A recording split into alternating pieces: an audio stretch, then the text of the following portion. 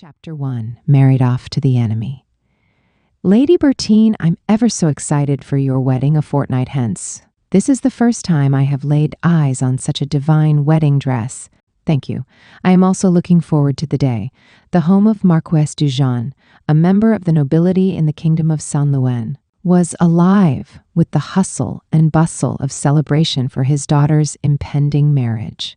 Bertine, the young noblewoman in question, surveyed the veritable mountain of gifts sent by her countrymen as well as foreign allies for her wedding ceremony taking place 2 weeks from today. She found herself exceedingly grateful for the fortune of being born in her nation.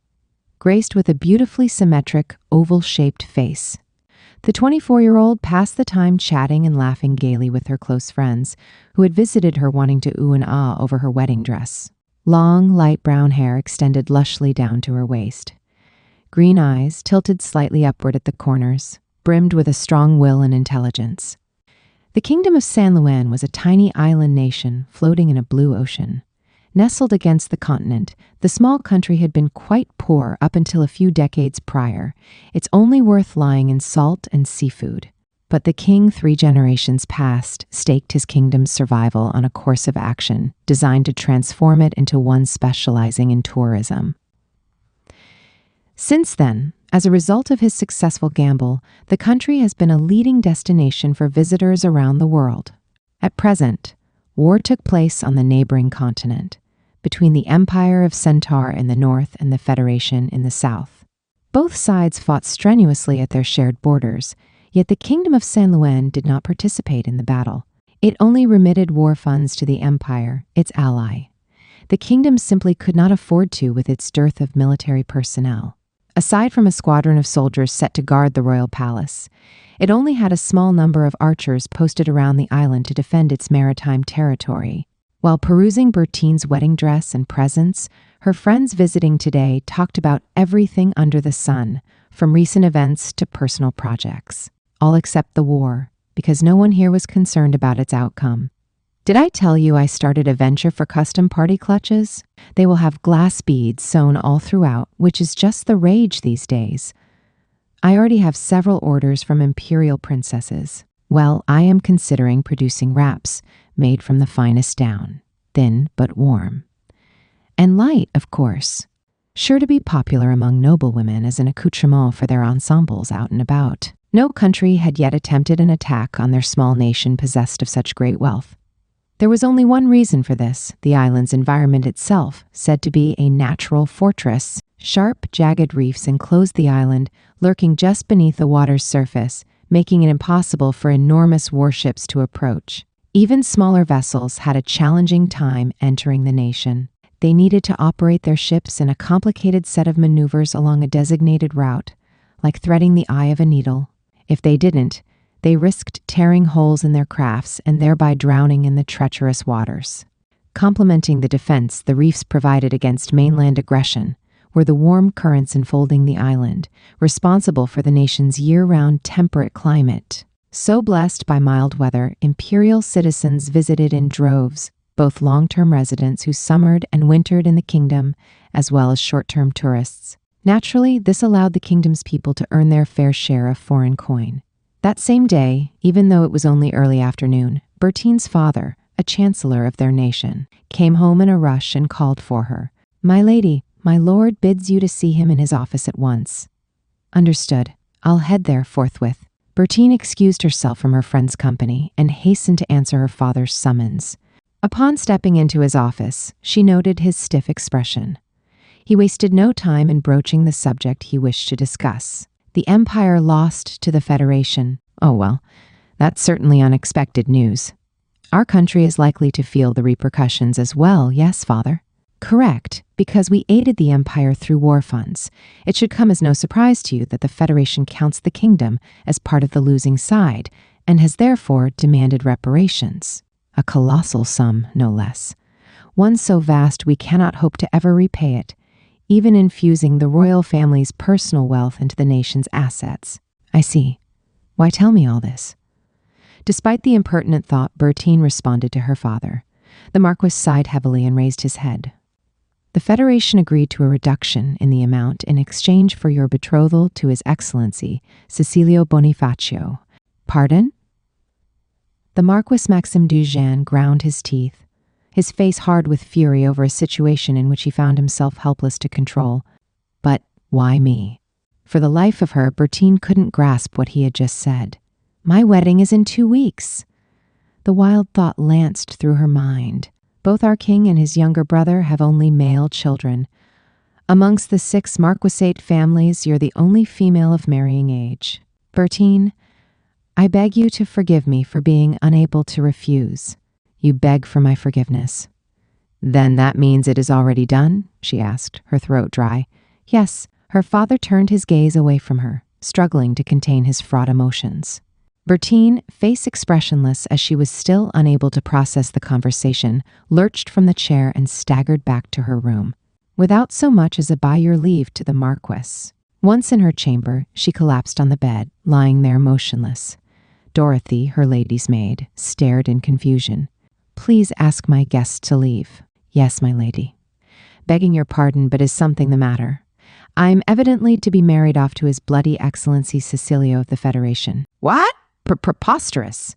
I'll return as soon as I encourage our guests to take their leave. In the kingdom of San Luen, it was said that the skill to make a fortune is of greater import than the skill to wield arms. Those who cannot earn have no worth, was the kingdom's unofficial motto. So, naturally, Bertine questioned why the royal family couldn't pay the reparations when they were such stalwart supporters of the sentiment. After all, they were rich. Did this mean they handed over everything they had to the empire in assistance of its war efforts? Impossible. There should have been plenty of capital left. She thought it more likely that the nation was reluctant to part with its own coffers, which was why it chose to offer her instead.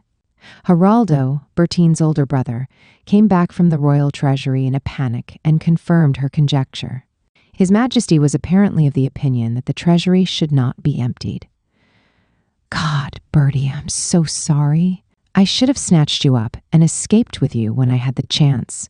I've failed as your elder brother. Though she appreciated the sentiment, she knew that wouldn't have helped.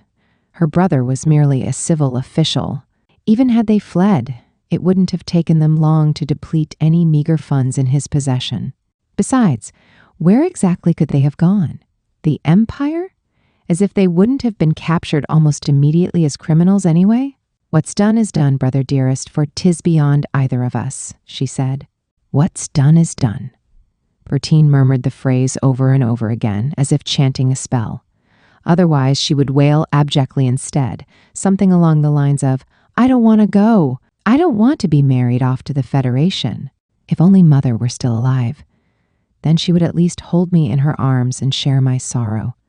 Indifferent to Bertine's grief, the kingdom proceeded insultingly swiftly with her marriage to a man of the Federation. Not 2 days after her father's announcement, the process to end her 5-year engagement to Andrew commenced.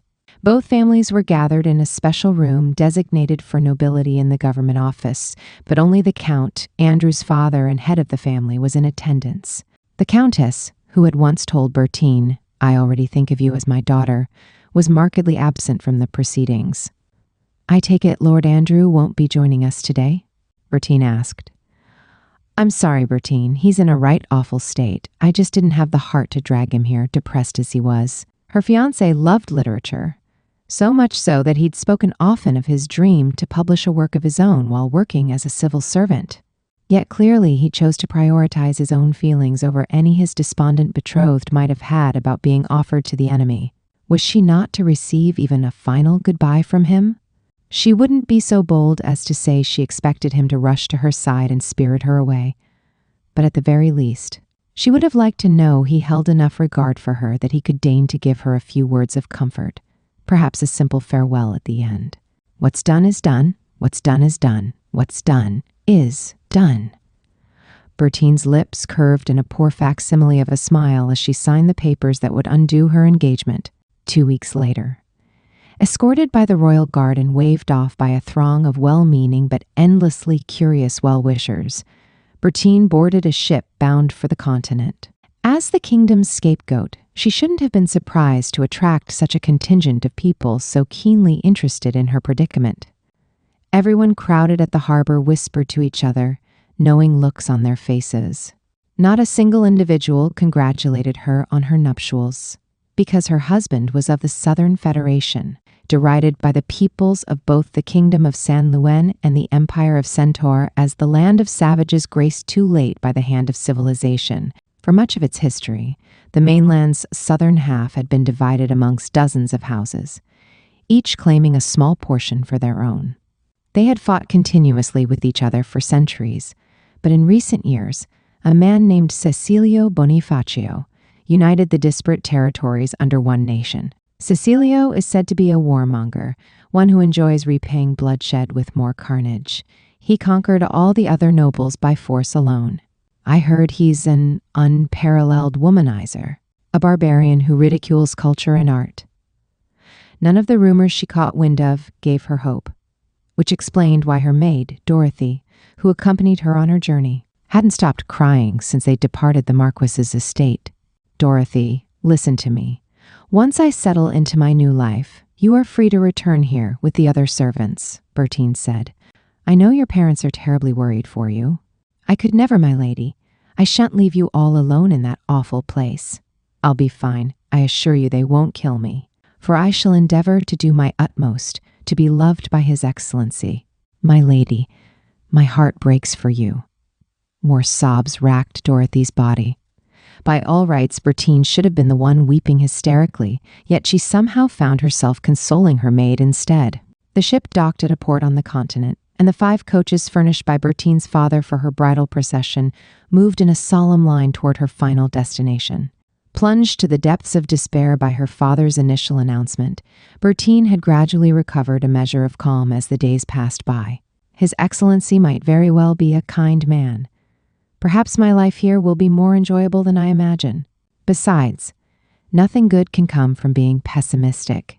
Bertine tried to convince herself and her coach, determined to maintain a positive attitude on the last leg of her journey.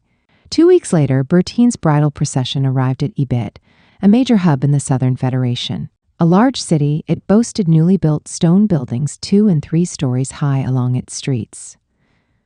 Oh my! This is quite different from the rumors, Bertine mused.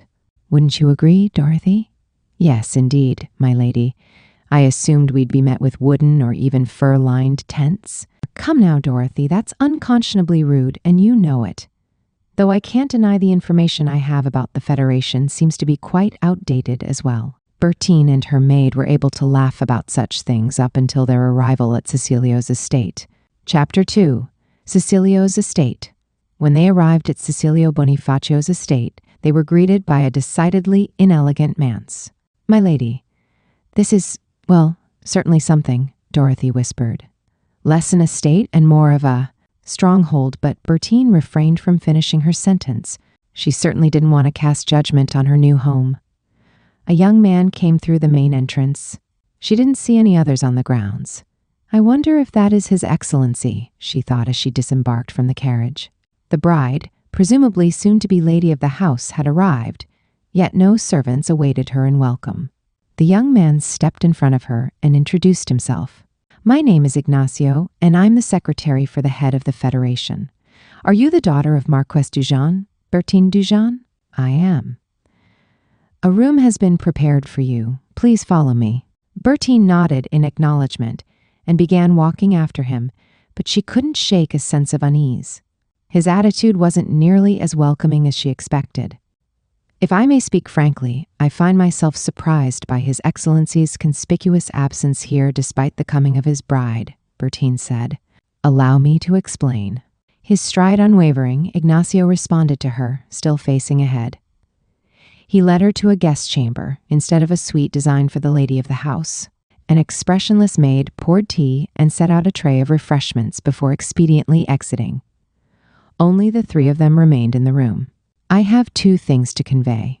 First, His Excellency is currently not in residence here. He has been called away to a province hit by extreme flooding. I can't say for certain when he'll return. I see. Understandable, since it's a national emergency. Second, you seem to be operating under a misunderstanding, Lady Dujan, so permit me to correct you, Ignacio continued. The Federation didn't, in fact, desire a matrimonial partner from the empire for His Excellency. We requested monetary reparations from the losing side for this latest battle, not a bride. The losing side, you say. Therefore, as soon as you've recovered from your journey, please return to your country. Bertine was at a loss for words. She couldn't fashion a response no matter how hard she tried. The citizens of the Kingdom of San Luen had no conception that their country had been a party to war. Why, the kingdom naturally financed the empire's campaign because we're indebted to them. A sentiment like this was as far as her people's awareness extended. But clearly, it was leagues apart from how the Federation viewed the conflict.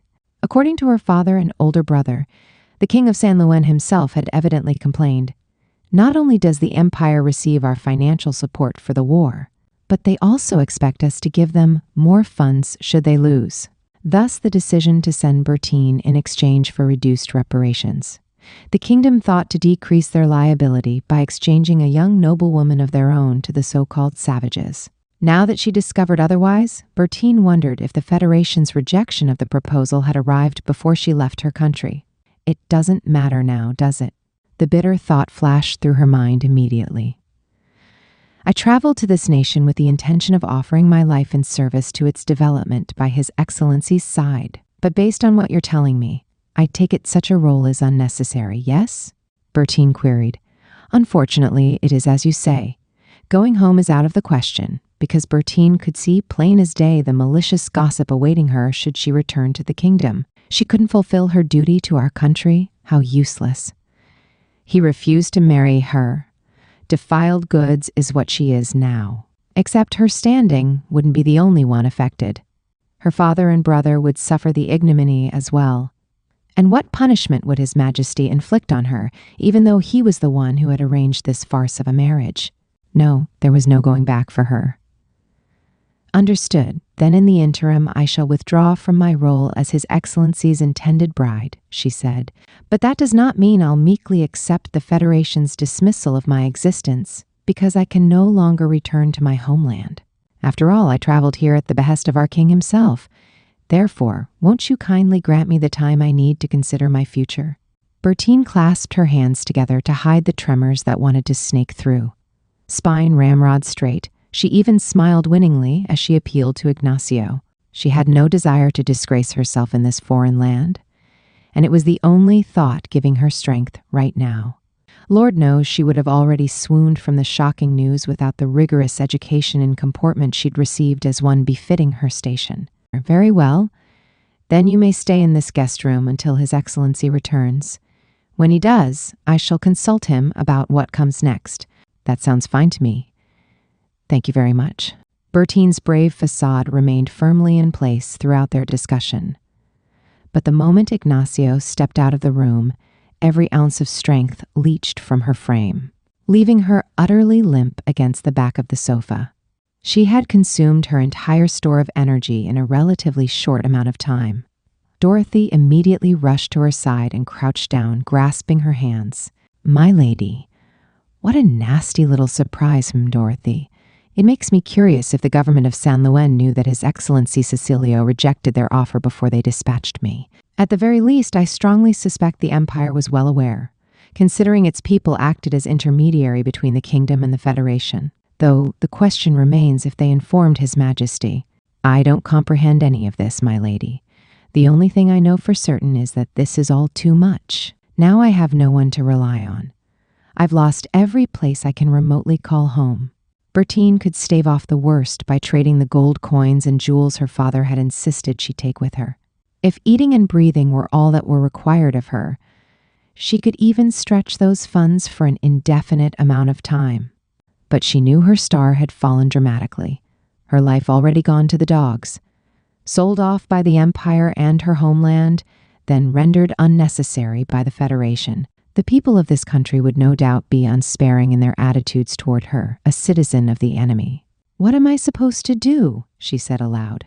The manners of nobility had been drilled relentlessly into her since the moment she took her first steps as a babe. As the daughter of a marquess, she had been privileged to learn history, culture, and foreign languages. She could dance any number of dances. their multitude of steps carved indelibly into her memory by way of her aching feet, her knowledge of business, earned through her own fierce determination. All had come to naught. It felt like her entire life up until now, her very existence itself, had been repudiated. How could it have come to this? Bertine sensed herself sinking deep into the swamps of despair, unable to bear it any longer. Then she heard some sort of commotion coming from the hallway outside. An agitated voice.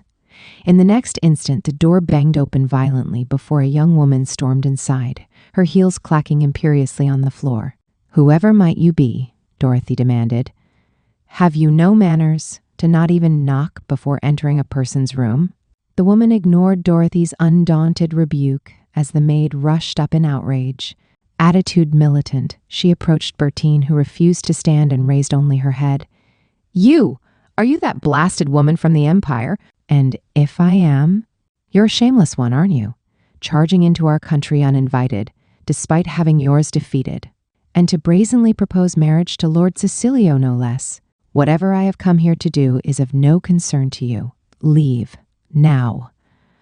Bertine's voice was flat, her entire demeanor listless as she remained on the sofa. In response, the black-haired woman stomped one foot, planted her hands on her hips, and raised her voice. "It has everything to do with me, for I am Lord Cecilio's fiancée. Moreover, we are to be wed very soon.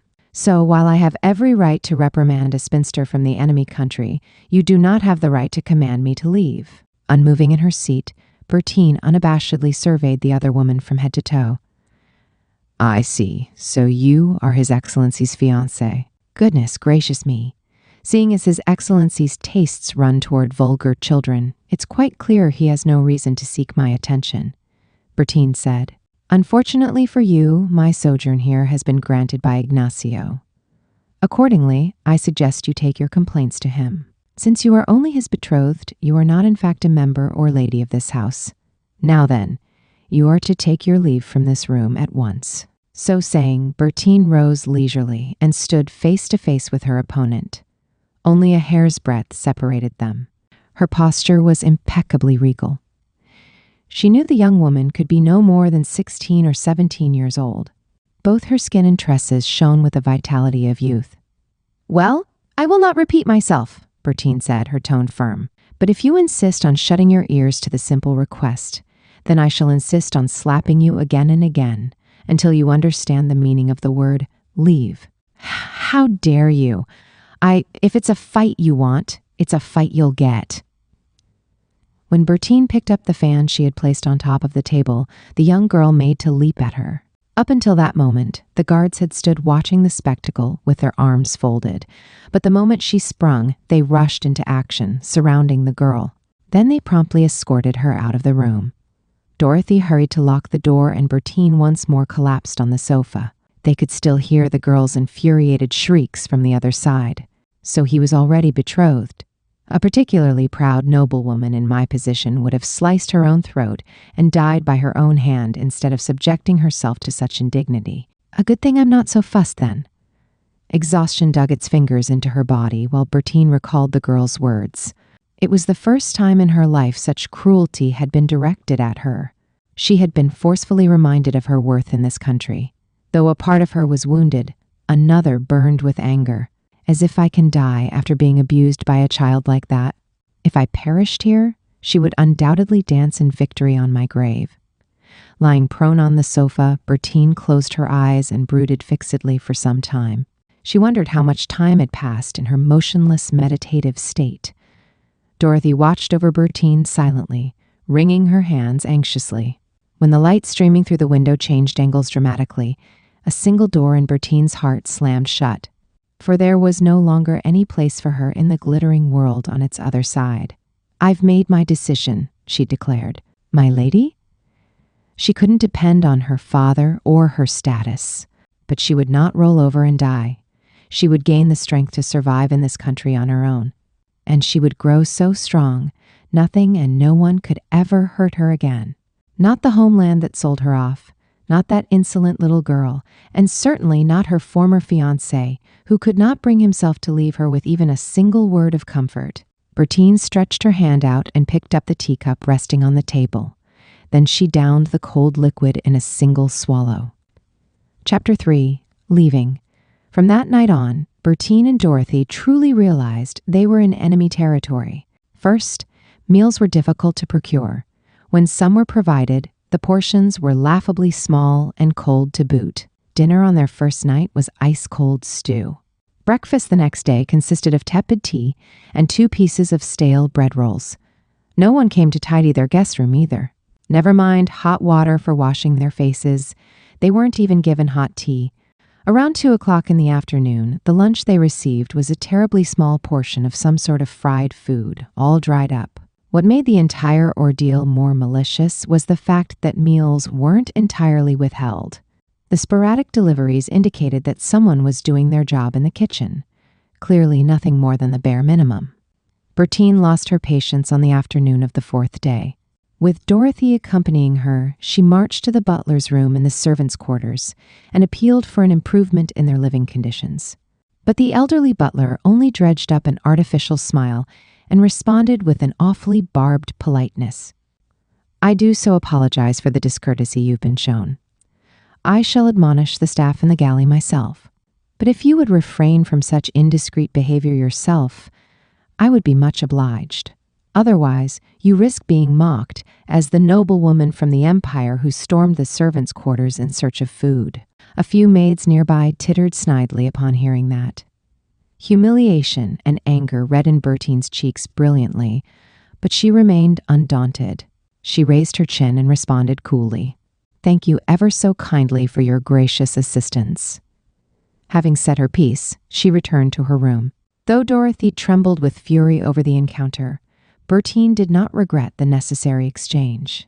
She just couldn't bear the thought of the other servants she had brought with her suffering from pangs of hunger and thirst. I understand that Butler is old enough to remember the days when he had to watch the southern lands bled dry by the Empire's aggression. He rightfully has many a reason to loathe us. I'll grant him this grace and find a solution to this situation myself. But we're not even citizens of the Empire, my lady. As far as he's concerned, the Empire of Centaur and the Kingdom of San Luen are one and the same. In fact, he might even despise our country more, considering the aspersions the Federation casts on us for being akin to remora leeching off the underside of the Empire. Bertine withdrew Luenian currency from her luggage and strode toward the door. Opening it, she spoke to the 2 guards outside with a winsome smile. "Might I head into the city to perform a currency exchange? Since my people and I aren't being provided with proper meals and water, I think it best if I purchase the goods myself. Oh, one more thing. Please relay a message to Master Ignacio. I would very much like to discuss the reception we've received thus far." Her mantle of courtesy remained firmly in place. She knew she'd be doing herself and her servants a grave disservice if she garnered the guards' animosity at this stage. "No meals or water? That's impossible." "I assure you it's quite possible. I'd rather not cause a great deal of fuss by collapsing from hunger, so please do allow me to take a trip outside." The guards started mumbling excuses one after the other to her. Something about just doing their shifts and how they and their fellows had only been assigned to stand duty here. "I understand, and of course I'm not blaming you at all, so please don't misunderstand. After all, I was the one who had that awful row with His Excellency's betrothed." Both of the men started in surprise at that last bit. "Beg your pardon, betrothed, but he isn't engaged." He's right. Lady Bianca has taken it upon herself to declare she is. And without His Excellency's knowledge, I'd wager. Their words and tone made it clear they held no great affection for the girl. "Aha, I see. So she isn't his fiancée. Well, it's too little, too late to find this out now, since it hardly matters. Especially in light of the fact that His Excellency would much prefer monetary reparations to me. Then you will allow me to venture into the city to make some necessary purchases?" "Yes, and we should be glad to accompany you." Bertine nodded with a beatific smile that epitomized a daughter of nobility. "I'm heartened by your offer, and I thank you for it. I shall be in your care."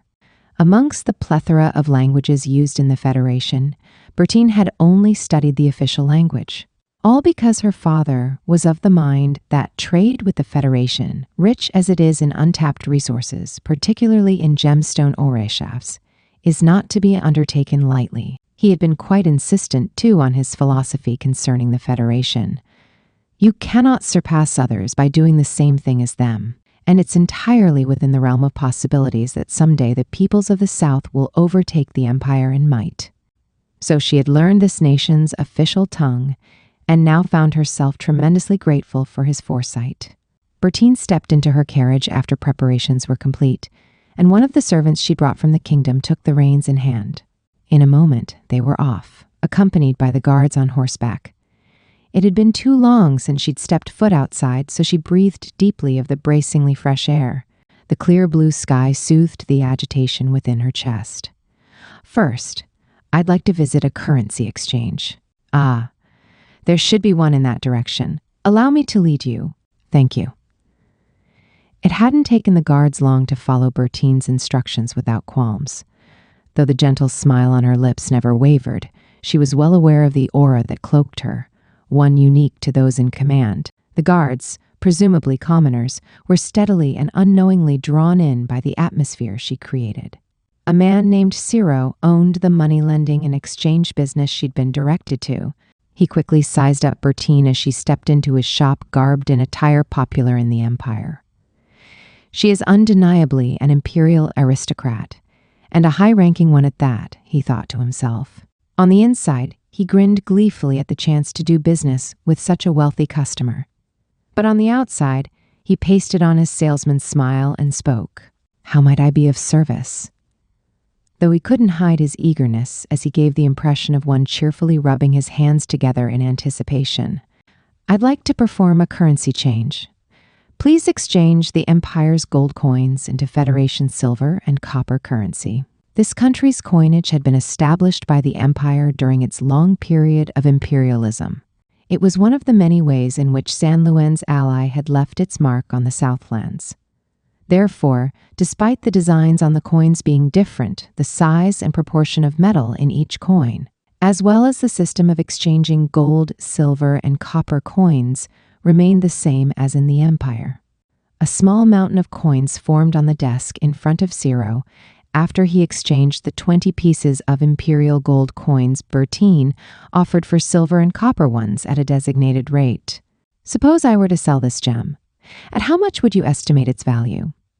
She presented to him a pendant with a gem known as a pigeon blood ruby. It dazzled the eye with its brilliant scarlet hue. In the Empire, it was said to fetch a price worth 30 large gold coins. Well, let me see. I do see some flaws in the clarity, so perhaps 20 large gold coins. Ciro glanced surreptitiously at Bertine. His gaze challenged her to bargain with him. She only smiled grimly in response before speaking. Oh dear. I'm shocked to hear such a bid, considering it would go for as much as 40 large gold coins in the Empire. It seems I'll have to take my business elsewhere. Thank you, though. So saying, she reached for the pendant again, intending to put it back in her reticule. Now, no need to be so hasty. If you're in a difficult situation, I can be generous and increase my offer to 25 instead. That's hardly the case, good sir. I simply am in the mood to indulge myself with an extravagant dress, but I shan't pawn off a gift from my grandmother so cheaply. Unfortunately, it seems the stars will not align for us today. Perhaps next time. Then how about 30 large gold coins? I think 35 should do it. I know they must be worth at least that much. 32. 33. I can't accept any less than that. Although Ciro knew his chance to make a killing off the necklace had long since disappeared, he agreed to 33. The guards, standing behind her, whispered quietly to each other in astonishment after witnessing the rapid-fire negotiation. Oy, she knows how to drive a hard bargain.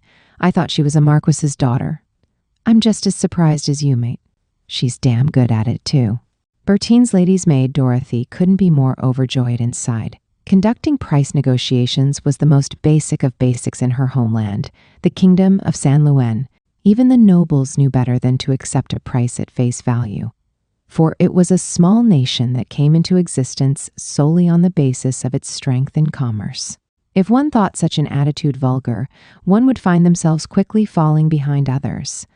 From Dorothy's perspective, Lady Bertine still had a long way to go when it came to negotiations. but she can do it if she tries. All she needed was the opportunity, and it was good enough for her. Bertine shut away the proceeds from the pendant sale in her small but high-quality bag and exited the shop. Her next destination was a general store. There, she sold off her unused embroidered handkerchief for 4 small silver coins. After perusing the various wares on display, she bought 20 plain, white silk handkerchiefs. "Now it's time to buy food and water," she said. "My lady, we will be certain to admonish the kitchen, so you really needn't purchase them." The 2 guards tried to stop her again. Though she believed in their honest natures, she didn't trust the butler a whit. He was different from them. "Thank you, kind sirs," she said to the guards, "but you need not worry. I insist on buying everything myself before we return. I fear next time they will send us a meal with rubbish in it." She managed to swallow the words before they inadvertently escaped. When she noticed the uncomfortable expressions on the guards' faces, she smiled broadly at them to assure them she didn't think poorly of them at all. Then she turned toward the grocer's and entered the building. She bought foodstuffs that didn't require cooking, several casks of water, and a few other supplies. It was her last stop, so she returned to the manse with the 2 guards. "You went to a great deal of trouble on my behalf, so please take this as a token of my appreciation." She handed a small bottle of a distilled spirit to each one. "No, my lady, we can't accept this. Please, I may require your assistance again. Do allow me to express my gratitude with this." The gentle smile on Bertine's face flustered them because it amplified her beauty. "Then we gladly accept your gift. Thank you very much." Each man tucked his bottle away inside his breast pocket. The 5 servants she'd brought with her from San Luis had been allotted one room, and they were all awfully emaciated. After she handed over the food and water to them, she gave them some words of encouragement. "I'll make sure to send you all back home soon, so please be patient just a little longer." Then she returned to her own room. Once inside, she sighed softly. "Right then, what's my next step? My lady, I shall remain even if the others leave. I will personally see to it that you survive in this country. Otherwise, I fear my nerves will never recover from my concern for you. Dorothy, I." Up until this moment, Bertine had been doing her best to endure the situation. But Dorothy's words made her so happy and thankful she felt tears spring to her eyes. She hurriedly covered her face with both hands to hide them. Though she had put on a brave face throughout their stay here, the frosty reception and overpowering hunger she'd experienced chipped away at her soul more than she could have imagined.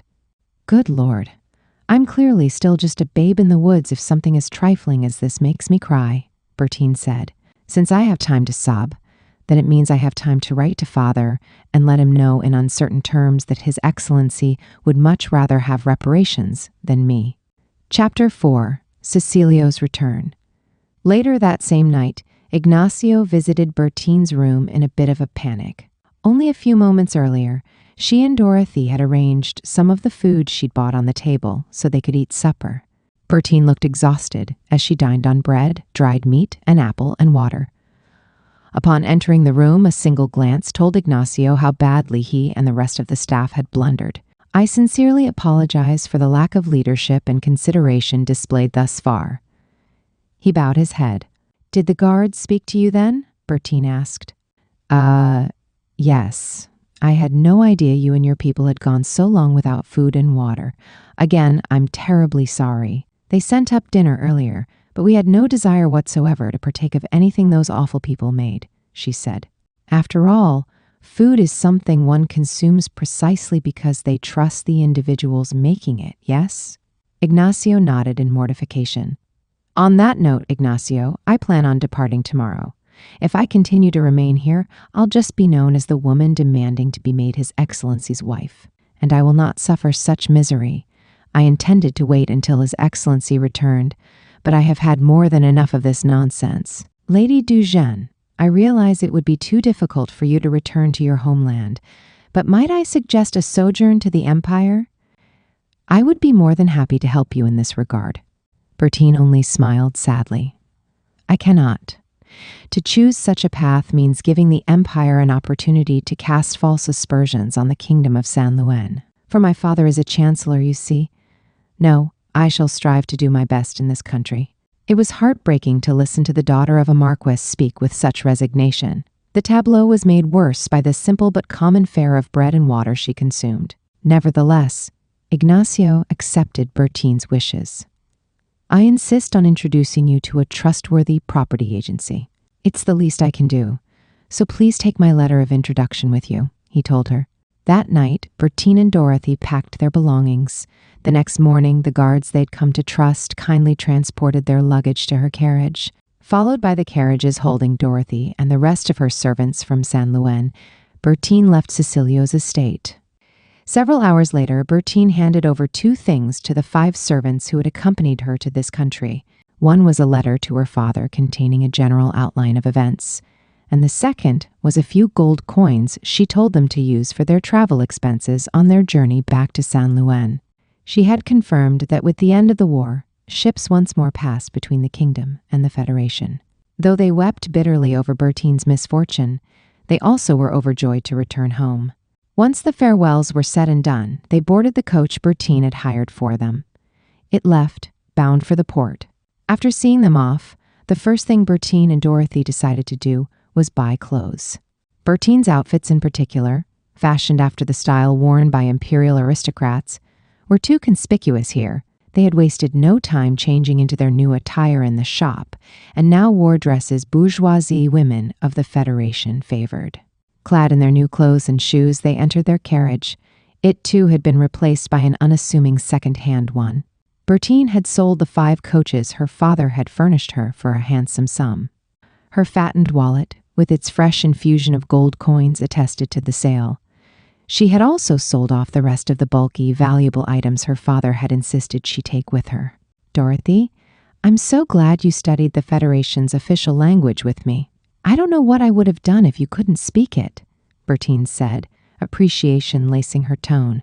To be frank, my lady, I had not enjoyed being your conversation partner back during your education, but now I'm truly grateful for the experience myself. Say, Dorothy, how do you think Father will react when he reads my letter and discovers I shan't be coming home? Well, considering my lord's position as Chancellor, I'm not sure he can tell you to return, but I will remain steadfastly by your side, my lady. I'm invincible so long as I have you. Once the 2 of them were alone, Bertine read Ignacio's letter of introduction, then shred it to pieces without hesitation. He wrote that I should be treated well because I'm the daughter of a marquis from the kingdom of San Luis. Bertine sighed. Despite knowing very well that it would only hinder me tremendously if others knew my background. Because as far as the people of this country are concerned, I'm just a silly woman from the losing side who shamelessly tried to become their champion's wife. Yes, I see your concern. Anyone here would wonder why they needed to treat you well in such circumstances. We'll take our time making the rounds with merchants in this country without revealing my true identity. You shall take the lead, and I will be your maid, Bertine said. They were currently in a real estate office on the outskirts of the capital. Bertine had donned an ensemble fit for a lady's maid in this nation, finished off by a neat white cap unique to the role here. She kept her eyes downcast and walked behind Dorothy as they visited various merchants. The first 2 realtors didn't have any properties that met their needs, but the third one showed them a building that met the specifications of the 2 female clients. Night fell. Bertine and Dorothy were in a small house. It boasted a tiny front yard and a reasonably large backyard. Though old, the building was situated in a sunny location and functioned as both a commercial and residential space. Up until 2 months ago, an elderly couple had lived there while operating their general store. Let's determine what is in demand here before we decide the trajectory of our business, Bertine said. There's no need to rush either, since we can survive for some time just fine. My lady, I'm sure you'll make it a raging success. At the end of every war, the first thing people seek is delicious food. After that comes everything else, such as pretty trinkets and things to soothe the soul, or so I learned. Our opportunity lies somewhere amongst these options. I know it. Dorothy began preparing a simple dinner for the 2 of them, and Bertine helped her. Bertine moved awkwardly, unfamiliar with the process but determined to learn. Once it was ready, they sat down at the table and toasted each other with inexpensive wine. A tipsy Bertine made the following declaration, her face tense. Dorothy, listen, you know that saying? The people of San Luen fall, but something will always get them back on their feet. Well, I want you to watch me as I perform it in action. My lady, I must point out that the citizens of other countries say this about us as an insult. Yet for some reason, I find myself looking forward to your interpretation of it. Please make sure to add cooking to your growing repertoire. Thank you, Dorothy. And so, the former Marquis's daughter and lady's maid began their new life together. Cecilio Bonifacio, the face and de facto leader of the Southern Federation, returned to his estate 10 nights after Bertine left it. He flew into a rage upon hearing the particulars of Bertine Dujan's stay and the circumstances that facilitated her flight from Ignacio and the guards. Summon all the staff immediately, he roared. The servants filed into their lord's office and formed a line. Faces deathly pale, they stared down at the floor. Cecilio was exhausted from his time in the flooded region, but his anger made him forget his fatigue. So long as you lot continue to behave as foolishly as you did with our guest, the Federation will continue to be derided as a country of savages. What will it take to drill that through your thick skulls? She only traveled to enemy territory at the behest of her country, yet you all had the gall to treat her so abominably. I hope you're proud of yourselves. And to think such lowly behavior occurred at my estate. Did none of you ever consider that she was just another victim of this damned political situation? Forgive us, my lord. The housekeeper and butler were the first to apologize, bowing deeply in penance. The others soon followed. I will not give you another chance. Should you decide to act in such a way that stains the Federation's reputation with filth again, you will be punished accordingly. Remember that. I'll go see her first thing tomorrow morning and apologize. You're dismissed. Out of my sight. So saying, Cecilio Bonifacio dragged his fingers through his black shoulder-length hair. Then he turned his ice-cold, sapphire-colored eyes to Ignacio. Clearly ill at ease, Ignacio bowed his head in response. I introduced her to a reputable realtor and also provided her with a letter of introduction, so it should not take long to ascertain her whereabouts, he said. Why didn't you send her home? Cecilio asked. From the young lady's perspective, she's surrounded by enemies on all sides. She very firmly refused my offer to do so. Ha, I see. Fine, what's done is done. You're dismissed as well. Wait, one more thing. Bianca is indefinitely forbidden from visiting this manse. I erred in showing her too much lenience just because her father is an influential man. The girl has remarkable audacity in passing herself off as my fiancé. I refuse to believe it was a misunderstanding on her part either. No, it was deliberate, and I'll make my grievances known to her father myself. Alone once more in his study, the anger continued burning within Cecilio, but he chose to exercise it after some time by slamming both hands down on his large desk. Long had he aspired to protect the people of his nation from famine. Elevate the nation's culture of learning so richly that it would rival even the empire in this respect.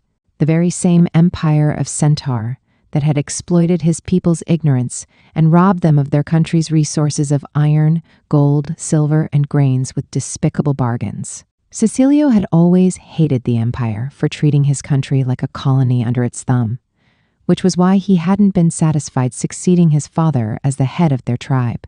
Instead, he had parleyed with dozens of other clan leaders and convinced them to unite under the banner of one nation, equality with the empire. With that goal in mind, Cecilio went to the empire and studied their philosophy and society, all the while looked down on by its citizens. 10 years. It had taken 10 long years to unify the tribes, battle the empire, and at the age of 35, finally secure his country's victory against it.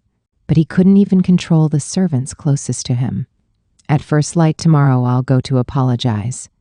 Cecilio's quiet promise to himself managed to settle his agitation. The next day. What do you mean she never came here? Cecilio asked. Are you sure?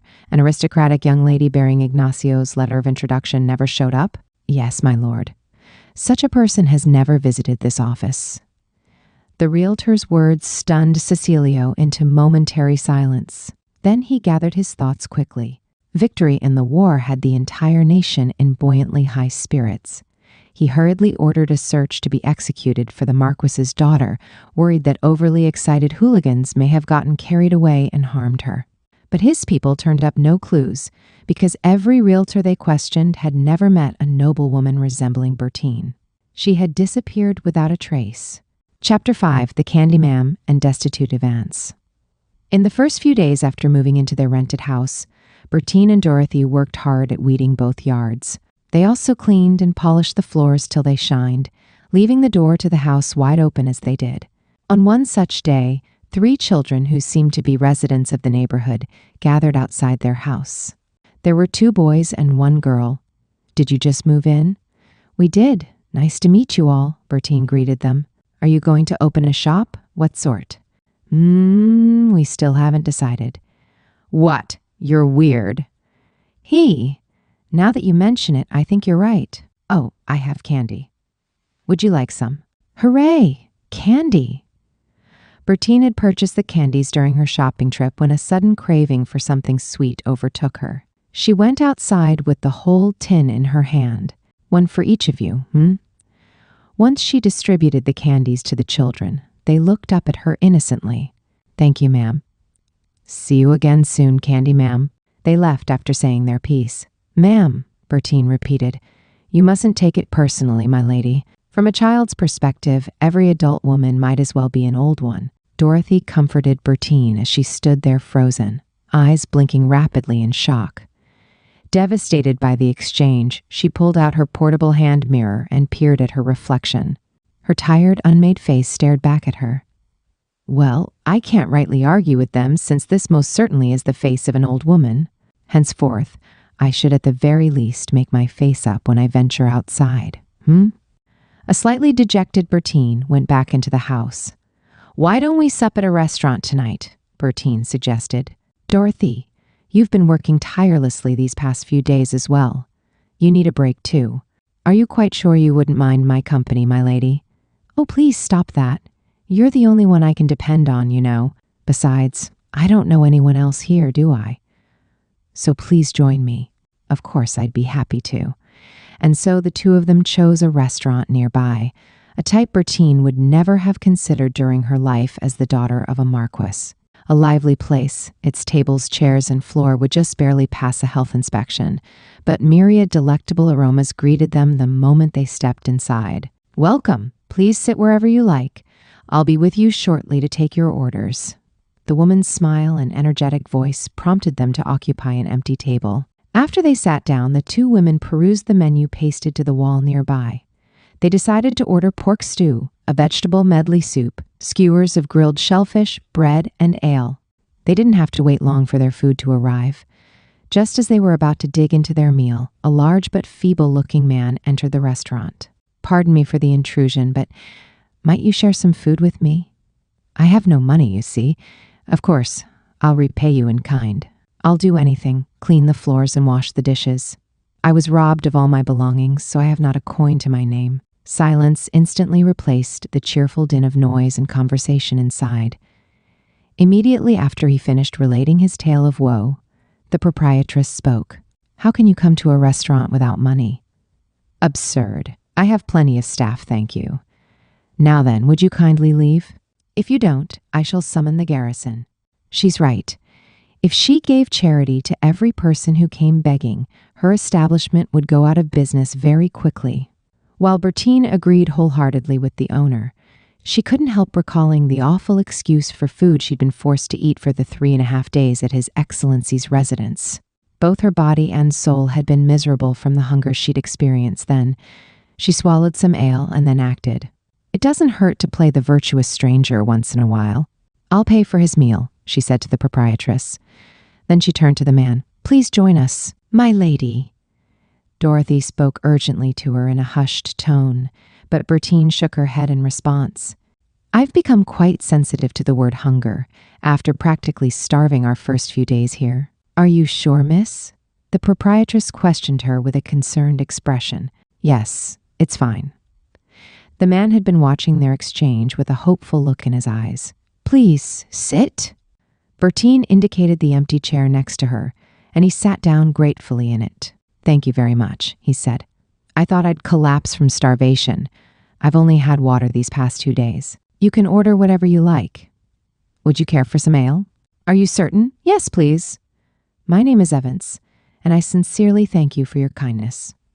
That was the last thing he said for some time as he ravenously started on the food. Grilled meat, grilled fish, soup, bread, stew, ale. He sampled the dishes in that order, then hailed the server for more meat. He finished his flagon of ale and asked for another. Bertine and Dorothy smiled ruefully as they watched him devour the food. The grilled meat was pork covered in a seasoned sauce combined with roughly chopped onions. The fat in the meat melted richly with every bite. It paired well with the onions, cooked to the point they still retained a slight crunch, and ale. The fish was a freshwater type, its flaky white meat flavored with finely chopped herbs to dispel the fishy smell. The skin was crisp and savory. It seemed to have been grilled over a bed of charcoal, considering a faint hint of the coals remained. This was the first time Bertine found the skin of a fish delicious. My lady, this is the first time I've had this shellfish, Dorothy said. I as well, Bertine replied. Despite being a clam, it doesn't smell like the ocean. It must have been caught in a river then. It's so soft I could eat these forever. Evans only nodded as he continued eating. He seemed to be in his late 20s. He had red curly hair and freckles dotted his face. He looked like a mischievous child who had instantly transformed into an adult, so there was no denying his boyish charm. But his height easily surpassed 6 feet, and he had a fine physique, sporting arms as thick as Bertine's thighs. Ah, I feel alive again. Spoke ecstatically after emptying the plates on the table. He chuckled softly, gray eyes narrowed in contentment. Only a crescent-shaped sliver peeked through his lowered lids. That was delicious. Thank you so much again, he said. Do you two ladies live in the area? I arrived here from a small town in the countryside, south of the city. Thieves stole all my worldly possessions as soon as I reached Wybit. That's when I learned how frightening large cities really are. How extremely unfortunate for you. What made you travel to Wybit? Bertine asked. I want to become an architect. I visited several companies specializing in the field, but none of them would give me the time of day. Bertine had met several architects back when she still lived in San Luis, but their personalities and aura were markedly different from his. Oh, right, he said. I may have been robbed of all my belongings, but I still have the finished blueprint of the house I want to build. He withdrew several sheets of paper from his breast pocket. One had an illustration of an incredibly bizarre building. It was an oval-shaped bungalow with a thatched grass roof. Another showed a tall structure that couldn't rightly be called a house with the way it was designed, because a slender spiral staircase wound down its central axis with small rooms attached here and there to the staircase. His other drawings showcased similarly fantastical abodes, like the sort found in fairy tales. Ah, no wonder you weren't employed by any of them. Was it because you showed them these designs? Bertine guessed. I did. I suspected that was the case, but still, I hoped that at least one company in a city as large as this one would show good judgment and appreciate my work. Except that is precisely why they weren't receptive. Houses like these aren't in demand in a city, Bertine pointed out. Though I do think you might fare better in a place like the Kingdom of San Luis with its many wealthy visitors from the Empire. Actually, on second thought, perhaps not even there. My apologies for making such a rash statement. Bertine's frank evaluation visibly disappointed Evans. Watching him, a strange thought began to form in her mind. Hazy and shapeless, it nevertheless grew. For now, it'd be best if I didn't let this giant out of my sight. That was the only concrete thing her heart could tell her at the moment. Besides, hadn't Father insisted to the point of madness that you cannot surpass others by doing the same thing as them? Evance, do you have lodgings for the night? She asked. If not, you may stay with us in exchange for being our bodyguard. My lady, why not just give him enough money to find an inn? You really don't have to go so far for him. It's fine. I'm not particularly concerned about what our neighbors might think, especially because I don't have anything to lose anymore. Still, to be on the safe side, I'll lock your room from the outside since we are 2 women alone, she said to Evance, which means you won't be able to get out at night. That said, are you still amenable to my offer? Yes. That's not a problem for me at all. Then it's settled. They ate and drank plenty before Bertine paid the bill and they exited the restaurant. Outside, she encountered the young boy she'd met in the afternoon to whom she'd given candy. He held his younger sister's hand. "Oh my, why are you still out here?" she addressed them. "It's pitch dark, no? You must go home quickly." The children's faces brightened immediately upon hearing Bertine's voice. "It's the candy, ma'am." "Perhaps you can call me Miss Bertie instead." "Okay, Miss Bertie, we were waiting for our mother to finish her work. But my little sister said she wanted to see her soon, so we walked here." 2 women around her age worked in the restaurant as servers. Bertine realized one of them must be the children's mother. Even so, it was dangerous for them to be out here at this time of night. Chapter 6. A Place to Belong. Bertine entered the restaurant again and called out to the proprietress. "There are 2 children outside waiting for their mother. I know them and it's dangerous at this time of night, so I wondered if I might take them home with me if it wouldn't cause their mother any trouble." "Oh dear. Please wait a moment. Isabella, your children are here." The woman who responded to the name seemed to be around 22 or 23 years old. She rushed out the door.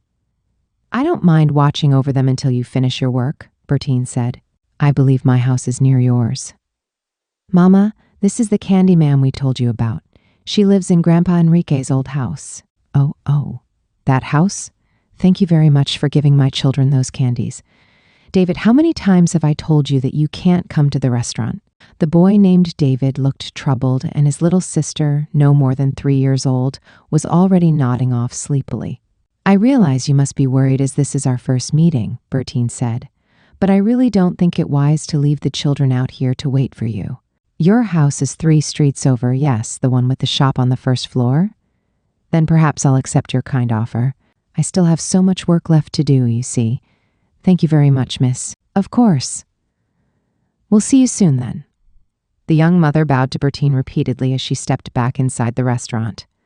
Their duo had turned into a group of 5 for the walk home. Evans picked up the little girl and she fell asleep as soon as she was in his arms. "David, will your father be returning home late as well?" Bertine asked the boy. "No, he died in the war." "I see. The latest war had ended with the Southern Federation's victory, but at a great cost to its people as well."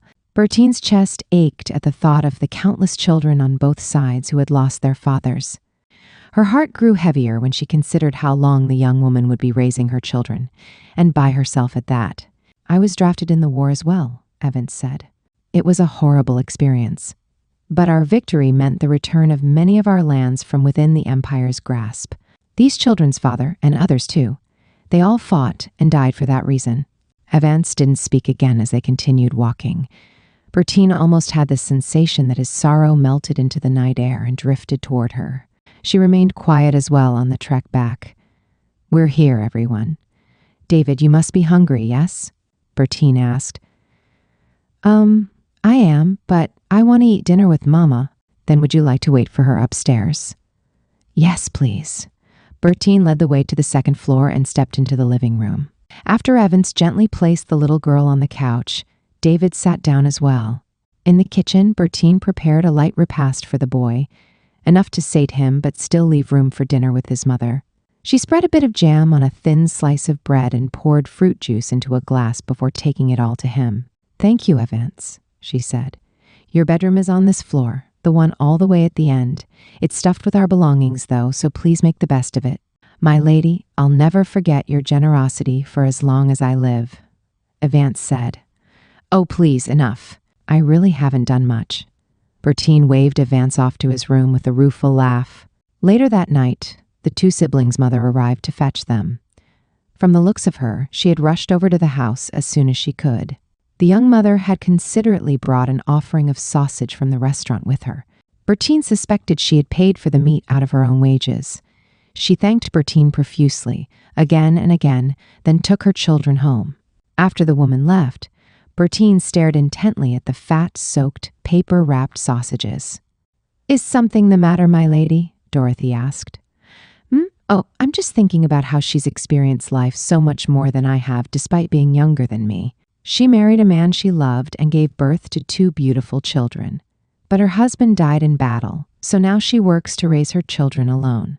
Moreover, her conscientiousness in bringing this sausage as a thank you speaks to her character. So I thought to myself how resilient and beautiful her soul must be, and that I need to learn from her example. I think your soul is just as resilient and beautiful, my lady, Dorothy thought to herself, only she was privy to the hardships her lady had experienced, difficulties not even her father and eldest brother Geraldo were aware of. Lately, whenever she thought about them, she'd begun thinking it might not have been the worst thing to remain in this country. The next day, Avance assiduously applied himself to various tasks around the property. He painted the walls, waxed the floors, weeded the yards, and pruned the trees. "Would you like me to lend you some money for your travel expenses home?" Bertine offered. "I have no doubt that someday you'll repay me when you achieve success." Avance declined Bertine's offer. "I promised my father I wouldn't return until I made something of myself." It seemed he intended to settle here. She thought that with his build he would serve well enough as their bodyguard, so Bertine allowed him to live with them. Thus, a new rhythm began in their lives. Avance handled a variety of odd jobs around the house while disappearing at times during the day, presumably somewhere in the city. He told her early on in their cohabitation that he intended to learn how to build buildings in the proper style here. As for Bertine herself, well, she devoted herself to preparing a number of products, including embroidered handkerchiefs and cloth bags, as well as handcrafted earrings. And since that first visit, siblings David and Camilla would stay with Bertine whenever the nights became too lonely for them. Without fail, their mother would express her fervent gratitude with a little something from the restaurant. "A small token," she would always say. Even if Bertine tried to refuse, Isabella continued gifting her faithfully. "You really don't have to spend your hard-earned coin on me." Despite thinking this every time, Bertine found herself accepting every time. "I want to help her as much as I can." One afternoon, someone knocked loudly on the shop's door. Dorothy opened it. After exchanging a few words with the visitor, she turned around and called out, "My lady, you have a guest." Upon hearing those words, Bertine rushed to the door. There she found a serious-looking man waiting for her. She estimated his age at approximately 40. "Who might you be?" "My name is José, on His Excellency Cecilio's orders. I'm searching for Lady Bertine Dujan, daughter of Marquess Dujan from the Kingdom of San Luan." While Dorothy watched from a distance, Bertine had a brief conversation with José. He left without entering the house. A grim expression momentarily settled on Bertine's face after she shut the door behind him. But it vanished quickly, as if it had never been there in the first place. She set about working on the day's embroidery. "There's absolutely no need to fret, Dorothy," she said. "I told him that his master need not concern himself with us, so we should be fine." Dorothy decided not to pry further into the matter if her lady said it was handled. A.T. Marquess Dujan's residence in the Kingdom of San Luan some time ago. The 5 servants finally arrived at their master's house thanks to the arrangements Bertine had made. Upon their return, they informed the Marquess of the terrible treatment they'd received at His Excellency's estate, which had prompted Bertine to leave it. They also mentioned her intention to make a life with Dorothy in the Federation thereafter. Bertine's father read the letter she had penned to him. "His Excellency would prefer reparations over me, but I will not return to San Luan." Those lines in particular stayed with him. How could the Federation have done such an awful thing? What sort of life is she even living surrounded by the enemy? "I've made up my mind," her father said. "Though I know I defy the king's wishes, I will see my daughter return to me. And should the national coffers come up short on the reparations owed to the Federation, I swear the House of Dujan shall pay it no matter how many years it takes." Summon Diego at once. Diego, the head of the Marquess's private army, hastened to his office. The man would turn 40 this year. After hearing his employer's words, he too trembled with fury. "Diego, please bring Bertine back. Before you depart the Federation, inform Cecilio Bonifacio that I will bear the responsibility for any deficit in the reparations. He'll get his coin no matter how long it takes me to pay him." "Understood, my lord. I shall do whatever it takes to bring your daughter home." Diego immediately set to packing his belongings, intending to leave the Marquis's estate that very night. But before he could depart, the lady of the house stopped him in the courtyard. "Diego, wait!" Rose, the Marquis's second wife, called him back. "My lady? My husband is not in his right mind at the moment, so his judgment is terribly clouded. Should you bring Bertine back here, we risk incurring His Majesty's wrath. Then the House of Dujan will fall into ruin. Over 100 people, servants and family members alike, will be turned out with nowhere to go. Do you wish to see this future for yourself as well? But, my lady, fear not, for I shall ask my elder sister to persuade the king in my husband's stead. I'll discuss the matter of the reparations with her and find a resolution to this situation. So would you please make yourself scarce for 2 months or so? But that would mean disobeying my lord's orders." A soft smile blossomed on the Marchioness's snow-white face. She gripped one of Diego's hands in her own and pressed 2 large gold coins into it. "Your daughter is to be married next year, yes? If you are dismissed from your post here, you won't be able to give her the grand send-off a bride deserves. Besides, you must know how much more expensive your lifestyle will become once you have grandchildren as well. Worry not, Diego. I'll be sure to have Bertine brought back once things die down. Trust me. All you have to do is relax for 2 months in the Empire. Go on now. Remember, your destination is the Empire. When you come back to San Luis, you are to go to my family home. Do not come straight back here after the 2 months are over." Diego's expression was pained and his head hung in frustration, but he did as she bid.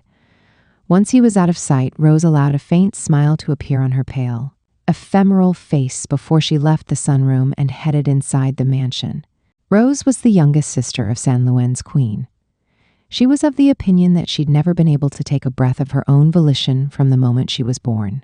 For as far back as she could remember, she had always been compared to her outstanding older sisters. At the tender age of 16, her parents had married her off to a count more than 20 years her senior. When the count died of illness, she finally thought she could have her freedom, but her father had other plans for her. "You are to become the Chancellor's next wife." And so she was married off again. She suspected it had been her elder sister's idea disguised under His Majesty's instruction. After all, the Queen had never been one to hesitate to use others for her schemes, not even her own flesh and blood. Rose also didn't doubt that His Majesty had wholeheartedly agreed with the proposal, as it would irrevocably bind the Chancellor closer to him. The day she had learned of her second unwanted marriage, she had almost collapsed from the weight of her despair. Her sister had been living her life as she pleased since becoming queen and attaining the power that came with it. Rose had wondered when she would be able to have a place of her own in this world. Her second husband, the Chancellor, treated her gently and courteously. Not only did he dote on his only daughter, but the man was still deeply in love with his deceased wife. But all that meant for Rose was this was not where she belonged. Despair threatened to drown her once more. Yet 10 years had passed since they wed. She had gritted her teeth and endured her life this past decade, which all in all had not been terrible. Finally, the daughter, who was no blood relation of hers, had been removed as an obstacle toward creating a sanctuary of her own. Even so, her husband was willing to sacrifice his entire fortune to bring her back. Rose would never let this happen. "I am sorry, Bertine." A troubled smile flashed across Rose's pale, beautiful face as she returned to her chambers. Chapter 7. The Flower of Crucula. Even within the entirety of the Southern Federation, the metropolis of Ebit was especially buoyant on the feeling of victory. The Federation's own people had thought their country, a hodgepodge of tribes and clans, had no chance of winning against the Empire's highly trained soldiers. So, the citizens' joy over the victory was all the sweeter, and it was all due to Cecilio's command.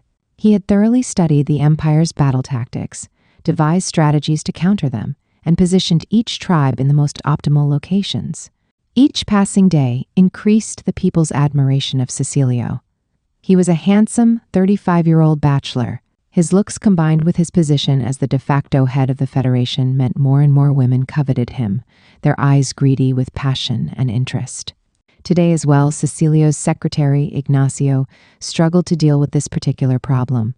"Your Excellency, about the banquet taking place after the conference with the clan patriarchs and tribal chiefs. Might you reconsider and take some time to attend? Banquets are more enjoyable for people without their leaders to dampen the mood. It's quite the opposite, sir. We've received a deluge of requests from daughters of many leaders seeking an audience with you. Cecilio stopped reading the documents before him and raised his head, a strange expression on his face. Correct me if I'm wrong, Ignacio, but is it not your responsibility to politely decline such requests? I have no time to waste on women right now. You should know well enough how busy I am conducting negotiations with the Empire. But, Your Excellency, offending the other leaders may cause a great deal of trouble for you. Cecilio's blue eyes drilled into Ignacio's. I won't deny that it is indeed my role to unite the patriarchs and chiefs, but I have no intention of currying favor with their daughters to accomplish the task. My only responsibility is to make it clear to them that they risk a great deal of suffering should they choose not to follow me. Nothing more, nothing less. I'll make a brief appearance at the banquet, then return here to continue my work once the token formalities are over. That should be enough. Cecilio ended the conversation, his curtness serving to dismiss Ignacio as well. He had been preoccupied with the communication he'd received last night. It had taken 2 months, but the elusive Marquis's daughter had finally been found. I've established the young lady's whereabouts, Your Excellency, but she said she does not need your apologies, nor does she intend to meet with you, Jose had mentioned in his report. She evidently lived in an area on the outskirts of the capital of Ebit with her lady's maid. There, they eked out a living embroidering and selling handkerchiefs and various other accessories. She thinks both an apology and meeting are unnecessary, Cecilio hummed. He'd assumed the noblewoman would return to her nation immediately, but she acted contrary to his expectations. It seemed she planned on residing here in the Federation. As long as she remained within its borders, it would be difficult for him to claim a lack of reparations. Except the fact was, his country desperately needed capital to recover from the long years of imperial exploitation. But the people of the Southlands despise imperial citizens, which should make it impossible for a Luenian chancellor's daughter to operate a business successfully here. Should she fall on hard times, or even die here, it would cause an international incident. Perhaps it might be best if I went to see her myself and convinced her to go home after all. Cecilio found himself intrigued to meet such a surprisingly spirited noblewoman. He wondered what she would be like in person. 10 days later, he managed to clear up his busy schedule just a bit after working tirelessly. He used the free time to visit the Marquis's daughter. Right now, he stood in front of a shop in a district located on the farthest eastern edge of Ibit. The area was populated by commoners. Written in the Federation's alphabet, a sign bore the shop's name in neatly lettered paint. The Flower of Crusula Embroidery and Accessories, it said. The crusula was a common vine, specifically a creeper, that grew all across the Federation. In times of famine or crop failures, the plant could be dug up and its roots consumed. Despite its remarkable hardiness, it sported lovely reddish-purple flowers that bloomed in clusters. In this nation, it was a common practice to use primary colors on signboards to draw the eye. But this particular plate was different. The letters were small but elegantly painted in the same color as the crusula's flowers on an ivory white background. While the style of the letters was slanted and flowing, the words were easy to read. So she chose a crusula, huh? Meaning she intends to live a strong and resolute life. Today, Cecilio wore his everyday clothes. A black shirt paired with loose-fitting gray pants worn over low leather boots. Ignacio had insisted on accompanying him, but he had rejected the offer and rode out on horseback alone. Just as he was about to step into the shop, he noticed a smaller sign hanging by the entrance. It read, "We offer Imperial translation and language instruction services as well." Indeed? Impressed, he opened the door and found 10 people inside the cramped storefront. But not all of them appeared to be customers. 5 men and women sat at a table in the back, practicing their pronunciation while reading off their notebooks. A young woman stood in front of them, leading the class. Her light brown hair was tied back in a ponytail, and neat braids at her temple framed her face. "Adam, don't pronounce the last part. Read it again, but this time, try to make the sound disappear inside your mouth. Henna, Excellent pronunciation. Keep it up. Oh, dear Milo. You just asked for a live chicken instead of chicken meat. Cecilia was almost certain that the smiling woman who taught the class must be the Marquess's daughter. She was far from the naive aristocratic maiden he had imagined. The young lady chatted and laughed easily with the residents of this country. She spoke their official language, her impeccable pronunciation practically like a native's. He couldn't even discern a hint of an imperial accent. It was apparent to him that she had adjusted to life here in a relatively short amount of time.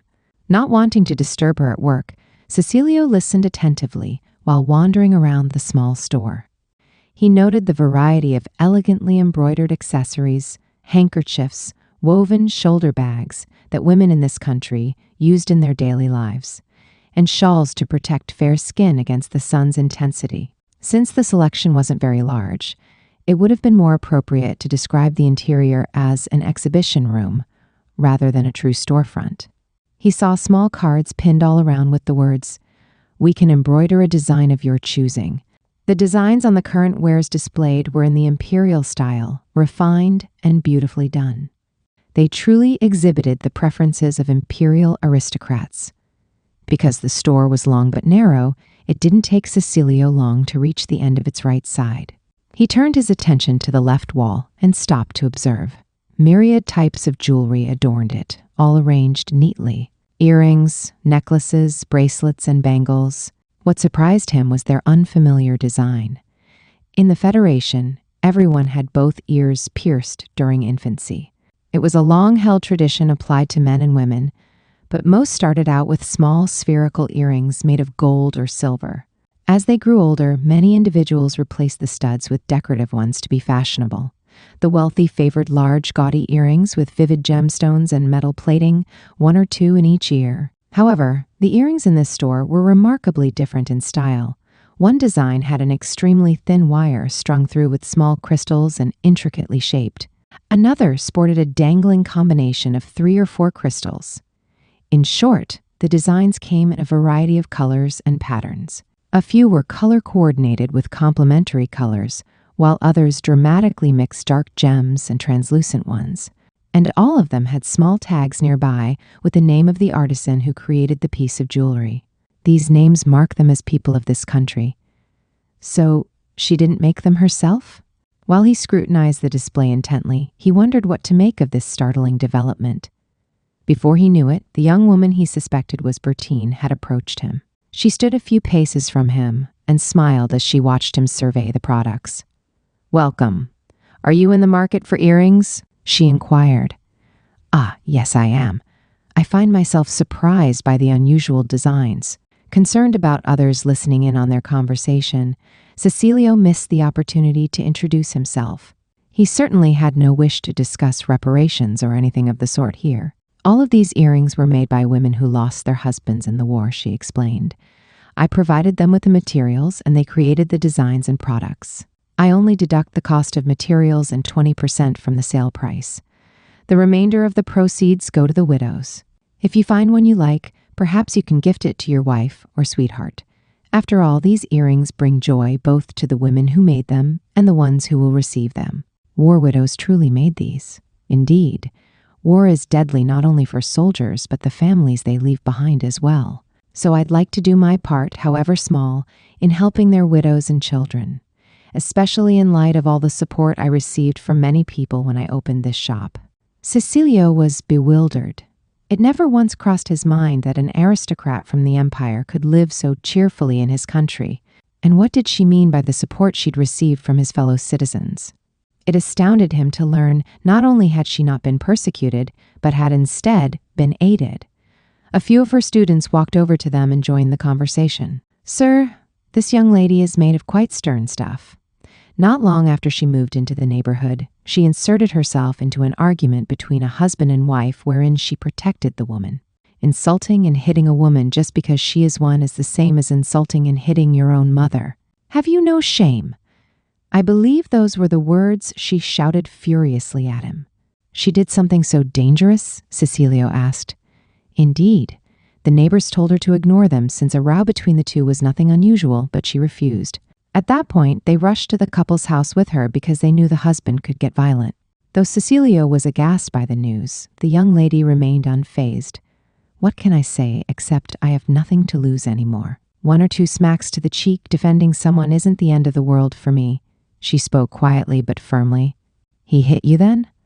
The thought alone agitated Cecilio. Bertine shook her head calmly in response. No, the neighbors flew to my rescue just in time and stopped him from doing so. I walked away unscathed thanks to them. I came to this country due to certain circumstances, and my first few days here were frankly difficult. Food and water were in scarce supply. Compared to that awful time, most things aren't so frightening anymore. Besides, thanks to my intervention in the couple's argument, everyone in the neighborhood embraced me as one of their own. So I really can't complain. Then she happily told him about how her new friends and neighbors had helped spread the word about her shop. One of the individuals in their little group had been staring intently at Cecilio's face throughout the conversation. Halfway through, a startled expression crossed his face, indicating he'd realized who this customer was. Cecilio shook his head almost imperceptibly, silently telling the man not to reveal his true identity. Chapter 8. Cecilio's Misunderstanding. Say Nothing. The man seemed to understand Cecilio's unspoken command and wisely kept his silence. Relieved, Cecilio changed the subject and told Bertine he wanted to make a purchase. Oh, thank you so much. She told her students to return to their seats and continue studying, then turned to Cecilio. Which one captured your interest? Will you choose 10 accessories for me? I leave the selection to your discretion. 10? I certainly will. Thank you. I can also order custom embroidery, yes? Yes, indeed. I'm much obliged. What would you like embroidered? A handkerchief. I'm fine with whatever design you choose, so long as it isn't ostentatious. Cecilio's purchase ended up being quite substantial. After wrapping the accessories carefully, Bertine handed the collection of items to him and thanked him courteously. The women who made all those will be delighted to hear of your purchase, she said. Your handkerchief will be ready in 5 days. Shall I deliver it to you? No. I'll return to pick it up. 5 days, correct? Yes, it'll be ready then. I look forward to your visit. Bertine waved Cecilio off happily. A complicated melange of emotions churned within him as he exited the shop. He exhaled softly once he was outside. This is my loss. How could I have possibly told her to return home quickly when she has clearly been working so hard to plant roots in this country? It would have been too cruel of me. Muttering to himself, he mounted his horse and headed for his manse. He considered her words on the ride. Food and water were in scarce supply, compared to that awful time.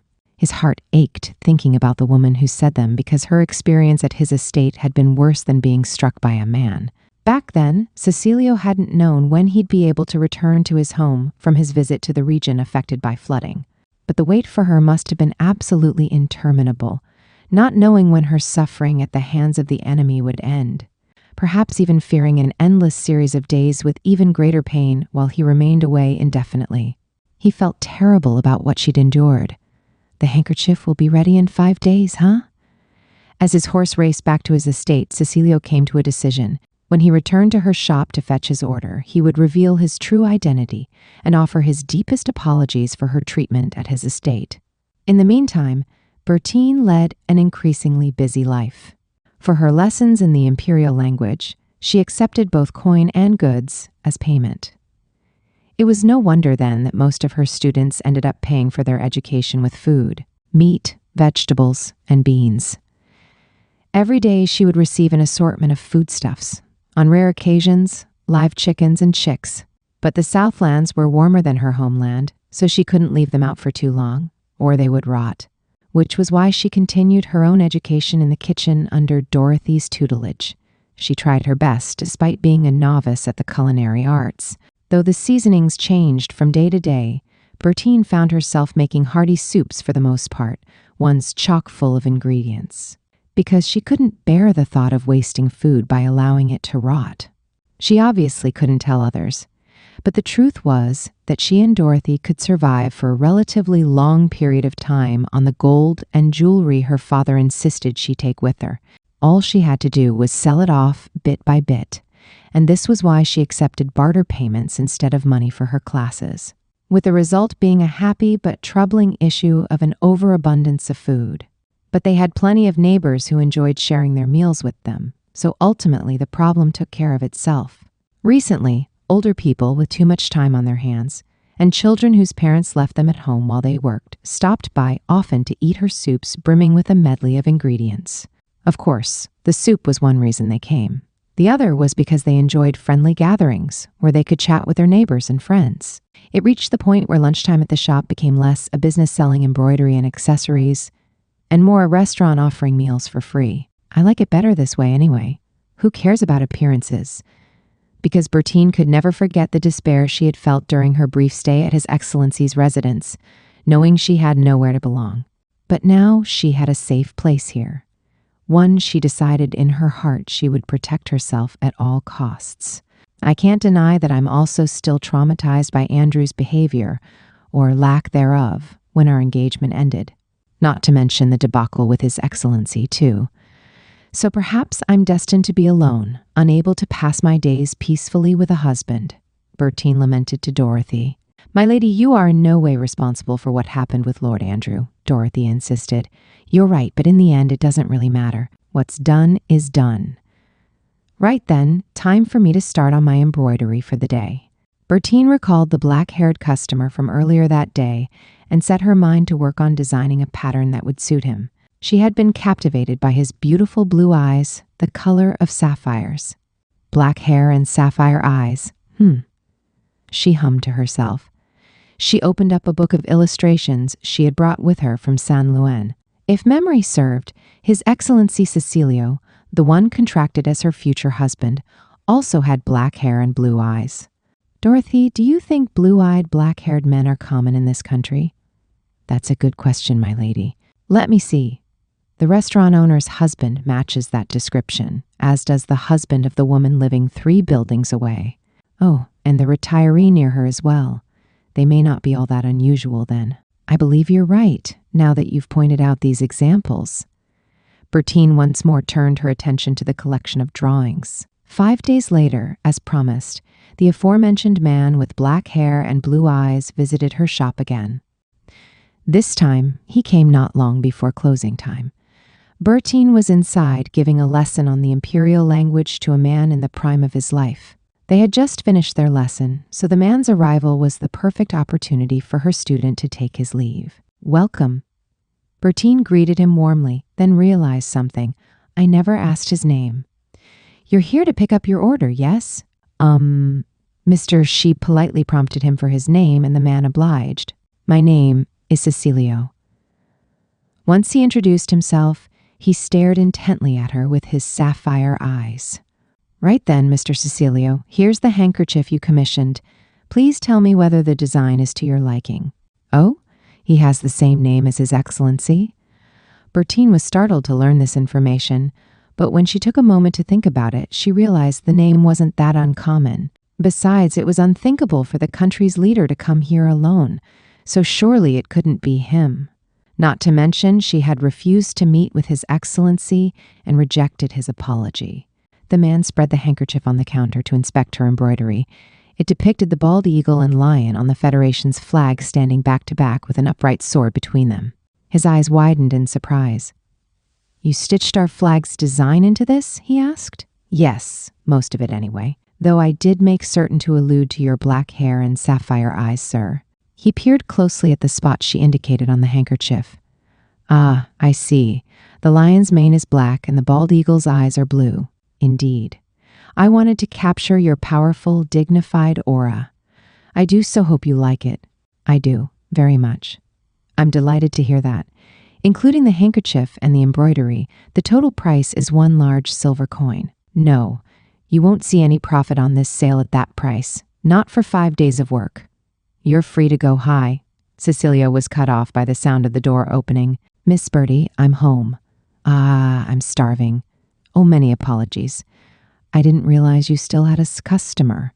Without even glancing at Cecilio's face, Evance bowed his head in greeting, then hastened up to the 2nd floor. Seeing Cecilio's shocked expression, Bertine explained, He lives here in lieu of his services as a bodyguard. Oh, is that so? At that, Evans once more came thumping down the stairs and called out to her, "Miss Bertie, I'm taking a turn in the washroom."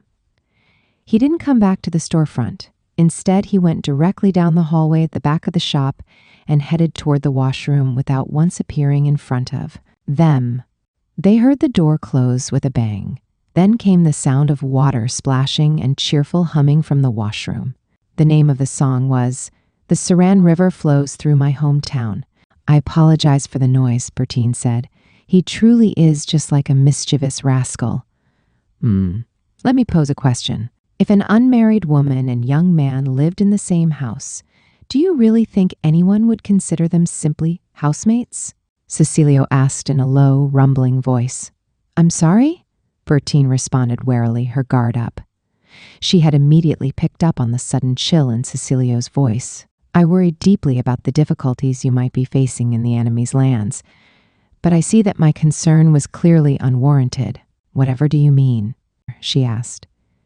"The reason you refused to return to your homeland is because you found yourself a paramour, yes? Daughter of the Marquis d'Eugène. I don't judge you for that. It's your life. Spend it how you wish. But I was a fool to feel compassion for you when I thought about how hard you strived here because you couldn't return home out of consideration for your father's position." The man smiled bitterly to himself. That, combined with his words, finally made Bertine realize this was His Excellency Cecilio himself, after all. The moment she did, her attitude underwent a complete transformation. She straightened her spine and lifted her chin. Her gaze sharp now, Bertine glared at him. "Evans truly is just a boarder here, but I've been fully prepared for such misunderstandings since the day I took him on. I take it you're His Excellency Cecilio, yes? The one who commanded me to return as soon as I stepped foot in this country, despite my coming here under duress at the behest of my own nation, after my own engagement had ended so I could marry you. It's little wonder, then, that your servants behaved the way they did. Things make too much sense now. No, well, you see, regarding that matter, Cecilio was in a panic. I've done it now. Even though my intention in coming today was to apologize, I should have been more circumspect with my language." Bertine stopped his frantic attempt to apologize with an imperious hand and a torrent of angry words. "Let me tell you something, Your Excellency. I was ordered to marry you 2 weeks before my wedding. I gave up everything and came to this country without a fight. But I never told Ignacio any of that because it was frankly none of his or your concern. My engagement broken, married off without my consent to the enemy, and then told to go home as soon as I arrived here. Can you even imagine how I felt? How I worried about my future after being told so bluntly I wasn't needed by anyone here or at home? So, contrary to your mistaken belief, I don't choose to remain here because I have a paramour. But perhaps you can enlighten me by answering this question, Your Excellency. How much more will I have to pay to be allowed to remain here?" Chapter 9, Resignation and Hope. Bertine stared hard back at Cecilio and demanded an answer to her question. He thought of the shortfall in the reparations due to the Federation and suddenly found himself feeling sorry for her. "The King of San Luis proposed a reduction in the amount of 1,000 large gold coins in lieu of sending you as a bride," he said. "Of course, I rejected the offer, but I received no reply, and then you came.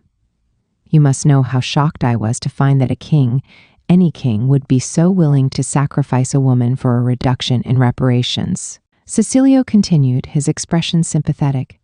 "He made a fool not only out of you, but me and the Federation as well with this tactic. Regardless, 1,000 large gold coins would be impossible for this shop to earn, even if I gave you a century in which to earn the amount. Most of the proletariat would never lay eyes on a single large gold coin throughout their lives. A family of 4 could live comfortably on just one for an entire year. That was its worth. 1,000 large gold coins," Bertine repeated. "Now you understand the depth and severity of the Empire's exploitation of the Federation through its people's ignorance. Over many, many years, the Empire robbed our citizens of the rightful price. They should have been paid for their resources. Unfair transactions, fraudulent contracts, unjust methods of borrowing land, then never returning those plots to their rightful owners. The Kingdom of San Luis conducted business with the Empire and provided financial support for its armies. Bertine could say nothing in response, so Cecilio kept talking. I want to restore my country through reparations. I want to build schools and hospitals for my people. But it's difficult for me to claim there's a shortfall in the funds because of your presence here. Can you understand my position now? The angry burst of energy in Bertine had steadily leached out of her until nothing remained. Because she thought he made a sound argument. Your Excellency, it saddens me tremendously to learn how selfish my homeland had been in all this. I'm sorry for their actions. You're a victim, so there's no need for you to apologize. The discourtesy and humiliation inflicted by my servants added to your plight, and I take full responsibility for it. I'm sorry. I hope you can forgive me. His staff had known nothing of the Empire's bargaining nor Cecilio's refusal to accept it, which was why they had been so unpleasantly surprised and infuriated by Bertine's unexpected arrival. But Cecilio wouldn't make justifications for them or himself. He only bowed his head deeply in remorse. That's quite enough, Your Excellency. Please raise your head. I understand your perspective completely. Though the prospect of returning to my homeland is a difficult one, I do feel awful about my presence here, delaying the plans you have for your country. Cecilio decided not to press Bertine any further on the matter. I don't expect you to give me your answer right now, but please do think it over and inform me of your decision as soon as you're able. He departed with those words. In her heart, Bertine had resolved to herself that she would grow stronger on her own in this nation. Yet a sense of resignation grew within her at knowing that her existence would only hinder the Federation's growth. Perhaps she had no choice but to give up on her path. The moment she thought as much, events appeared. Droplets of water trickled from his hair, still wet from his bath. By the troubled look on his face, she surmised he had heard their conversation. Miss Bertie, I'm sorry. I didn't realize my being here would lead to a misunderstanding like this.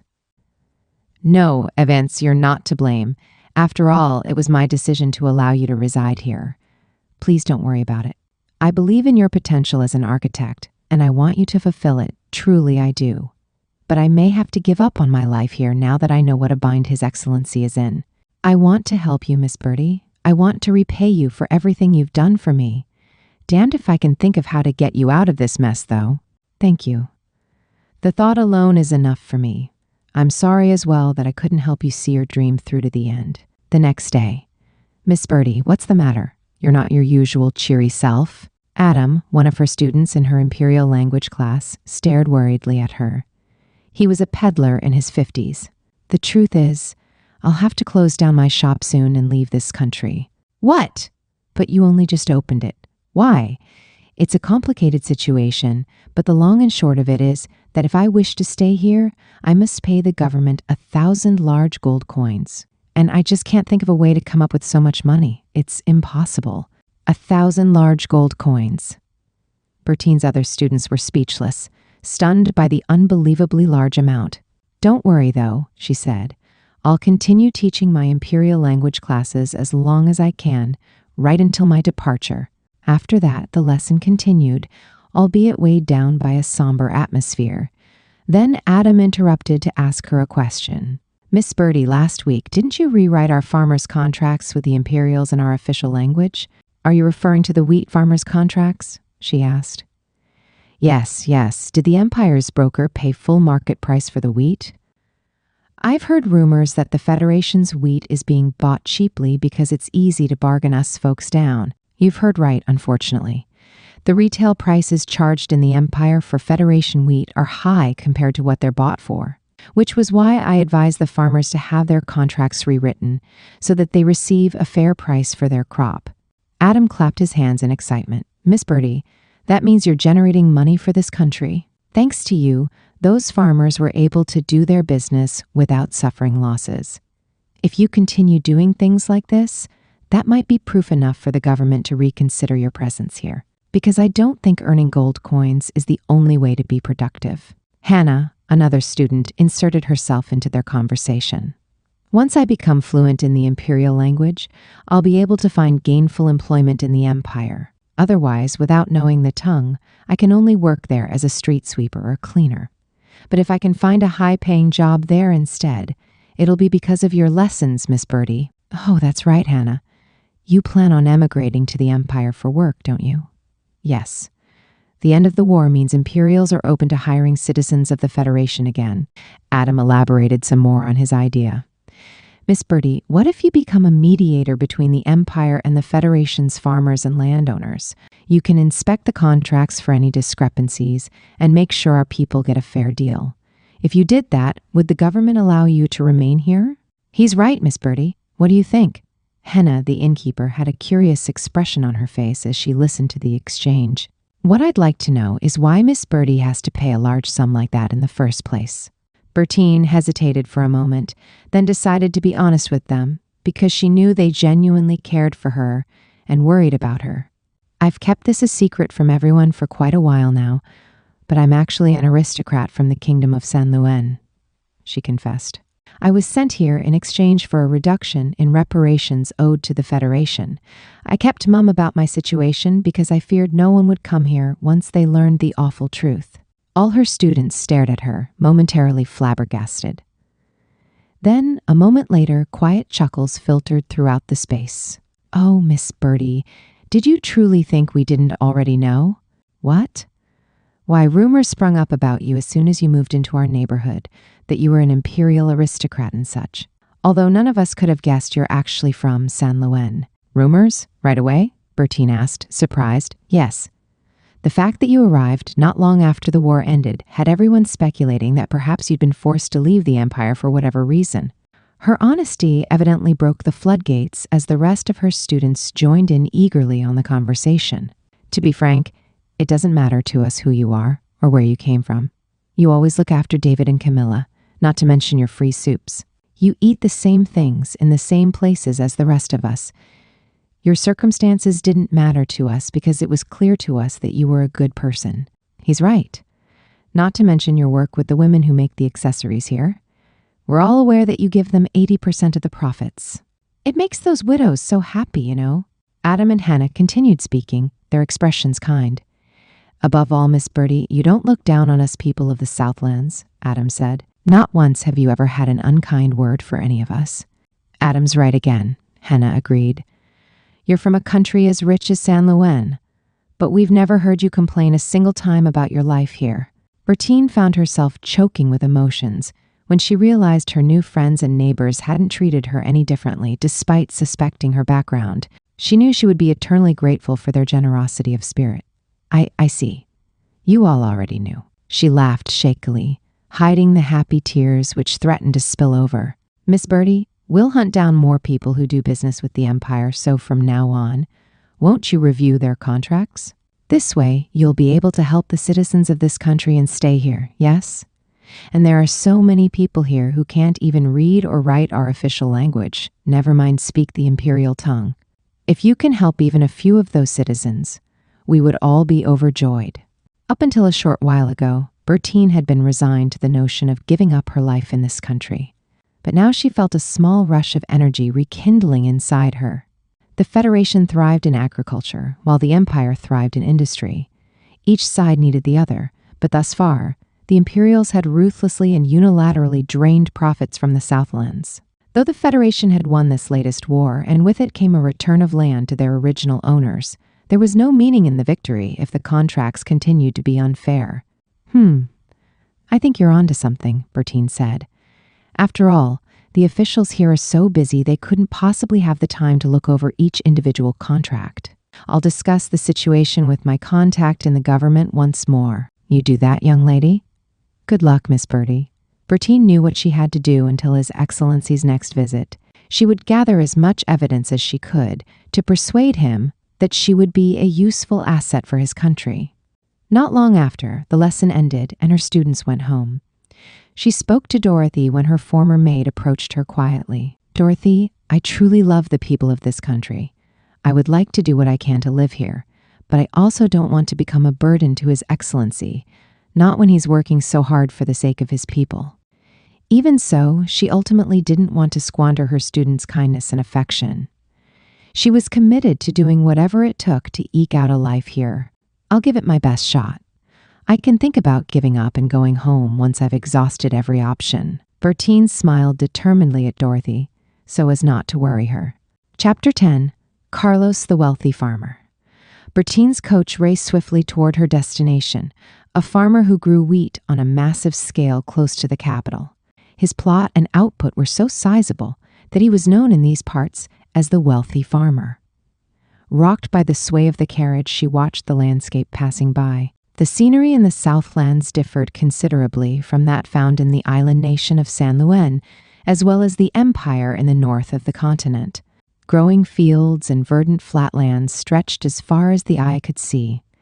Wide as a lake, even the river here flowed in a relaxed manner. Trees grew thickly in some parts of the vast cultivated fields, offering shade to the folks resting from their work in those same plots.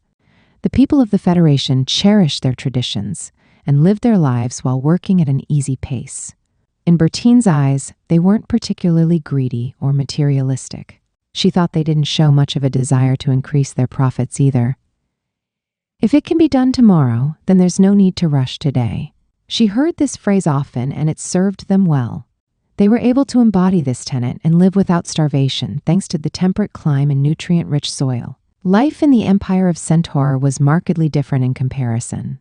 In the northernmost reaches of that country, winter reigned over half the year in harsh lands. Though the climate near its capital made it a fairly livable locale, the soil there wasn't nearly so fertile. However, the imperial citizens considered hard work a virtue, and their deep hunger for worldly goods, money, and knowledge raised their standard of living significantly over the empire's long history. As a result, Bertine had always considered the empire a powerhouse in the arts, sciences, and culture, particularly as its people continued investing in and developing those facets of their society. In contrast, she used to think of the Federation as a country bound by antiquated values and an outdated way of life. Except now that she was striving to build a life here in the Southlands, she realized how much her upbringing had skewed her views of this country. Over her few months of life in the Federation, she had begun to question the Empire's ways. She had also realized the extent of the people's generosity and compassion. Bertine thought their attitude toward life undeniably virtuous and difficult to achieve. What she thought she knew about this land was nothing more than a vague image built upon scant information that reached the family of A, Marquis on a small island nation. Hopefully, today is the day he finally agrees to meet with me. Bertine disembarked from her coach at the enormous gate standing guard at the front of the farmer's residence and strode briskly toward the house. Today would mark her third visit here. She knocked on the door. His wife answered and called out to her husband. "Dear, the young woman from yesterday is back. Tell her to go home." Bertine refused to let his repeated refusals and curt behavior deter her. Despite her southern attire, the aura of imperial nobility still clung to her, but she continued to make the trip to see Carlos regardless of his apathy. Yesterday, his wife had finally spoken to her, unable to look on in silence as the young woman stayed focused on her mission. Though she and her son agreed wholeheartedly with Bertine's idea, Carlos remained unmoved. "Dear, I really do think you should speak to Bertine at least once and hear what she has to say." No! Carlos had been dealing with brokers from the Empire of Centaur for many years. He didn't want to risk jeopardizing his relationships with them, so he refused to give her the time of day. No matter how much she insisted on procuring a better contract for him, if he would just allow her to review his old ones. Her perseverance only made him question why she would willingly work to the detriment of the empire, despite being an imperial herself. Besides, his farm flourished well enough under the current contract, which made Carlos even more aggravated by her nagging. A few moments later, someone knocked on the door. "Enter." At his reply, he found the blasted woman had stepped inside, a sunny smile on her face. "How did you get in here?" "Your son kindly let me in." "Now then, Carlos, I understand that you sell a wagon load of wheat for 5 large silver coins? And you pay a commission to the broker in addition to that?" It angered him to learn that his wife and son had told her so much about his dealings. "That's right. It's more than enough for me to make a profit. I see no reason why the likes of you should get involved in my business. Be that as it may, you're unfortunately taking heavy losses on the contract. The owner of Sereno Farm, your neighbor, accepted my counsel and signed a new contract to sell wheat at 8 large silver coins per wagon." Carlos didn't even realize his jaw dropped at the shocking news. "What? He's selling his crop for such a high price? Correct. 30% more than your asking price. Without paying a commission either, I might add. The broker's job is to profit by selling at a higher rate in the empire, so why the need for you to pay a commission in the first place? His son stood quietly behind her and stared accusingly at Carlos. Carlos, I'm well aware that you're a very kind landowner who treats his tenants and workers with care and generosity, Bertine continued. They would be able to lead even better lives if you made more revenue than you do now. So take advantage of the service I'm offering to you. There is absolutely no need for you to incur such losses by being a puppet for the broker. Why are you doing this? Carlos asked. Your motivation baffles me most. He sounded deflated, the anger waning. Bertine sensed him weakening, and she knew there wouldn't be a better opportunity to win him over.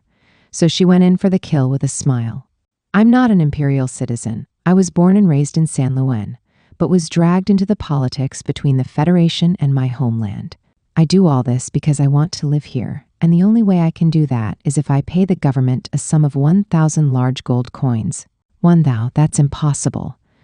Actually, it isn't. I've already saved this country 50 large gold coins from the contract reviews I've conducted so far. If I continue at such a pace every week, I can earn 1,000 in no time. Though his son had been listening silently to their conversation, it seemed he had reached his limit when he interjected. Father, have her look over your contract. Don't you find it maddening that we're the only ones selling our wheat for so little? You know our wheat is even better quality than Sereno's, so it doesn't make sense to sell it for less than what he does. Damn right it is. Our crop is in no way inferior to his. After his brief outburst, Carlos folded his arms and brooded. He still wasn't sure whether he could trust this woman. Tell me, why do you need to pay such a large sum to our country? The Kingdom of San Luis was reluctant to pay reparations in full to the Federation.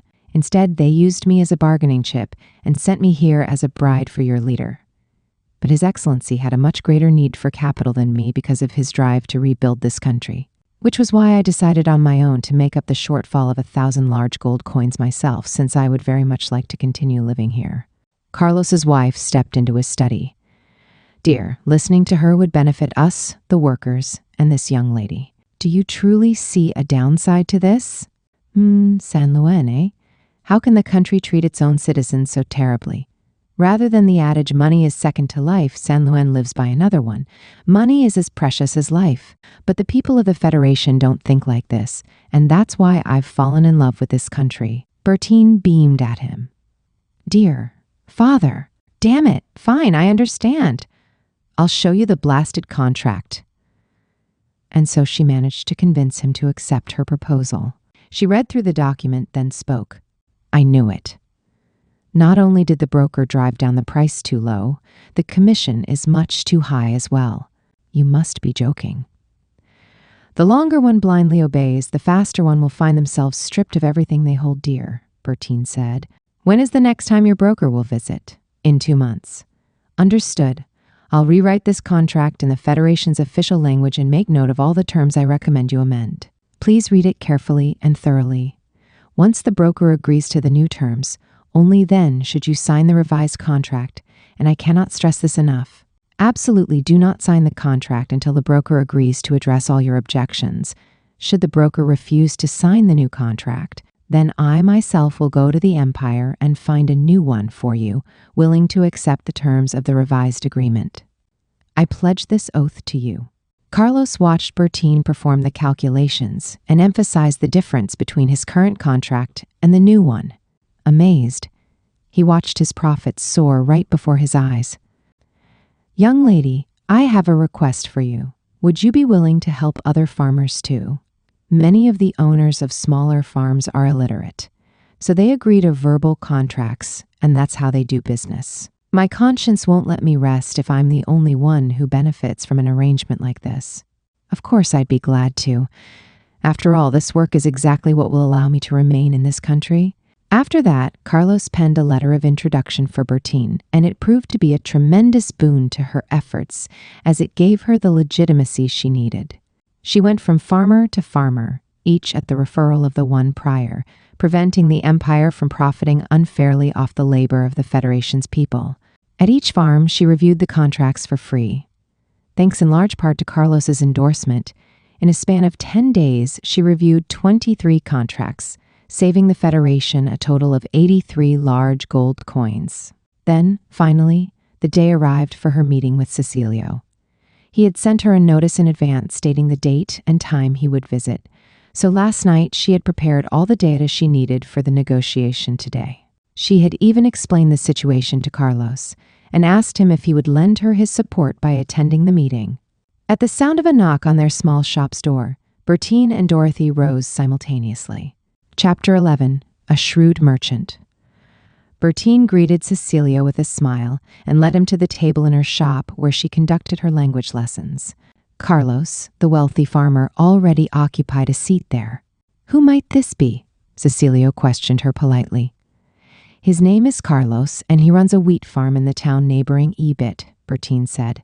"He'll be assisting me today with my proposal." "Your proposal?" Cecilio looked slightly puzzled, and Bertine took that as her cue to cut right to the heart of the matter. "Your Excellency, if you grant me the time, I guarantee that I can earn this country a sum of 1,000 large gold coins." "Interesting. On what grounds do you think so? Please take a look at this." Bertine then placed a sheaf of documents on the table. Cecilio picked it up and read swiftly through the pages. "This is a wheat contract, although it has yet to be signed and formalized," Cecilio said. Carlos picked up the conversation from there. "Your Excellency, that will be the contract starting this year. Now, please read this." He handed over a stack of papers to Cecilio. "As I mentioned, Miss Bertine gave you the new contract, one she suggested herself. What I gave to you is the old contract, which I agreed to every year in the past. Please compare the two." Cecilio's eyes widened in surprise as he contrasted the documents. The quality and quantity remained the same across both contracts, but the sum Carlos stood to gain differed vastly between the documents. "The terms in this contract are egregiously bad," Cecilio said. "Indeed they are," Carlos agreed. "The brokers I've dealt with over the years took advantage of the fact that I was ignorant of wheat's market price in the empire, and, as you can see, they profited greatly as a result." Cecilio's face was drawn with fatigue. "We knew the empire schemed like this when it came to the mines, so we tried our best to exercise caution in those dealings," he said. "But I shouldn't be surprised to learn that they were up to their old tricks with wheat, too. All of the tribal chiefs and clan leaders had been instructed to enforce the minimum price set by the government, but it appears they were unsuccessful. Your Excellency, the regional leaders have never once mentioned anything to us farmers about a minimum price," Carlos informed him. "It has only been a little over 2 years since you prevailed over the leaders and united them under your leadership. None of them actually expected the Federation to win the war, so perhaps they feared ruining their relationships with the brokers by following your directive. The truth is, I can understand their positions, because I too was fine with the way things were until this young lady persevered in convincing me otherwise." "I see," Cecilio responded with a strained expression. Carlos continued speaking. "Sir, Miss Bertine's efforts don't benefit my farm alone. Just like with my contract, she has re-examined many other farmers' agreements as well. Those in my area, those who I referred her to, and others they referred her to.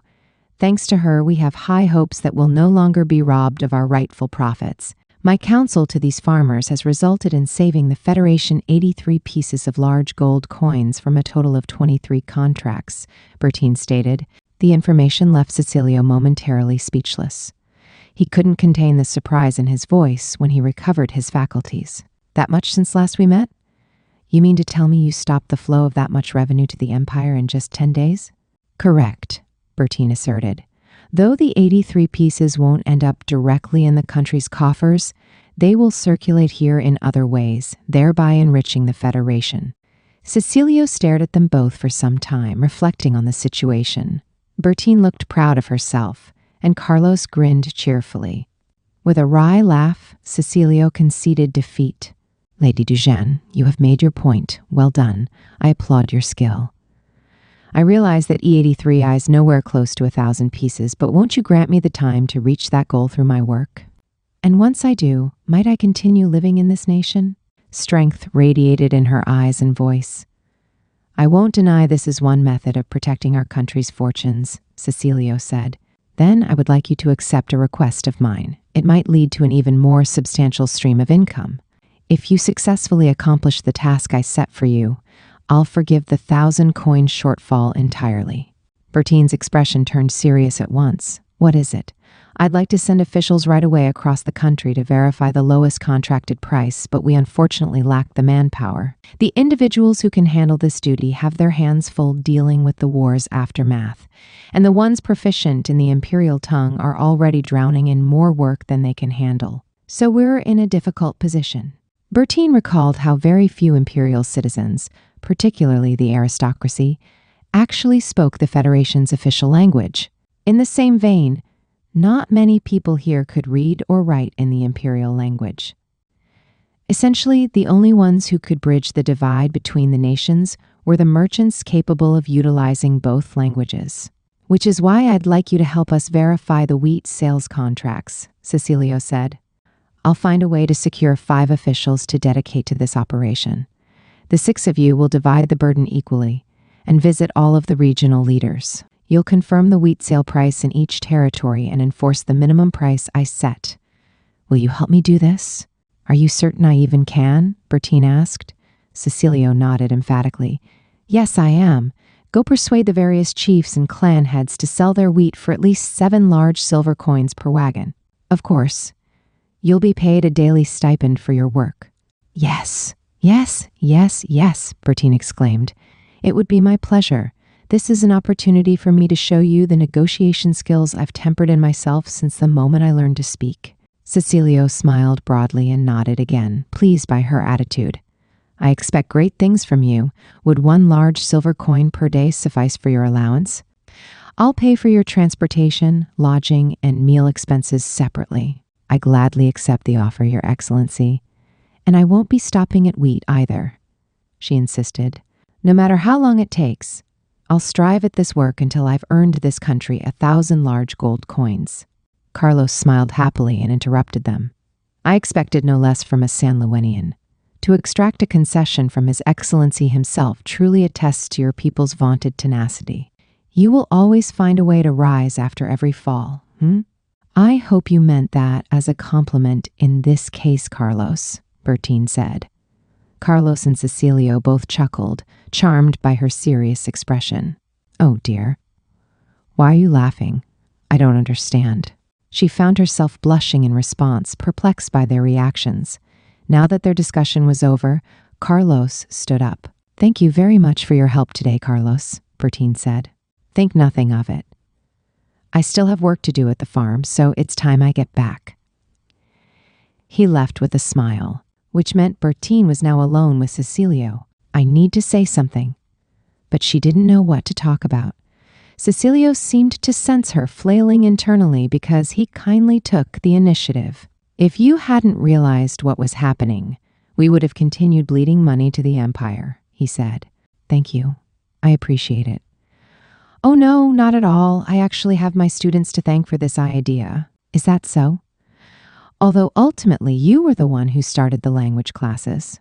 Your Excellency, I have a grand plan in mind for my life in this country, and this marks the first step on that journey. You may proffer your thanks afterward. Her words stopped Cecilio just as he was about to take a sip of tea. Grand plan, you say? Please do tell. It's still too early for me to discuss in detail, but suffice it to say I anticipate it turning the tides in the Federation's favor. Instead of being bled dry by the Empire, its citizens will spend loads of money here and happily at that. I hope I've piqued your interest. My immediate goal is to become someone necessary to this country. His blue eyes pierced Bertine as he watched her. Fascinating. Be sure to reach out to me once you're ready to put this grand plan into motion. I'll help you as long as it's within my power. Thank you. I certainly will then.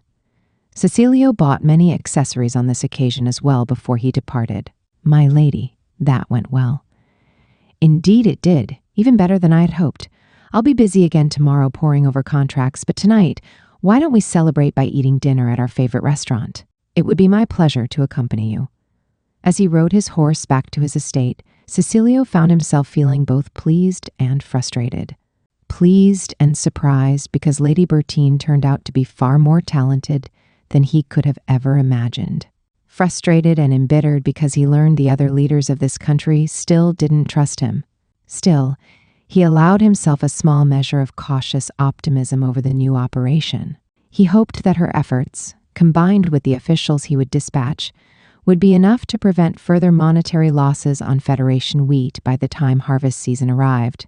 I'm glad she noticed the problem early, while we have the chance to remedy it. Her green eyes really are beautiful, he thought to himself. How fiercely they burned when she glared in anger, how they narrowed when she laughed in delight, how they widened in surprise, how they radiated her earnestness when she confidently conveyed her opinions. The women of this country weren't particularly assertive with men. It might be different for them after months and years of marriage, but on the whole, unmarried women were often reserved in their attitude toward men, keeping them at a distance. So Bertine's unexpectedly strong will surprised Cecilio. He surmised her unfettered and privileged upbringing as the daughter of a marquis, who also happened to be a chancellor, had a great deal to do with her indomitable nature. The shrewd merchant I saw is far from being a naive, sheltered noblewoman. Cecilio laughed, then his face tightened as he mentally started drafting the text for the documents he would have the six use on this operation. Chapter 12. Julie, a servant of the Marquis. A T 15 years old, Julie was a domestic servant on the Marquis Dujon's staff. Today, she visited the business district to shop for the staff as part of her weekly ritual. She bought sewing thread, a variety of buttons for all manner of staff uniforms, and sweet, inexpensive candies her fellow staff members had requested. Just as Julie was about to make her way back to the Marquis's estate, someone dragged her into a back alley so abruptly she feared she was the target of an abduction. Her arms and legs shook in terror, but still, she valiantly tried to fight off her would-be attacker. Then, a whisper in her ear. "Julie, it's me. I've been waiting so long for you to come." The man showed her his face quickly. "Huh? And Mr. Diego? But how is this possible? Aren't you supposed to be in the Federation? Please, over here. I have something important to tell you." He pulled her deeper down the alley into a deserted tavern. "Mr. Diego, why are you doing this?" she cried. "Julie, listen to me. This is important, and it concerns Lady Bertine." Utterly confused, Julie nevertheless nodded her understanding and prompted him to continue. "I didn't go to the Federation. The Marchioness stopped me from taking the trip there despite the Marquis's order to rescue my lady." "The Marchioness did? But why?" "She told me not to go to the Federation, gave me money to while away 2 months in the Empire. But why would she do such a thing? I think she doesn't want Lady Bertine back in San Luan." Upon hearing those words, Julie immediately remembered something Dorothy had always told her and the other servants. "Should you ever see the Marchioness and Lady Bertine together alone, inform me right away." Dorothy's request had sparked a flurry of gossip amongst the staff, because the Marchioness was a quiet woman who always treated them and the Marquis's daughter with kindness. Julie had even wondered why Dorothy would say such a thing in the first place. The only conclusion she'd been able to reach was that Lady Bertine's lady's maid must hate the current Marchioness out of love for the first. Marchioness. I think now I understand why Miss Dorothy was always so wary of the Marchioness. "That must be why she warned us," Julie said. "What are you saying, Julie? Did the Marchioness do something to Lady Bertine?" "I don't know. But Dorothy used to repeatedly remind us to tell her if any of us ever saw the two of them alone together." "Damn it. Why didn't Dorothy tell me her suspicions?" "Never mind. Julie, listen and listen carefully." She stared up at Diego seriously. "I want you to tell my lord everything I'm about to tell you now. I can't return to the estate, so you have to pass on the message for me. But I'm just a domestic servant. I'm not allowed to enter my lord's room." "You don't need to. When night falls and the light in the Marchioness's bedroom goes out, go outside and knock on the window of the master's study. You must do it from the outside. You understand?" Julie started shaking. "Mr. Diego, I'm scared." "Good. Be scared, because this is for Lady Bertine's sake. Under no conditions should you reveal this to the other servants. I have no idea who's loyal to the Marchioness." "Right, good point. We need to inform the Marquis of what his wife is doing. You understand, don't you?" "Yes, yes, I do. I'll try my best. I have to, for Lady Bertine." Diego kept an anxious eye on the street outside through the window. "Listen, all right. The Marchioness is the Queen's younger sister. I don't know if this incident was just her doing or if the Queen is involved as well. If the royal family is part of this, I have to remain in hiding so they don't find out. Otherwise, we'll end up dragging my lord into this mess as well. Truly, I still don't really understand any of this, but I'll do my best. Tell everything I just told you to the Marquis, and tell him I'll be here tomorrow as well at the same time." Diego made her repeat everything before he slipped out of the tavern and disappeared. Julie returned to the Marquis's estate, her heart pounding madly in her chest the whole time and sweat making her palms slick. But she was determined to carry out her mission, because Lady Bertine was her savior 5 years ago. Julie was 10 years old, and she had only recently been taken on as a maidservant in the Marquis d'Ujain's household. One day, a silver spoon had mysteriously disappeared and thrown the staff into an uproar. Julie had been the prime suspect because she'd been observed wandering in and out of the kitchen constantly, yet she had only done so since she was still learning her responsibilities. "I've never even touched a silver spoon." Julie's cry of dismay only deepened the other servants' suspicion of her. "They'll think I'm a criminal now." Her mind went blank with fear. At that moment, Bertine happened to hear the commotion by coincidence because she'd been searching for Dorothy to help her with something. "Suspecting someone should be the absolute last resort in a situation like this," she said. "Isn't it more likely that the spoon fell somewhere? I'll help as well. So let's conduct a more stringent search." The hunt for the missing spoon commenced again at Lady Bertine's urging.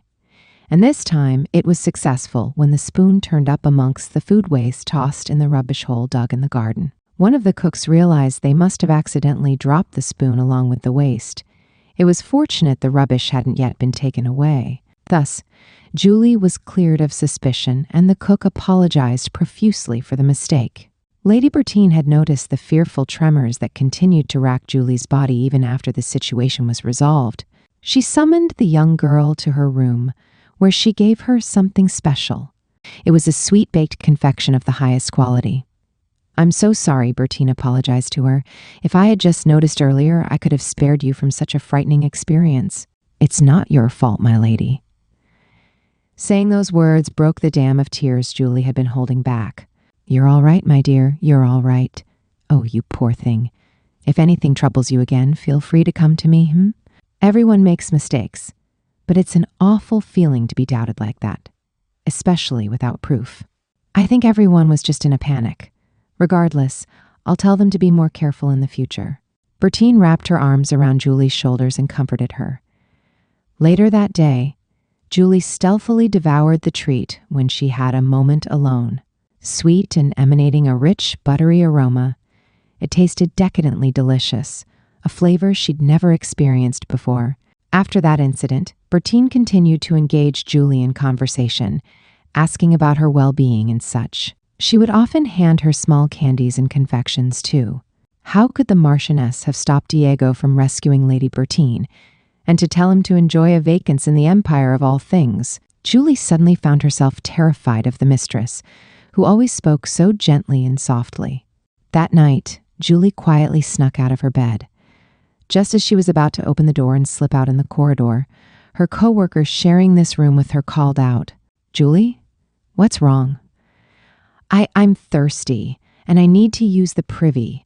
My stomach hurts for some reason." "Oh, all right, do take care." "Thank you." Once she exited her room, Julie practically ran to the sunroom, then gently opened the glass door that led outside. She walked in the direction of the Marquis's study. The thick curtains were drawn, but she tapped on the glass window anyway, using the tips of her fingers. Thrice, 4 times. Julie felt herself panicking when the curtains remained steadfastly closed. She was debating with herself on whether or not she should knock more loudly when the curtains finally pulled apart just a bit, followed by the window being opened the slightest sliver. The Marquis peered out at her. "My lord, remind me who you are again." "Julie, I'm a maidservant. I have a message from Mr. Diego, my lord."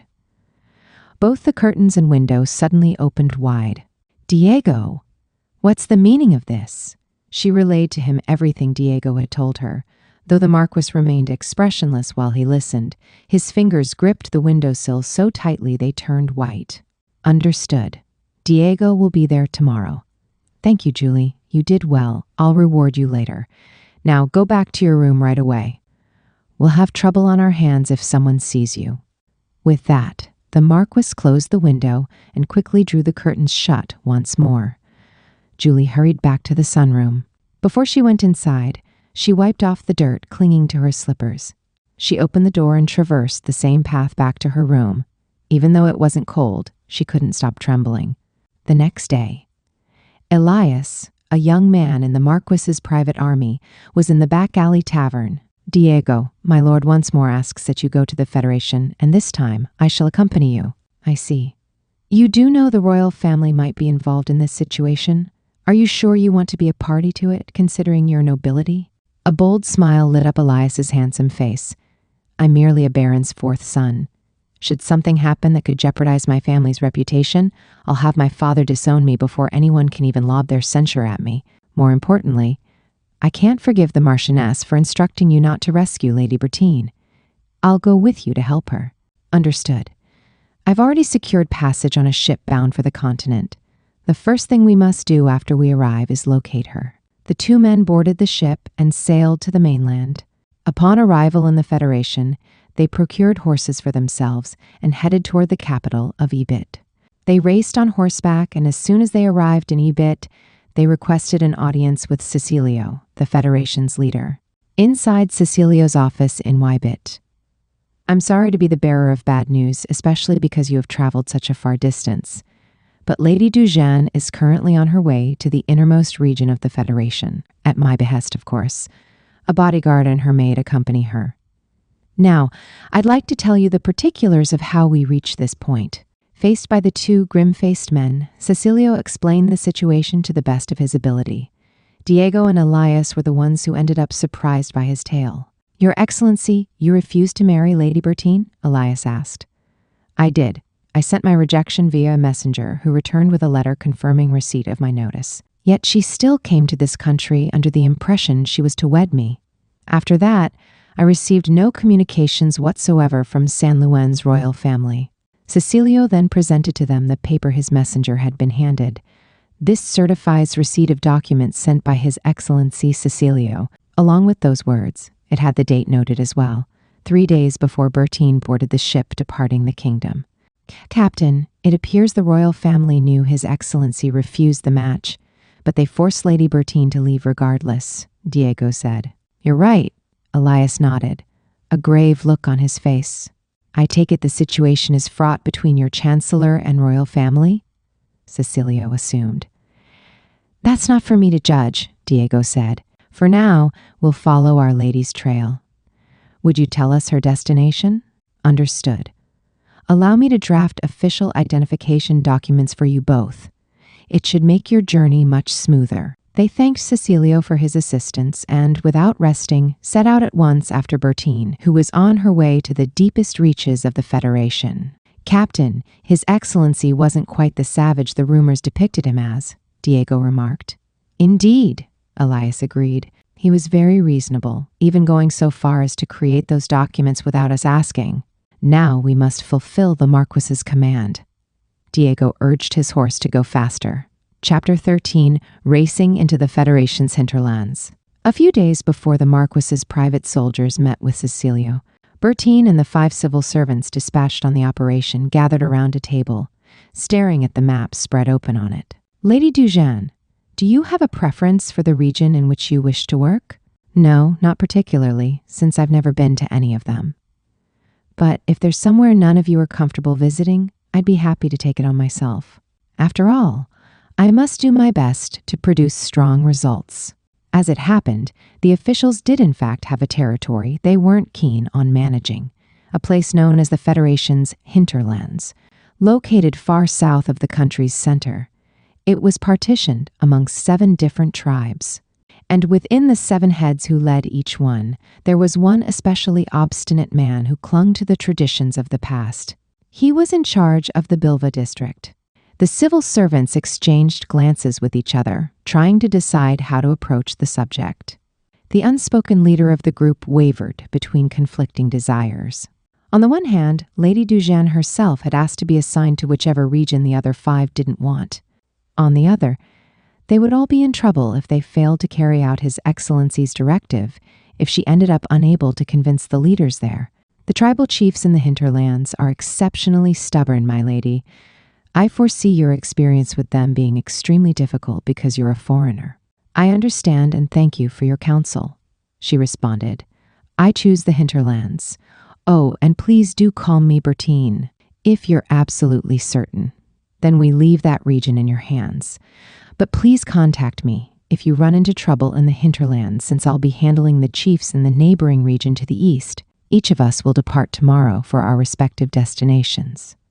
Bertine, will you require an escort? No. I know someone who would be perfect for the role, so there's no need for you to make any arrangements. Thank you, though. The second floor of Bertine's shop, Crusula. What? Me? You want me to accompany you to the hinterlands? Oh dear, are you unable to, Evance? Bertine asked. Should I hire a professional guard after all? No, I can do it. The firm will grant me time off from my duties as an assistant as well, so that shouldn't be an issue. Not to mention, it would be a waste of good money to hire a guard. I'll join you, but... Evance ruminated in silence for a few moments before confessing the truth to her. I'm actually from the Bilva district. Do you remember what I told you of the promise I made to my father? That I won't return until I make something of myself? Well, I said that to him rather angrily since we'd been arguing over my chosen path, which is why I'm reluctant to go back so soon, considering I haven't exactly accomplished my goal. But isn't the Bilva district quite large? Bertine asked. I hardly think we'll run into your father, no? Ah. Perhaps you're right. Bertine shook off Evance's uncertainty and firmly accepted his role as her escort. The next day, the two of them, along with Dorothy, departed for the hinterlands. Of all the places for her to be assigned, it had to be the hinterlands. She'll have her work cut out for her trying to convince the chiefs. But Evance didn't voice any of his thoughts, instead choosing to keep his worries to himself. They experienced no troubles on their journey in the carriage, and tomorrow they would finally arrive in the Bilva district of the hinterlands. The mystery surrounding the most stubborn leader of the region only fanned Bertine's motivation to succeed. In contrast to her eagerness, Evance appeared decidedly unenthused by the situation. Evance, whatever is the matter? Bertine asked. I really don't think you have anything to worry about since we won't be traveling to your home. Bertie, I don't think there's any point concealing this any longer, so I'll come right out and say it, Evance said. You're wrong about not traveling to my home, because my father is the leader overseeing the Bilva district. What? You heard correctly. My father is the chief in charge of Bilva. I think his work's in our favor, actually. You'll be able to help me convince him, Evance responded by digging his fingers into his skull and groaning in despair. With my luck, the opposite will happen. I renounced my claim as his heir, the next chief, and fled to the capital, you see. If I return now without any significant feats to my name, I can guarantee you he won't be pleased to see me. So it might be best for me to wait for you somewhere near my home and find other ways to spend my time. Would that be all right with you? I can sleep in the carriage at night. Bertine smiled ruefully at her large companion's timid suggestion and apprehensive expression. I won't force you to go with me because it's clear you hate the idea. Then where will you wait for me while I speak to your father? Do you see that enormous Zelkova tree up ahead? That's where I'll be, underneath its bower. Understood. After Evance disembarked at the tree, Bertine proceeded to his family home without him, but she faced another problem when she reached it. My husband Bruno is currently resting. May I ask what business you have with him? A woman, most likely Evance's mother, answered the door with a troubled look. I come bearing a letter from His Excellency Cecilio, Bertine said. He wishes for this country's wheat to be sold at a price of at least 7 large silver coins per wagon. Oh, I see. Please wait a moment. The woman went back inside the house and reappeared again after a short while. Please, come in. She led Bertine to her husband's room, where Bertine found the leader of the Bilva district lying in bed. "I am Bruno, clan chief responsible for the Bilva district. Where are you from? You're clearly not a citizen of the Federation, and you're a woman to boot. Why did His Excellency send someone like you with his message?" Those were the first words out of Bruno's mouth as he scrutinized Bertine with sharp eyes under thick, bushy brows. For an instant, she felt intimidated by his overwhelming aura. Then she suppressed the feeling by disguising it with a smile. "Well met. My name is Bertine, and I migrated to the Federation from the Kingdom of San Luen. I came here today on behalf of His Excellency to verify the details of your wheat contract with the Empire. Specifically, my job is to confirm that the sale price of wheat hasn't fallen below the minimum prescribed by him." Bruno's face contorted in displeasure at her response. The gall of the man, to send someone from the parasite that is the kingdom here to the hinterlands of all places to do his dirty work. What in tarnation is His Excellency thinking? He makes a mockery not only of the hinterlands, but Bilva as well. The last few words ended in a shout, but immediately after, he groaned in pain. "Darling, you know you shouldn't raise your voice. It hurts, doesn't it?" "Begging your pardon, but are you ill?" Bertine asked. "If so, then I'd be more than happy to speak with your proxy, Lord Bruno." "I only hurt my back a little. I'm not sick," he barked back at her. "Sleep is all I need to recover. Its clear fits of anger only worsen the pain, so why does he insist on repeating his foolishness?" Of course, Bertine wisely remained silent and decided to humor him. "Ah, I see, an injury? Then please lie down and listen to me," she suggested. "His Excellency is concerned that too much money from our country is still flowing into the hands of the Empire through low wheat prices. Despite winning the war, such a situation continuing would only serve to hinder the Federation's restoration. Then what's his logic in sending you?" Bertine wasn't sure how much she should tell him, so she chose her words carefully. "He has 2 reasons. 1. I'm fluent in both the imperial tongue as well as the Federation's official language, and at present, the government is understaffed on personnel with the same ability. The second is a bit more personal. I love this country, but in order to remain here, I need to prove I can be useful to the Federation. Now, I realize I'm changing the subject, but Lord Bruno, you're Evans's father, aren't you?" Evans's name induced a dramatic reaction in him. "Do you know him?" "I do. He's accompanied me on my journey and waits not far from here because of his fateful promise to you. I won't return until I make something of myself. I believe it was. Darling, please, I beg you to forgive him already. Let him live his own life." His wife clung to him, sad but fierce as she beseeched him. Where is he?" Bruno roared. "Shall I summon him then?" Bertine asked. "Please, I must apologize to him." "I must." "Right away, my lord." Bertine rushed out to where Evans awaited her. Once she arrived at the location, Bertine found him napping in the shade of the enormous tree. "What? I told you I don't want to see him," he grumbled. "Your father is bedridden because of an injury." Upon hearing the news, he jerked upright and jumped into the carriage with her. It didn't take long for them to return to Evance's family home. "Father, what happened? How did you hurt yourself?" "Evance, my boy, it's so good to see you hale and hearty. It was wrong of me to tell you to leave without listening to what you had to say. Have you any idea of my worry and fear for you, especially with such a small sum of coins? My wound is nothing. All I need is a good night's rest to heal. Just knowing that you're alive, Bertine couldn't help smiling in amusement at father and son's loud, passionate exchange. Evans told his parents about being robbed by a thief in Ebit and how Bertine came to his rescue. After hearing his tale, Bruno's attitude changed completely. "Thank you for looking after my son. I'm ashamed of my earlier behavior now.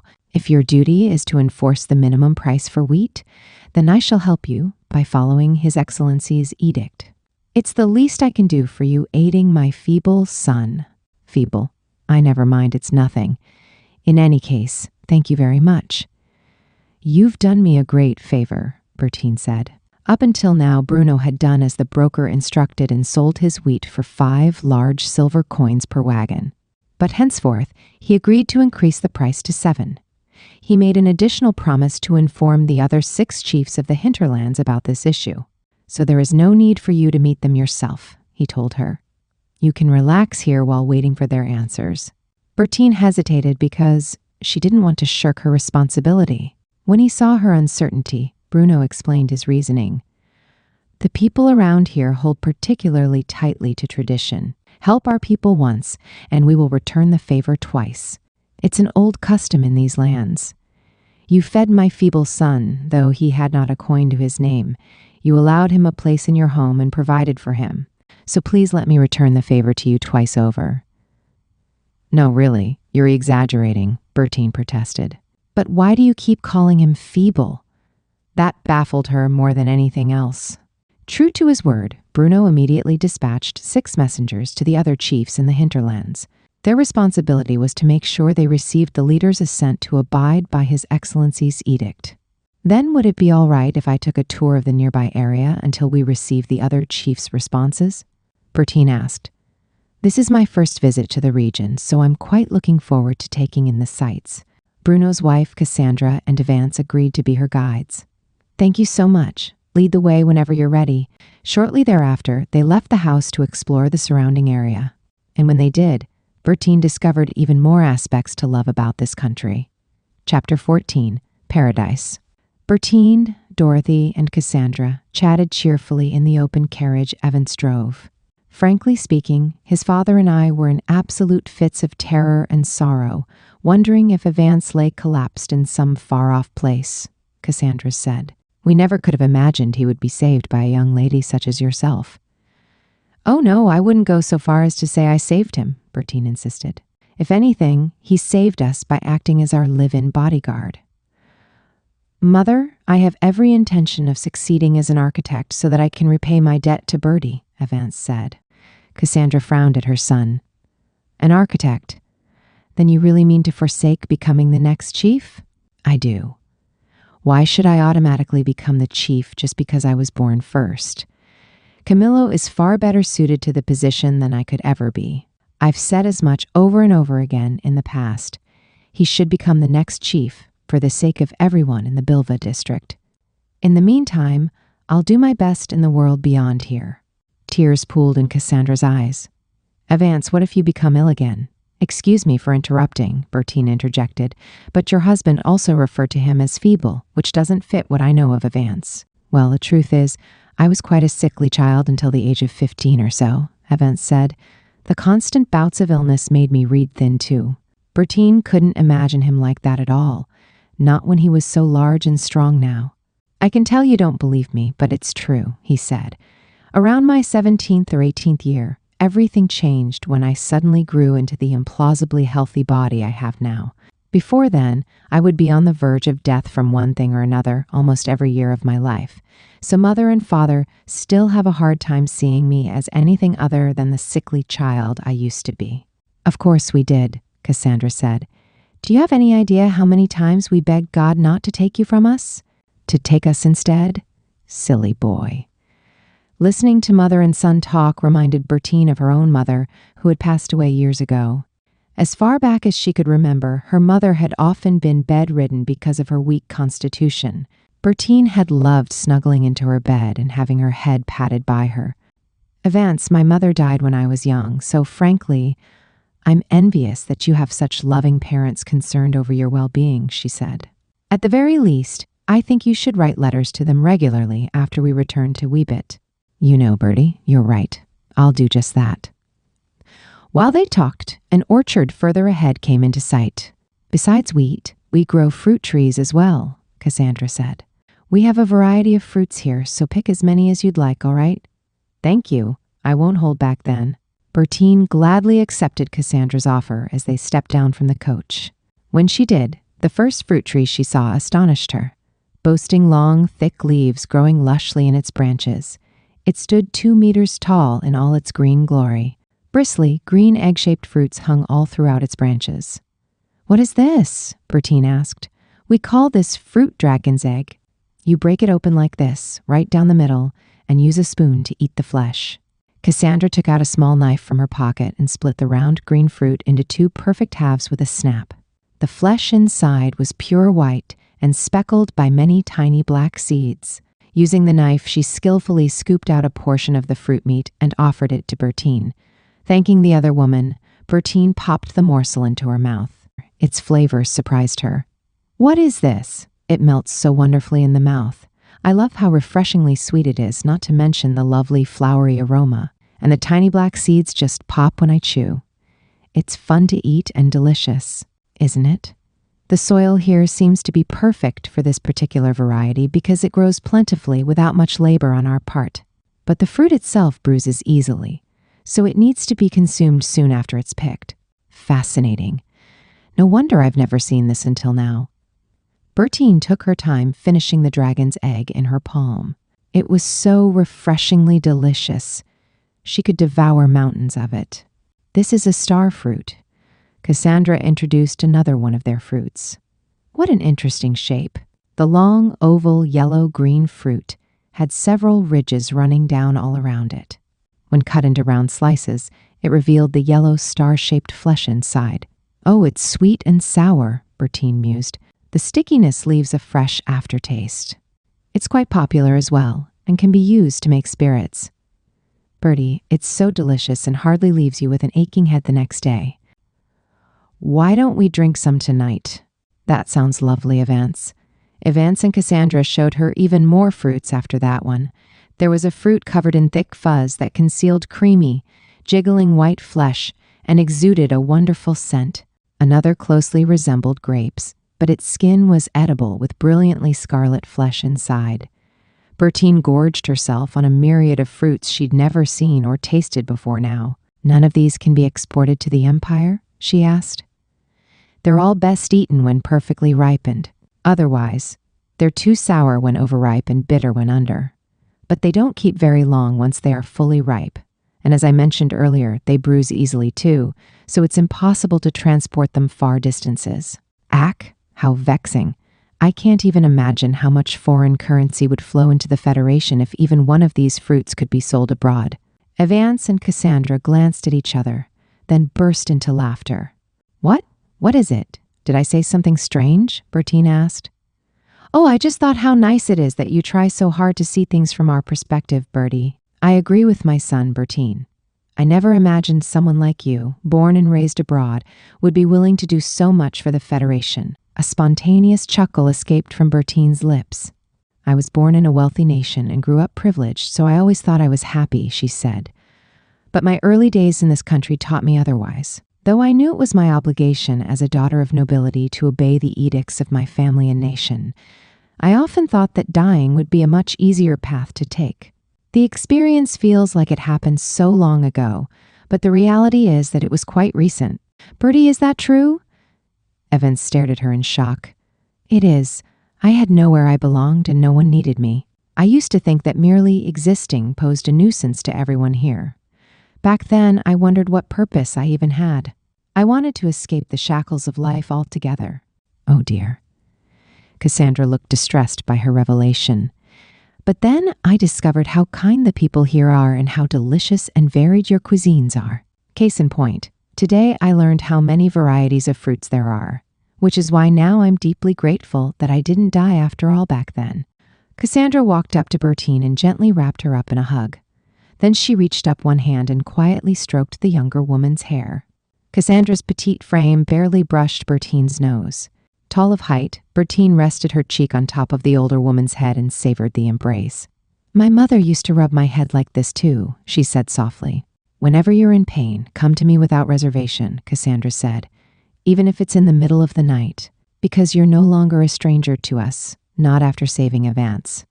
I'll always welcome you with open arms, and I know my husband will protect you too. Thank you so much, Cassandra." The sun began to set, and from a distance sounded various animal cries. "Gwee, gee, gya gya." Bertine could hear the sounds growing louder as they drew closer. She looked around, trying to pinpoint the source, when across the orchard she spotted a large herd of animals approaching. "Oh, the emus," Evans said. "Bertie, have you ever seen an emu?" "An emu? No, I don't think so.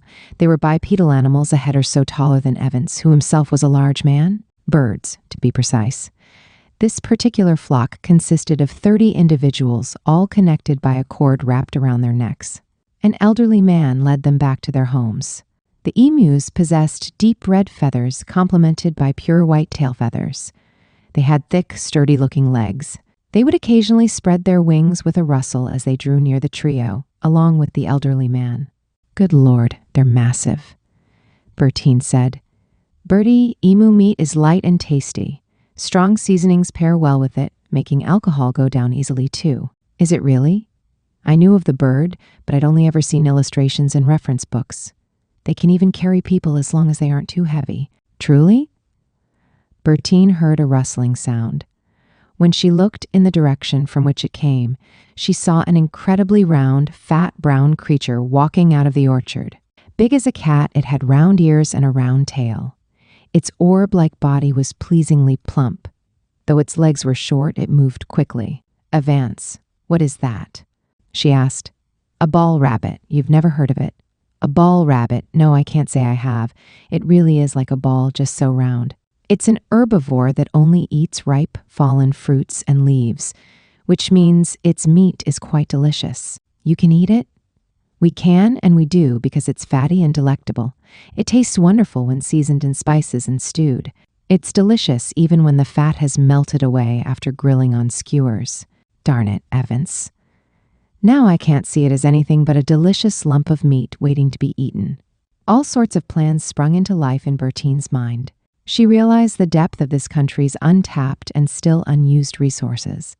"One important thing I've learned in the Federation of Ants is that it's impossible to talk about what this country has to offer without first eating some of its amazing food," she said. "You're right, Bertie. Let's leave the difficult topics for tomorrow. Tonight, we feast on delicious food and drink." "I couldn't agree more." "We leave the thinking for tomorrow. Then why don't I make your favorite emu and ball rabbit dishes of ants?" Cassandra offered. A fierce desire to draft her plans welled up in Bertine, but she decided she could curb the need to work at least for the rest of the day, especially because she found herself excited to see what would be on tonight's menu. She couldn't help laughing at how her mind was steadily becoming more and more like the people of this country. "Cassandra, might I watch you as you cook?" she asked. "I'll stay out of your way, of course." "Of course. I'd be even happier if you decided to help." They all boarded the carriage and headed toward Avance's family home. Overhead in the sky, a flock of large wild green birds overtook them. Their long tails waved as they screeched, destined for their nesting grounds. It didn't take long for them to disappear into the evening light. "This is paradise, isn't it?" Bertine said. "You know, my lady, I thought the very same thing," Dorothy wholeheartedly agreed. "I still can't believe it took me 24 years to learn about this country, Dorothy. I wish I'd come here sooner." "I agree. I'm tempted to send for my parents and have them live here too." Cassandra beamed as she listened to their conversation, and Evans looked just as happy in the coachman's seat. Chapter 15, Flavor and Necklace. That night, Avance's family held a banquet in Bertine's honor. His nearby relatives also came, bringing the total in attendance to 20 people. A huge table took center stage in the spacious dining room. It looked like it had been sliced off a massive tree trunk and was surrounded by backless round chairs sporting thick cushions made from plant fibers. Bertine sat diagonally across from Bruno. He was the only one who had a chair with a backrest as well as armrests. "Everyone, this is Bertine." Bruno introduced her to the group. "She's the young lady who saved Evance in Ebit. Make sure you treat her with respect during her stay with us." She felt nervous under their intense scrutiny, but the manners that had been drilled into her as a marquis's daughter automatically took over. An elegant smile graced her face as she bowed her head elegantly. "Evance is a glutton, so his existence must be burning a hole in your monthly food budget, right? If you're putting him up in your home, attic space should be plenty for him. Should he ever try anything untoward, you have my permission to toss him out on his rear." His family members teased Evance relentlessly. The man in question scratched his head in chagrin while responding. "You know, I'd like to think I am doing a fairly decent job at being their bodyguard." But he mumbled his rebuttal, so no one heard him. "Right then, a toast to Bertine's kindness. Cheers." "Cheers." Their short cylindrical glasses were filled with a pale yellow cloudy alcohol. Bertine took a sip from hers and recognized the fruit from its scent. "This is delicious. It's made from starfruit, isn't it?" she guessed. "It is. You know the starfruit?" "I do. I had the chance to try it earlier in the orchard." The man sitting next to her inquired while pouring himself another cup of the spirit from the handled vase. He had drained his glass in one swallow. She guessed his age to be around 40. "Some starfruits are bright red inside, and the alcohol made from their flesh is delicious as well." "Oh, I see. I'd love to try it someday," she said. Dinner was being served as they talked. A whole spit roasted piglet, river fish deep fried with skin and all, roasted ball rabbit, and an emu stew. The meat dishes were the main event, but they were accompanied by a number of sides: steamed potatoes, giant boiled flower buds, and a variety of fruits. She helped herself to a piece of meat from the piglet, the crisp skin still attached. After sprinkling some rock salt and wrapping it in fragrant greens, she took a bite and felt the juices ooze into her mouth. It paired really well with the refreshing greens. According to the man sitting next to her, the ball rabbit would have been brushed with a stingingly spicy sauce and roasted over open flames. The basting and roasting process would have been performed several times to deepen the flavor. The fat in the meat had a mild, sweet flavor. The emu meat in the stew tasted almost exactly like chicken breast. Applying a sweet and salty paste made of nuts enhanced its flavor even more. Like this, she could have eaten an endless number of slices. "I've heard imperial citizens aren't too fond of eating meat from unfamiliar animals, but you don't seem to have a problem with any of this," Bruno commented. "Not at all, Bruno. I'll eat anything as long as it's delicious," Bertine said. "All the meat here is lovely, but I can't get enough of this steamed potato. The sticky texture is sublime, isn't it? Try it with whichever sauce piques your fancy. I like this one the best, with the grated river crab meat in it. All right, here I go. What incredible flavor. The crab's deep flavor complements the potato really well. It goes well with spirits, too." While Bertine happily feasted on every dish, the door leading to the back of the room opened, and 5 men entered, playing various musical instruments. She couldn't identify any of the devices. A number of women, dancers, trailed in behind them. "Oh ho! We've been waiting for this." All around her, she heard whistles, claps, and cheers, so Bertine turned her attention to the entertainment as well. The dancers had their hair tied up in neat buns and splashy necklaces draped around their necks. Their matching scarlet dresses fit them perfectly while accentuating the curves of their bodies. In both hands, the women held tiny, disc-like percussion instruments, shaking them as they danced to the rhythm of the music. The twinkling, jangling sound fit right into the atmosphere. Oh my. An older man sitting nearby noticed how entranced Bertine was by the performance. "Are you enjoying the Southlands dancing?" "Yes, it's so wonderful. This particular dance is reserved to welcome honored guests. It isn't something we'd ever show the Imperials, but you're special, young lady." The women continued undulating to the melody, while ringing the instruments in their hands, winding between the seats throughout the room. Bertine devoured their movements with her eyes. She thought their dancing superb, but as the owner of an accessories shop, she couldn't tear her gaze away from the magnificent, sparkling necklaces draped across their chests. The scarlet cloth from which their dresses were made also captured her interest. At first glance, their necklaces appear identical, but a closer look reveals how unique each one is. "Am I right?" she asked. "Indeed you are. As long as the general size and shape are the same, the artisan can design the details however they please." Each necklace was made of many parts that all joined together to form an inverted triangle on the chest. They didn't seem to be made of jewels, yet they nevertheless reflected the lamplight in a brilliant array of glittering hues. It seemed to Bertine that the performance was about to reach its climax as the dancers' movements became ever more intense. The women spun around so ferociously, Bertine worried her eyes would roll into the back of her head if she wasn't careful. While continuing to dance, they moved steadily back toward the dining room entrance, and then finally finished off their show by freezing in unison into dramatic poses. They should have been winded by all that movement, but not a single one panted heavily. It would be impossible to stand so still without considerable effort. Bertine felt keenly the results of the women's intense practice. Applause exploded throughout the space, and the dancers broke out into smiles. Bertine clapped so hard her hands hurt. Avance! Don't you think we can sell those for a neat sum? Bertine exclaimed. What are you talking about, Bertie? Those necklaces. Their opulence of style is something Imperials would have never seen. Wait, you mean to sell those necklaces in the Empire?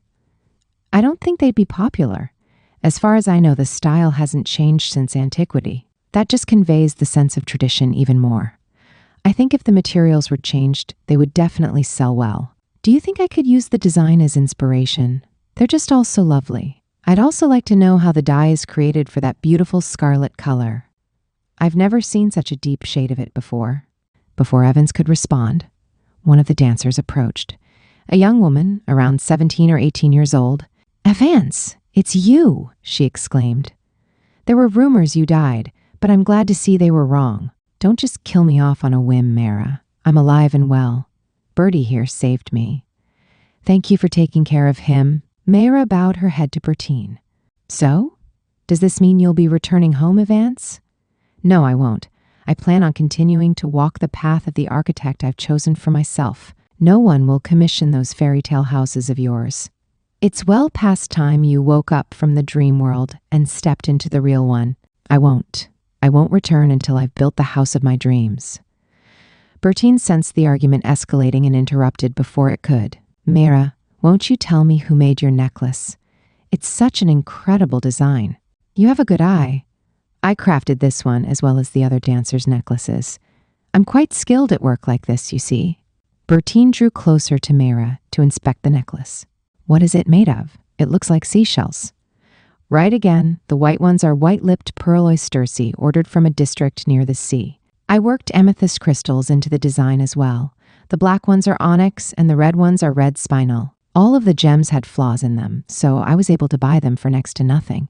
Bertine continued her intense scrutiny of the necklace and thought to herself, I think I can make this sell. Her father had once suggested she make and sell her own accessories at wholesale prices to specialty stores in order to learn the fundamentals of business. When it came to accessories, both materials and design were vital. Depending on the sort of materials she used to create an extravagant necklace patterned after this one, she suspected even the high-ranking imperial nobles would happily spend their coin on it. Mara, I have a proposition for you, Bertine said. Will you let me buy each necklace design here today for one large silver coin? You want to buy the design, and at one large silver coin per design? Not even the necklaces themselves? That's right. I'd like to copy these designs with your permission, of course. You don't have to pay me for that. Take all the inspiration you like, because the designs just all came to me spontaneously. Perhaps this attitude is exactly how the Empire has been so successful in ruthlessly exploiting the Southern Federation. Chapter 16. A Business Opportunity. Take all the inspiration you like. After hearing Mara give away her ideas for free, Bertine decided it was time to speak frankly to the younger woman. No, you can't think like that, she said. The designs you created belong to you. Perhaps you may not mind giving away your ideas for free, especially to strangers, but it's best to accept fair compensation for them. The things you create in your mind, as well as the wonderful things you bring to life. For example, the house designs Avance has. Only he can think of such beautiful designs, so they're his products to sell. Oh, really? Mara tilted her head in thought at the new perspective Bertine provided. I understand you're complimenting my work, but I find myself irritated to have it lumped together with Avance's odd houses. Hey, stop being so rude, Mara, Avance said. But I can't help it. I mean, your houses are literally the stuff of fairy tales. That's the only place you can find buildings like that. On the other hand, my necklaces are real, tangible products with a purpose. Bertine smiled ruefully as she realized the two of them could only talk so frankly with each other because they were childhood friends. Regardless, I need to make sure Mara grasps my point. Let me explain this to you a bit more concretely, she said. If you showed your designs to an Imperial or Luenian merchant, they would take them in a heartbeat without paying you anything for them. I understand that the people of the Southlands have a generosity of spirit that doesn't concern itself overly with money, and I love this about them. But money is important. When you're hurt or sick, you need to pay money to receive the latest medical treatment, yes? If you have a dream, Money increases the odds of making it into reality. A dream? Yes, imagine this, Meira. You marry, then have children of your own. Let's say your children have tremendous talents and you want to nurture those talents, but you lack the funds to do so. This means as soon as your children are old enough, the first thing they'll have to do is find work just to feed themselves instead of their talents. Survival will take precedence. That's true, I suppose. By this point, Bertine had gathered an audience interested in hearing her thoughts. Except the woman herself remained unaware, focused as she was on presenting her argument. I have my own opinion on why His Excellency decided to set a minimum viable price for the sale of wheat, she continued. He told me he wants to build hospitals and schools to secure the future for this country's children. But I think his reasons go beyond just financial security. He wants the children to have a future where work isn't just something they have to do because it's the only option. The future he envisions for them has all sorts of paths they can choose for themselves. And that is why I believe he's so insistent on the citizens of this country demanding a fair price for the wheat they grow, to know their own worth for themselves and their children.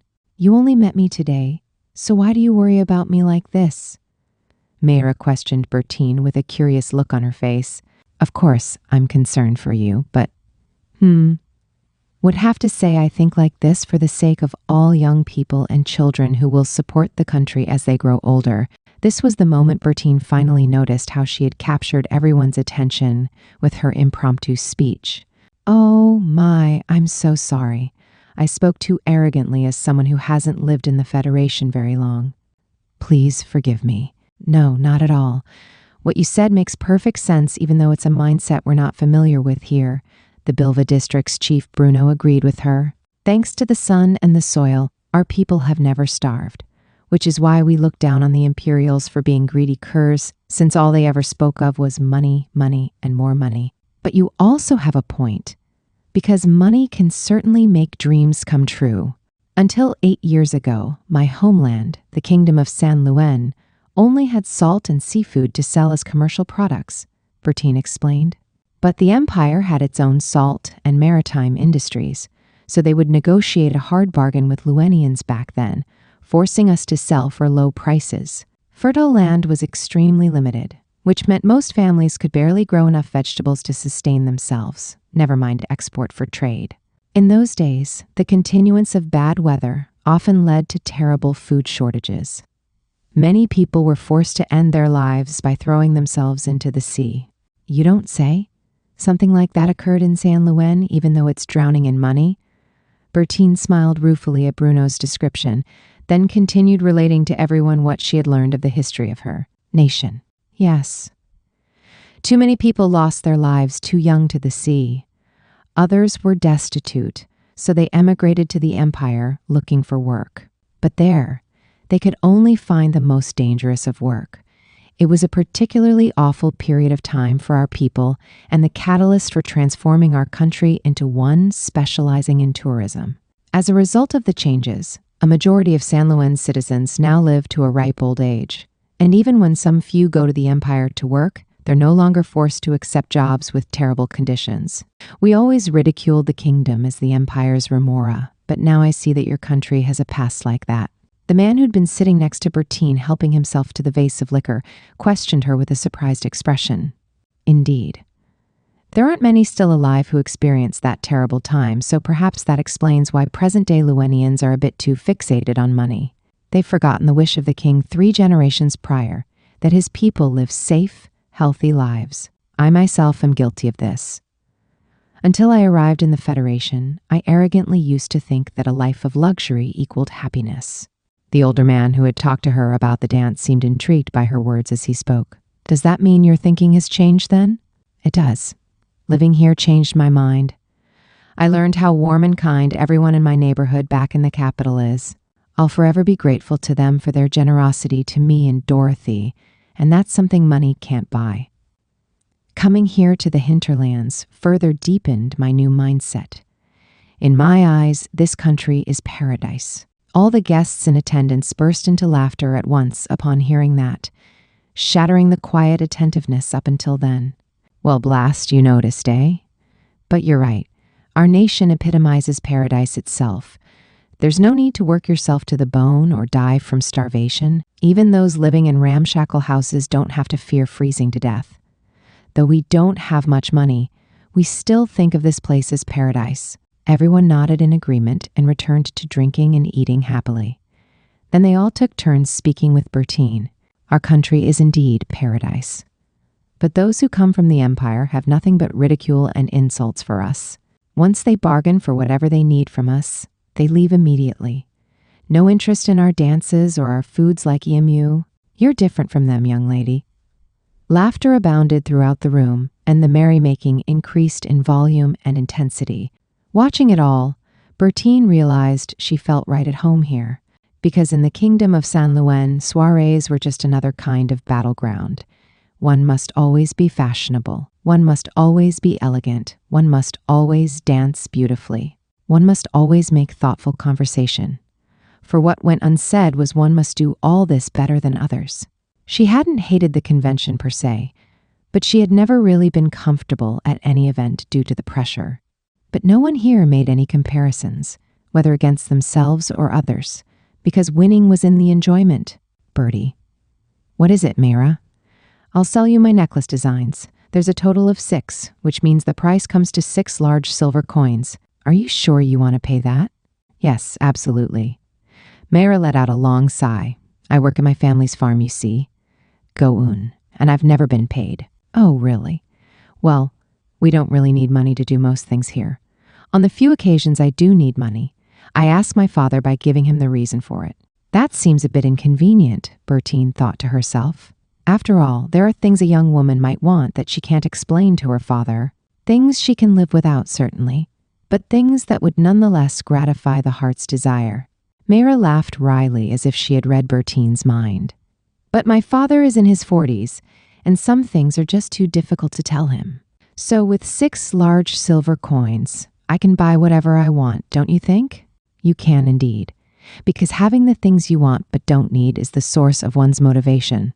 Perfume, cosmetics, accessories, and the like. Fine, luxurious undergarments, for example. I've always wanted to wear frothy, lacy undergarments made in the empire. Aha.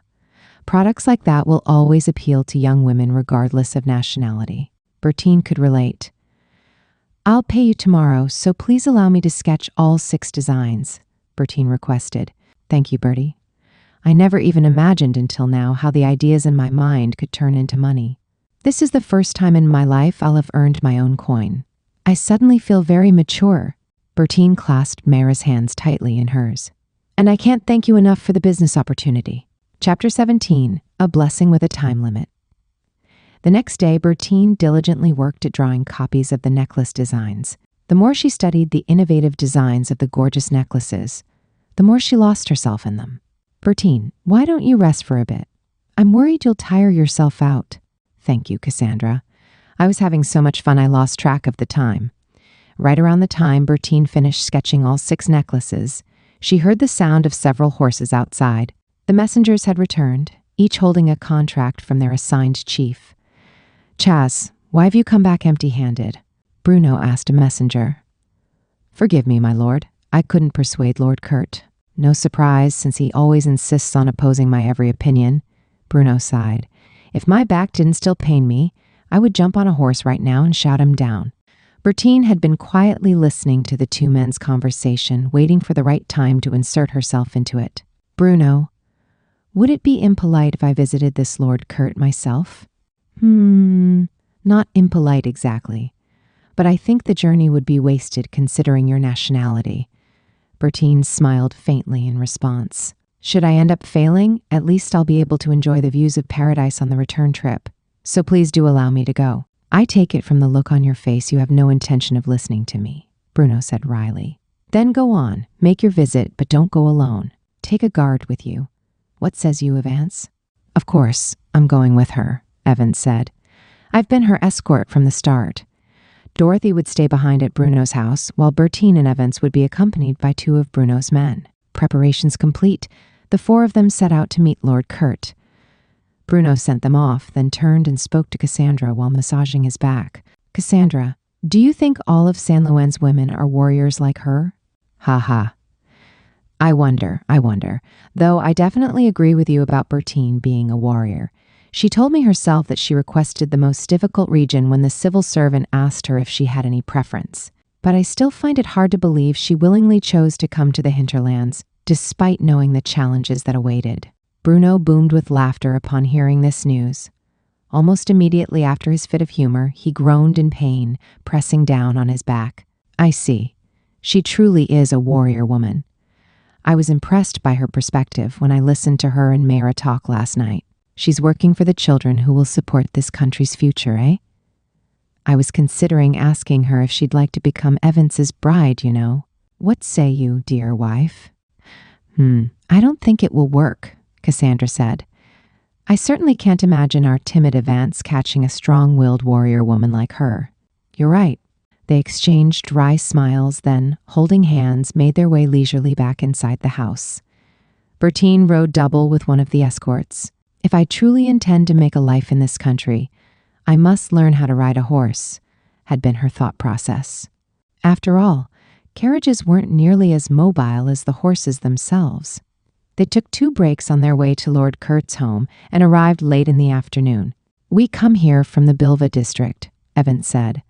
Please inform Lord Kurt that we seek an audience with him. Upon Evance's request, the group of 4 was guided to a parlor.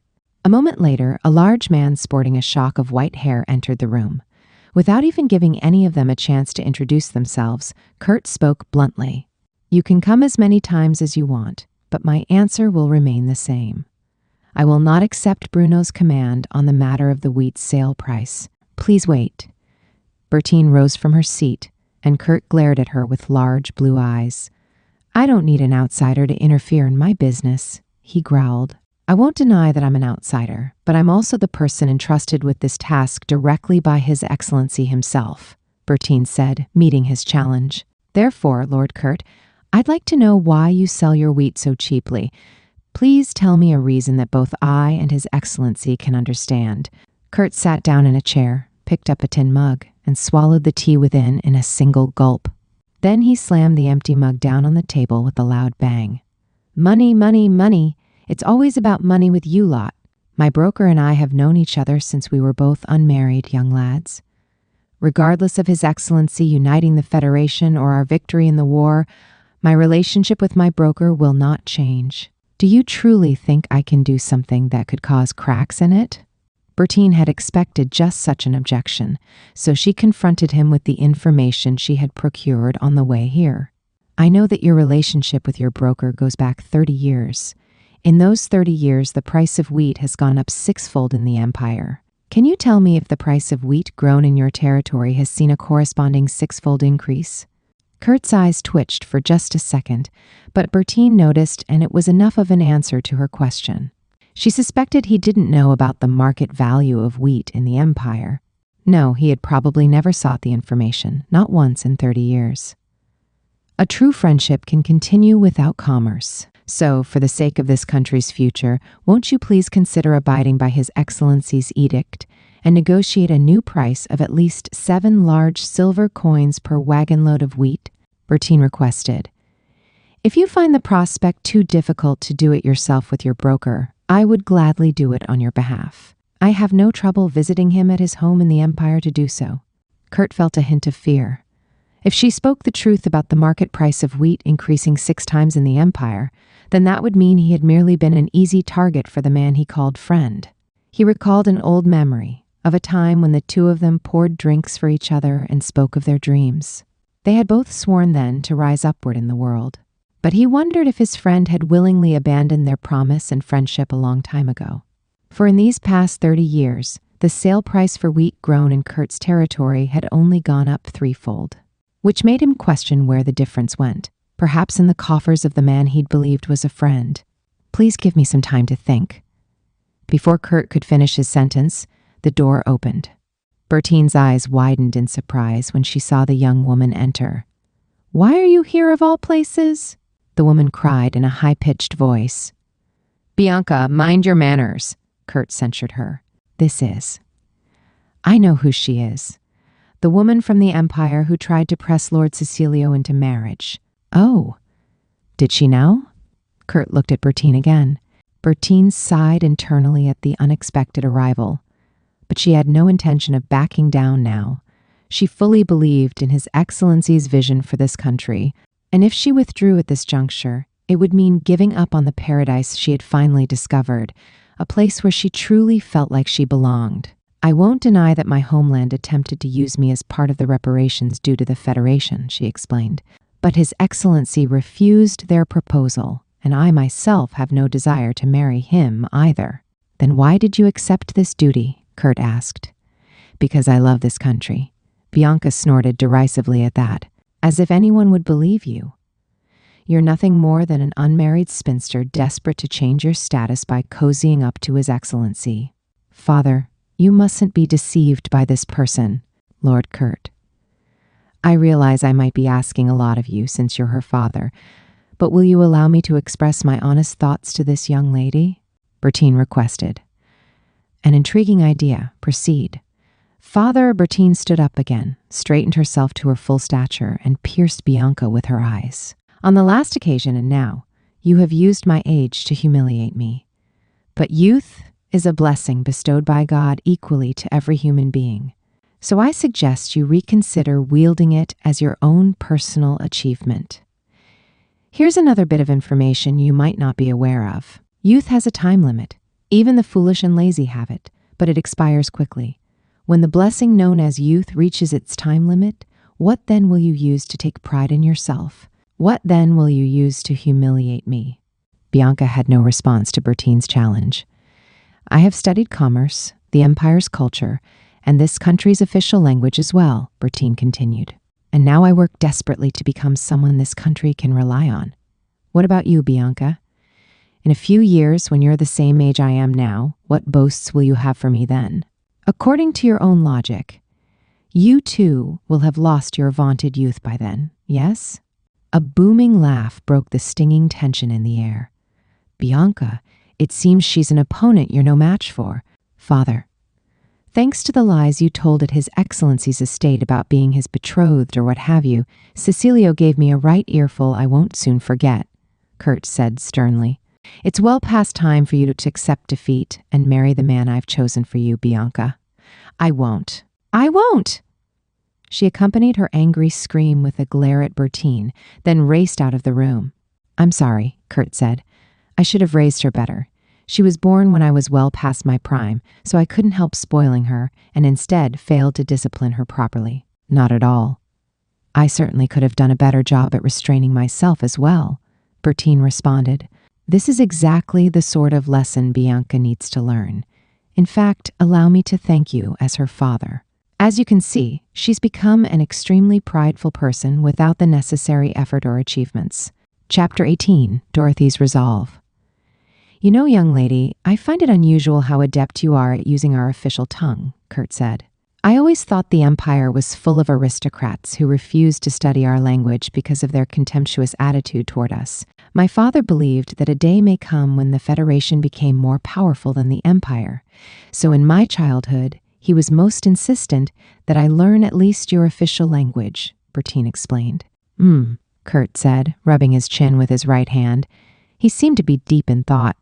I'd like to meet your father someday and have a nice long chat with him. He sounds like a right interesting individual. Setting that aside, did the market price of wheat in the Empire truly go up sixfold? Yes. In these last 30 years, the wheat price has increased by a factor of 6, and eggs by 4. The increase in pork consumption also raised pork prices by 8-fold.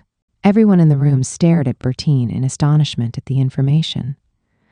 Don't tell me you know the prices of everything, Kurt asked, incredulous. I memorized the approximate annual prices of important foodstuffs, textiles, and fuels such as firewood and coal. Well, it would be more accurate to say I was forced to memorize the data. Well, isn't that something? I expected no less of your education in a country famous for its money grubbers, Kurt said. Your elders certainly leave no stone unturned, even in the rearing of children. In a sense, I find it refreshing to see how far your people's obsession with money goes. Bertine laughed ruefully at learning how many different nicknames her homeland had in the Federation. I read His Excellency's letter explaining his reasoning for establishing a minimum sale price for wheat. He wrote it was to raise capital to build hospitals and schools. As a San Luenian, do you think he speaks the truth? Kurt asked. I do, because I believe he sees this country as it should be 20, 30 years from now. Understood. I'll obey His Excellency's edict. The friendship I treasured so dearly seems only to have been on my side anyway. Kurt looked tired, resigned, but he nevertheless agreed to fill out the document Bertine presented to him. It had sections to note past sale prices, future sale prices, and the approximate total count of wheat production by the wagon load in the region. Soon after signing the paperwork, Bertine and her small troop thanked him for his hospitality and prepared to set out. Kurt insisted they stay the night, but she politely declined his offer. He then dragged Bianca out of her room to join him in the send-off outside. Bianca glared daggers at her, but Bertine remained unfazed as she waved and smiled at her and her father. The four of them departed for Avance's family home. Almost full, the bright moon illuminated the dark highway as the horses trotted leisurely. Green fields lined both sides of the road. The cries of various animals rang out from the depths of the forest, unnerving Bertine a little. Bertie, the more I learn about you, the more amazing I think you are. Oh, stop it, Avance, you're exaggerating. You do realize it isn't normal to memorize 30 years' worth of prices for essentially all goods? If I couldn't do at least that much, I wouldn't have been able to outdo my peers. That's the country I was raised in, you see. It faced myriad difficulties, exacerbated by its small size and lack of natural resources. So we had to compensate in other ways. It was late by the time they returned to Bruno's home in the Bilva district. Bertine headed straight for the room she'd been furnished, eager to rest. I can barely keep my eyes open. Good night, Dorothy. You've more than earned your rest today, my lady. Bertine fell into a deep sleep right away, but Dorothy remained awake as excitement bubbled quietly within her. Ever since moving to the Federation, her charge had undergone such tremendous growth that she was like another person entirely. Lady Bertine had always been a gentle, considerate person, but she had grown so much stronger. No matter how awfully life kicked her down, she determinedly stood back up and pushed ahead. Dorothy couldn't be more proud of her lady's newfound boldness. Bertine had insisted she and Dorothy share a room here. The woman beamed as she watched her lady sleep peacefully. It's true what they say about adversity revealing a person's true worth. Bertine turned over in her sleep and managed to kick off the light quilt covering her. Dorothy stood up and quietly tugged it back over Bertine. The action brought back a terrible memory. Not long after the Marquis remarried, Lady Bertine caught a bad cold and ended up bedridden when it worsened. It was Dorothy's job to look after her lady in times of illness, but the new Marchioness had asked if she could take care of her new daughter instead. Dorothy had acquiesced, glad that her master's new wife was a kind woman, so she had entrusted Bertine's care to the other woman for 2 days. On the third day, though, Dorothy decided she should give the new mistress a rest from nursing Bertine back to health. My lady must be tired as well by now. Late at night, she visited Bertine's chambers. Light glowed from underneath the door, which made her extremely grateful to the new Marchioness for looking after Bertine so late into the night. Dorothy chose to forego a knock on the door because she didn't want to wake up her young charge, so she quietly opened the door and stepped inside soundlessly. Just as she was about to make her way to Bertine's bedroom, she froze.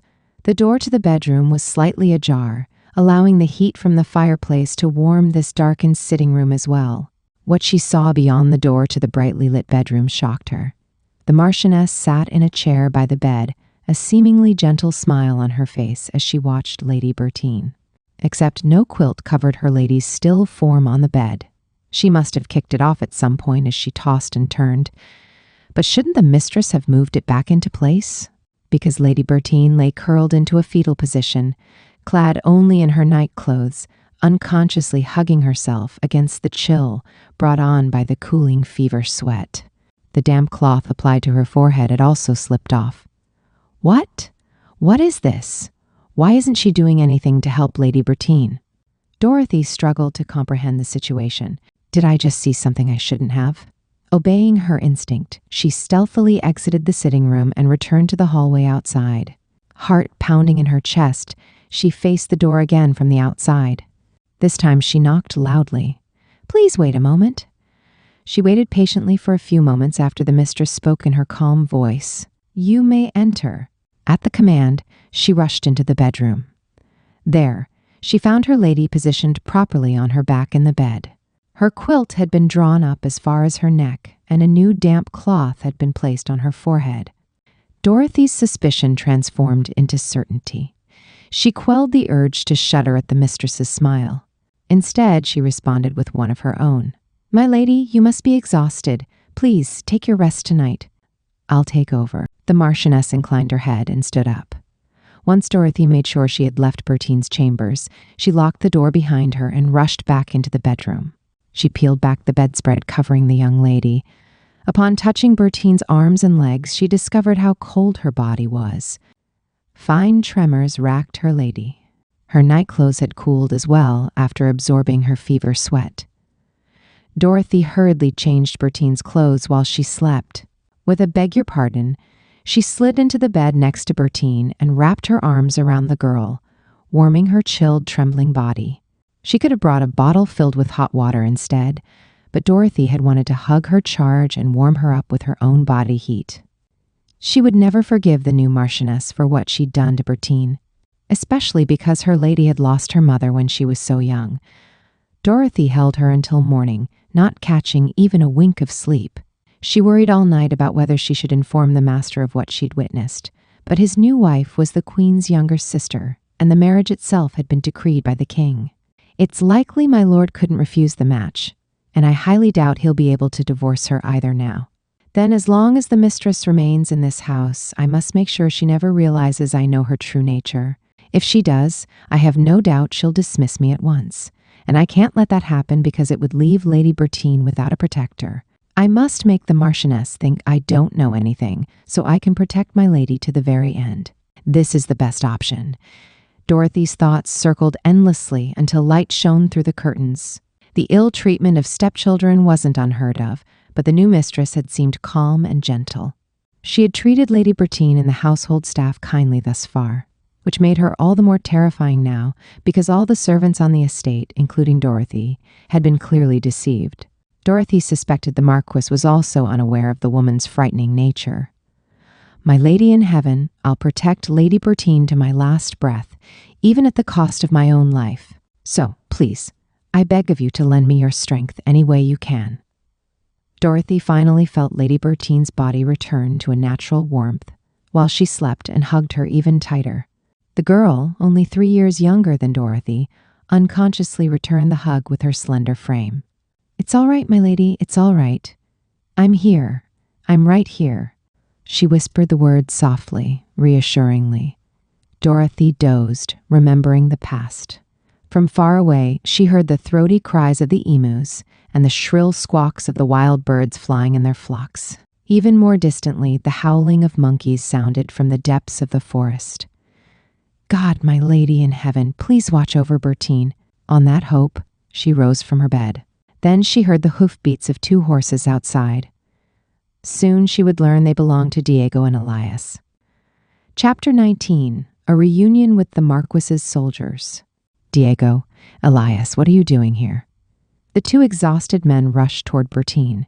"My lady, your father insisted you return home at once." "What?" "If I do that, my existence itself will be a black mark on his and Geraldo's reputations." "No, it won't. But even should the gossip mongers have their way, your father doesn't care. He also mentioned he would pay the deficit in the reparations himself, no matter how many years it takes him. It pained my lord deeply when he heard about your terrible experience." Bertine found herself in an unexpected fix. The matter of her treatment at His Excellency's estate was resolved as far as she was concerned. Her return to San Luan would only mean subjecting herself once more to its rigid society. Except this time, she would be forced to live her life in shame as damaged goods. "I'm sorry to say this after you've journeyed such a long way, but I have no intention of going back," she informed them. "No, I won't go back. I swore to myself I would gain strength and build a life here with my own 2 hands. I'll write a detailed letter explaining everything to Father. Would you mind giving it to him? You came all the way here, but to hear such an answer from me. I truly am so sorry. Elias replied before he even realized the words he said. My lady, are you perhaps hesitant to return because of a certain individual? If so, I'll do everything in my power to protect you. When she heard Elias's appeal, Dorothy immediately understood who Elias referred to. Her expression tightened. A certain individual? Whom do you mean, Elias? Bertine asked. Well, the Marchioness. Aha. I'm not particularly fond of my stepmother, but I don't hate her either. Why would you be worried about her, though? Diego stepped in and explained the reason for his initial delay in carrying out the Marquis's command. I see. I do see, indeed. She's finally shown her true colors through this use of force, then. Bertine nodded. For the past 10 years, I used to wonder if she actually hated me. But she never did anything to hurt me, so I thought it must be my imagination, and we managed to get along civilly enough. But she told you not to come for me, Bertine reflected on the situation. Watching her, Dorothy could no longer keep her silence. My lady, you absolutely do not have to return, she insisted. This country was made for you. Besides, there's no reason for you to return to a household where that person is. That person? The Marchioness, I take it. Wasn't she kind to the staff? Bertine asked. And me as well, although there were times when I found her watching me and the smile on her lips never reached her eyes. I thought that part of her was frankly frightening. Dorothy realized her lady had no memory of the time she was ill, so she swallowed back the words she wanted to say. My lady, please, come home with us, Diego urged. Diego. Truthfully, I think I can solve the problem of the reparations myself because Father's strict education actually turned out to be a blessing in disguise, Bertine told him.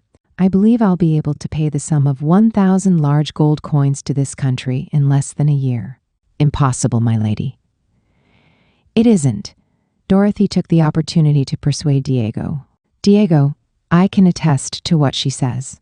I've witnessed Lady Bertine's efforts myself, and in a short amount of time, she's already earned a few hundred large gold coins. She's built relationships with the citizens of this country, including several of the tribal chiefs whose trust she earned. So, please, don't fret. I'll continue to protect her. Moreover, His Excellency Cecilio isn't the awful man I thought he was either, Bertine added. He earnestly apologized to me for his servants' discourtesy, holding himself accountable for their behavior. But her guilt didn't dissipate as she looked at the exhausted soldiers. In any case, you both need to rest first. They gratefully accepted the offer and headed inside the house. The two men availed themselves of the hot water Bruno's servants prepared for their baths. Afterward, they sat down to dine on the food made by the cooks. While they were occupied recovering from their long journey, Bertine wrote a long letter to her father. She mentioned His Excellency's apology and remorse over her treatment at his manse. How she now had an official task that would allow her to repay the shortfall in the reparations. Her love for this country, and her desire to become a stronger person here, someone who was needed. Clean and refreshed after a change of clothes and a hearty meal, Diego decided to tell Bertine what Cecilio had told him after some hesitation. My lady, His Excellency informed us that San Luen's royal family knew about his rejection of their marriage offer. He suspects they hid this information from the Marquis. Interesting. I had my suspicions, and I'm glad to have them confirmed, Bertine said, which is all the more reason I can't return. If I did, I know the royal family would find a way to punish Father. I think they're intent on finding any way they can to collar him. As Chancellor, her father went above and beyond in fulfilling his duties. But he was so much more than that. Before accepting his current political role, he had excelled in commerce with a remarkable talent for it. He'd been famous as the alchemist who can make money even out of air. Counting on those abilities, the current king had appointed her father as the chancellor when he ascended to the throne. For a long time now, Bertine had suspected the royal family feared his genius while simultaneously desiring it. Diego, Elias, I want you to listen to me and listen well. Bertine addressed her father's men. I made a promise to myself when I arrived in this nation. that I would become so powerful that no one could ever hurt me again. Understood, my lady. Now I'll tell you something I want you to tell Father directly. I didn't write this in the letter on the slim chance someone else gets their hands on it and tries to interfere with my plan. I intend to build a hotel so charming here in the Federation that one day Imperials from all over will be coming in droves, eager to spend their coin to stay there. A fascinating idea, don't you think? Be that as it may, I'm baffled why you need to be the one to do it, my lady. Because I want to challenge myself. I can't guarantee I'll succeed, though. Dorothy tittered happily. My lady, at long last, I know what exactly has consumed your mind these past few months here. So, this was the idea brewing in your head. I expected no less of you. My admiration for you grows even more. I knew you'd say that, Dorothy. Bertine smiled back at her. Elias smiled, convinced by their arguments. You've changed a great deal, my lady. Whether or not my dream becomes reality, I can live happily in this country, she said. So please, there's no need to worry about me. Do you understand now? Can you trust me? Diego ruminated in silence for a bit before nodding. I do, on both counts. Elias, you'll inform the Marquis about Lady Bertine's intentions, but I'll remain here as your guard because my lord instructed me to stay with you if you decided not to return. Your father knows you well enough to have anticipated your refusal as well. No, I can't allow you to do that, Diego, Bertine refused. You have a home and family to protect. I had a feeling you would say as much, he said with a laugh. Fear not, for I confided the entire sordid tale to my wife and swore her to secrecy before I departed San Luis. The last thing she told me before I left was that she wanted her husband to perform his duties proudly as the captain of the Marquis's private army. Oh my, what an indomitable woman. Then, thank you, Diego. I gladly accept your offer. Elias, please protect my father. Yes, my lady. Elias tucked away the letter within his breast pocket and prepared for the journey back to San Luis. The three of them sent him off together. Bertine's expression was bright as he faded into the distance. My lady, my lord entrusted me with a great deal of money, so please take it, Diego whispered to her. Oh dear. Diego, you're certain I can use it however I please. Bertine turned her attention to Avance, who'd been silently taking in their conversation. Avance. Yes, Bertie, my lady. Would you like to study in the Empire, she asked. Quit your current post at the company in Wybit and go to the Empire for a formal education in the fundamentals of all the latest architectural techniques. I'll pay for your expenses. Consider it as an investment in you by me and my father. Once you've learned all you can in the Empire, I want you to come back here and work for me. Avance's gaze alternated between a smiling Bertine and a worried Diego. Then he asked her nervously, Bertie, aren't you afraid I'll run away with that money? Not at all. You wouldn't devastate your parents by doing such an awful thing. You see right through me, eh? Bertie, I won't waste this opportunity. I'll learn everything there is to know about architecture in the Empire. And then I'll prove myself to you by helping you bring your dream to life. Good, that's the spirit, Bertine smiled at him. I'm counting on you, Avance. Dorothy unconsciously pressed both hands together on her heart. My lady, life has become even more exciting now, hasn't it? Indeed it has, Dorothy, and I'm sure it'll become even more fun.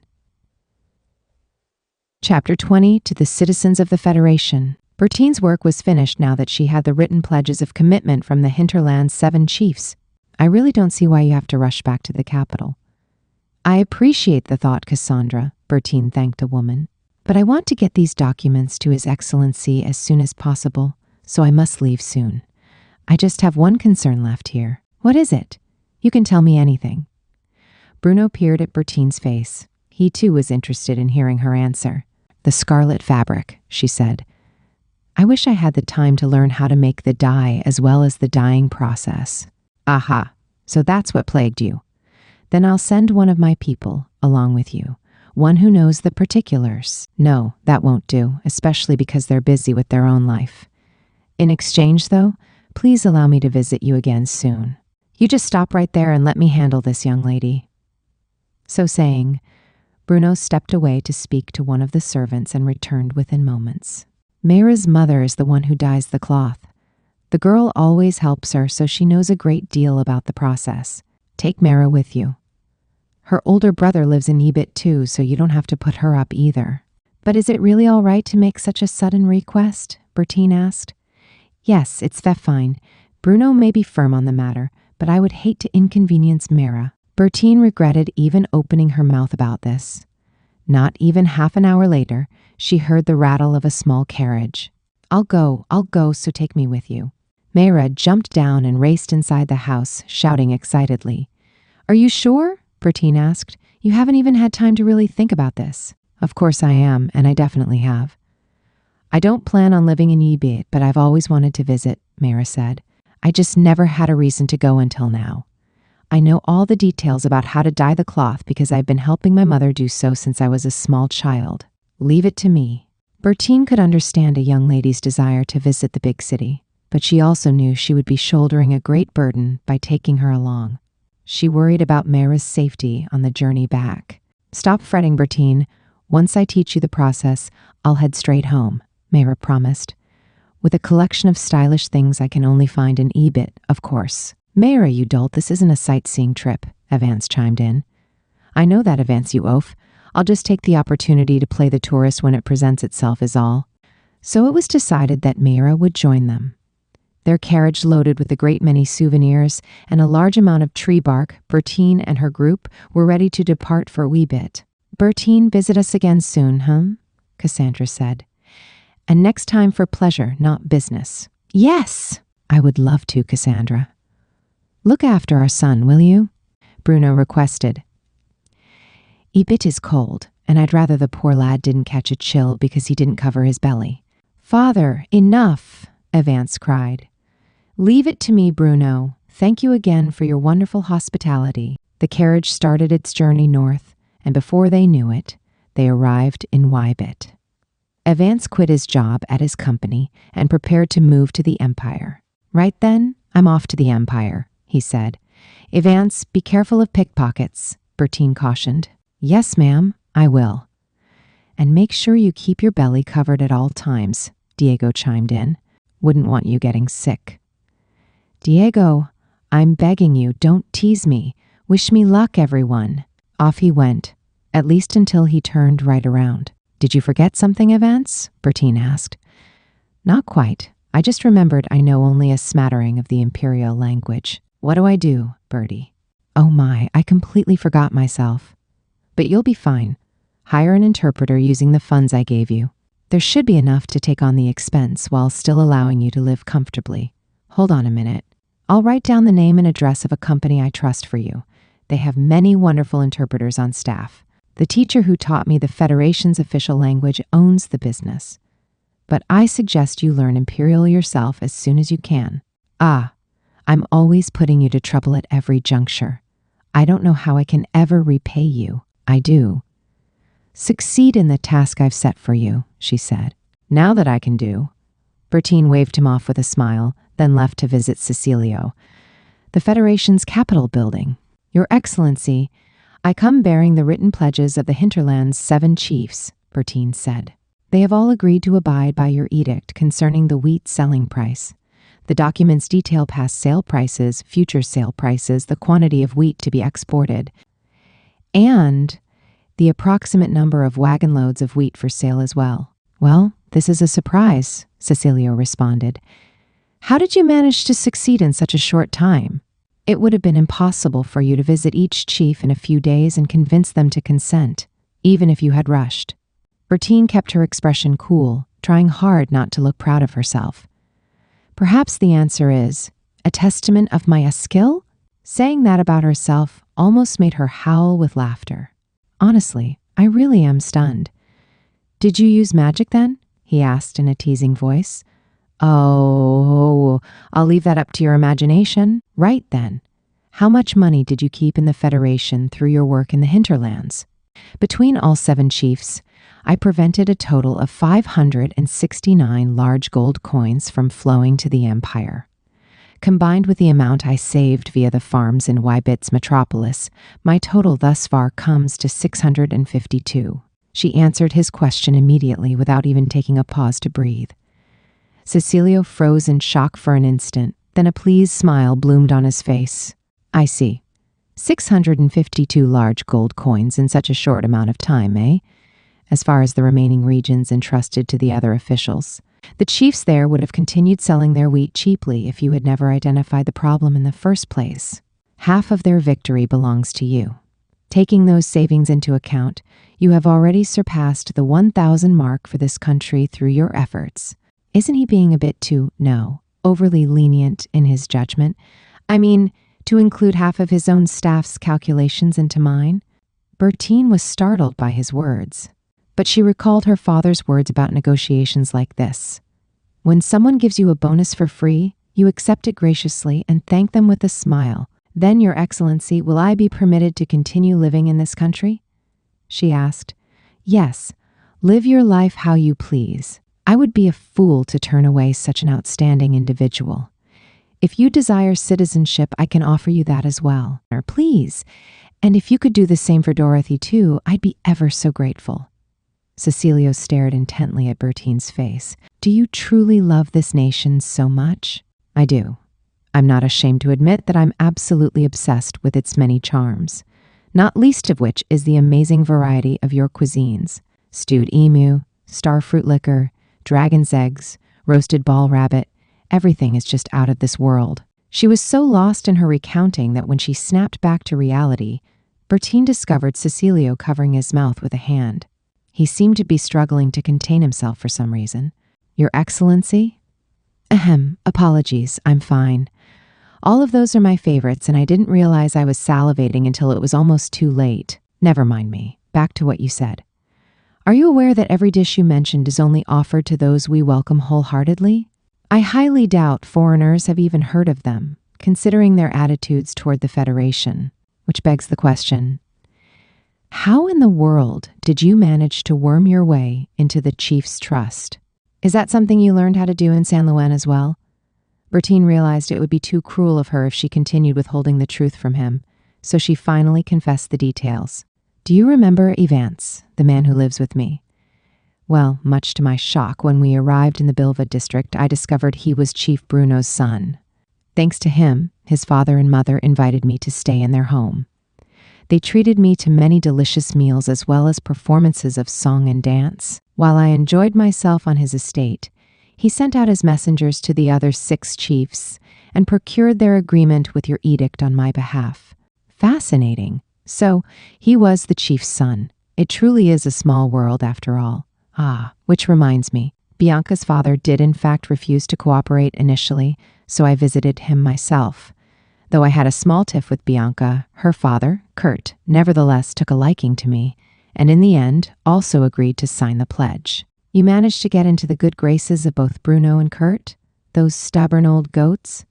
Aye. Stubborn, you say? I'd have to disagree. I found them quite reasonable. Do you have any idea how many years it took for them to trust me? My lady, you must be an outrageous, world-class charmer then. But I really must apologize to you about Bianca. I just realized I never did, considering the lie she fed you about being my fiancé and using it to insult you. Yet again, I find myself seeking your forgiveness for her, as well as my discourtesy to you over your housemaid.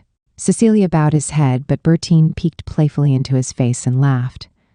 It's water under the bridge, truly, she said. We both misunderstood a great deal about each other, Your Excellency. If anything, the original cause of all this discourtesy would be the Kingdom of San Luis for trying to negotiate the reparations down in the first place. On that note, you truly will allow me to become a citizen of this country, yes? Indeed. I'll have your official documentation issued today. Then would you like to join me tonight and indulge in starfruit alcohol? I have both the red and yellow varieties, as well as the dried meat of both emus and ball rabbits. Cecilio's face brightened immediately, making him look like a much younger man. Do you know? Lately, all I've had are distilled spirits made from barley and cactus. So I found myself yearning for the fragrant starfruit liquor. Are you certain you don't mind my company? After all, I've been in your debt a great deal lately, especially after the terrible impression you must have had of me. Your Excellency, enough. Did I not say it's water under the bridge? You've apologized for a lifetime's worth. My lady's maid, Dorothy, will be more than happy to cook for us as well, so please look forward to tonight. Is 7 o'clock all right with you? If you're busy, 8 is fine as well. Cecilio didn't even stop to think about his answer. 7, you say? I'll be there. Count on it. Bertine smiled sunnily, charmed by his boyish eagerness. Chapter 21. A Feast of Souvenirs and Cecilio's Story. On the second floor of Bertine's house, preparations were underway for a feast. Dorothy confirmed the process for readying various foods with Mayra.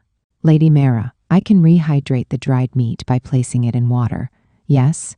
Yes, water is fine, but it will taste even better if you put it in a solution of half water and half spirits. That's good to know, thank you. Behind them, Diego efficiently ripped strips of dried emu meat. Diego, I'll help you, Bertine offered. Much obliged, my lady. While the lively food prep continued, the doorbell sounded with a clang and a voice called up from the first floor. Candy, ma'am? Are you there? I'm here, David, Bertine said, loud enough he could hear.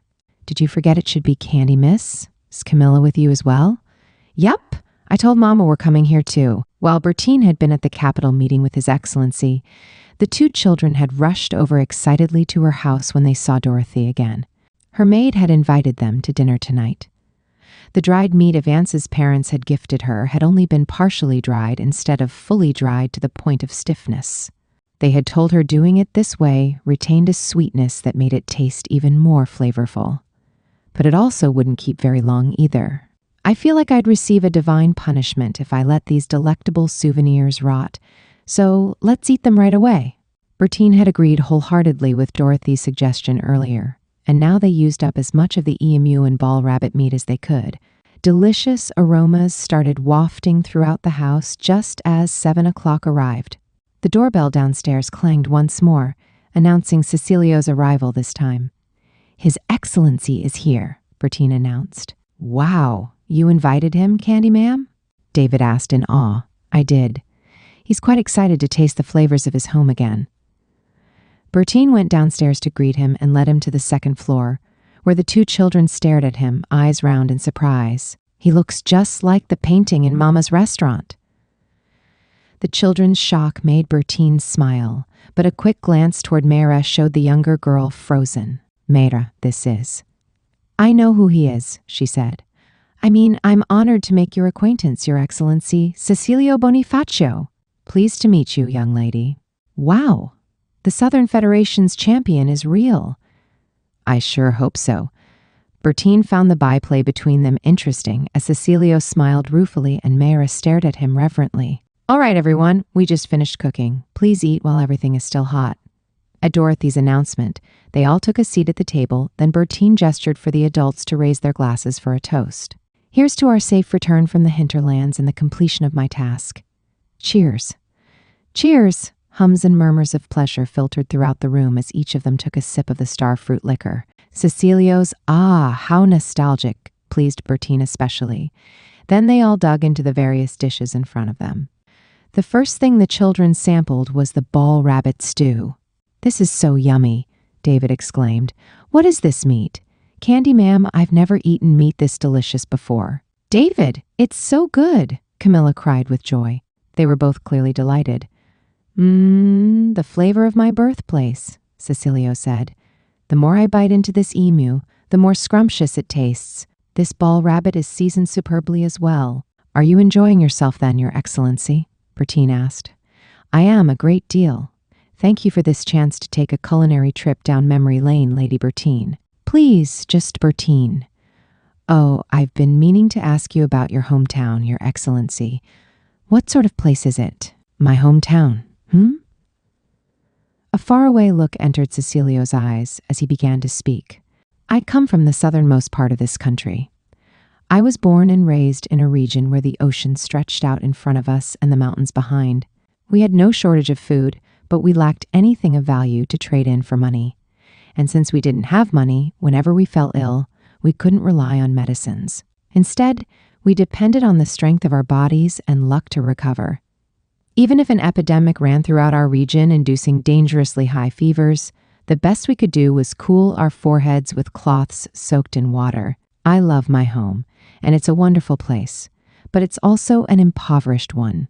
At this point, Mayra praised Cecilio for his leadership in the war that led to the Federation's victory, and the conversation turned to Cecilio's reasoning for instigating the war. Once I became the leader of this nation, I discovered the depth of the imperial merchants' immorality. All throughout the country, they would lure young men and women, and even children, with promises of work, then sell them off as slaves. What made the situation worse was the presence of honest merchants who actually offered legitimate work. It was difficult to distinguish between the villains and the good ones. Diego's grim expression and Mayra's emphatic nods indicated their familiarity with the issue. Catching the perpetrators did nothing to eliminate the enemy's many bases of operations or reduce the number of victims deceived. And sold into slavery, Cecilio went on. We asked the Empire countless times to take control of the situation, but they did nothing. So I gave them an official ultimatum. The next time they ignored our appeals, I would take the matter into my own hands. I did just that. I gathered my troops, crossed the border, and destroyed the stronghold of one such slave trader in the Empire who lived near the Federation. Then I took back our citizens who had been caged inside his warehouse like animals. That was the start of the war. Bertine questioned him tentatively after listening to his words. Your Excellency, the Empire didn't commit their full force to the war? So you know then. You're right, they did not. The Empire did not send great waves of their army. If they had, we would have undoubtedly lost. But I knew they wouldn't destroy our army either, so I took a gamble and made the first move by invading. Cecilio's ready assent to Bertine's questions surprised Diego. What? But why would the Empire do such a thing? He asked. Bertine, would you like to explain it to him? Cecilio asked her. I suspect you know the answer. She hurriedly swallowed the stewed meat she'd been chewing on before replying. I wager it's food. The Empire understood that annihilating the Federation's troops would most likely result in famine for its own people, because over half of this country's army consists of reserve troops who farm during times of peace. If they died, the Empire would suffer from food shortages for years, perhaps decades.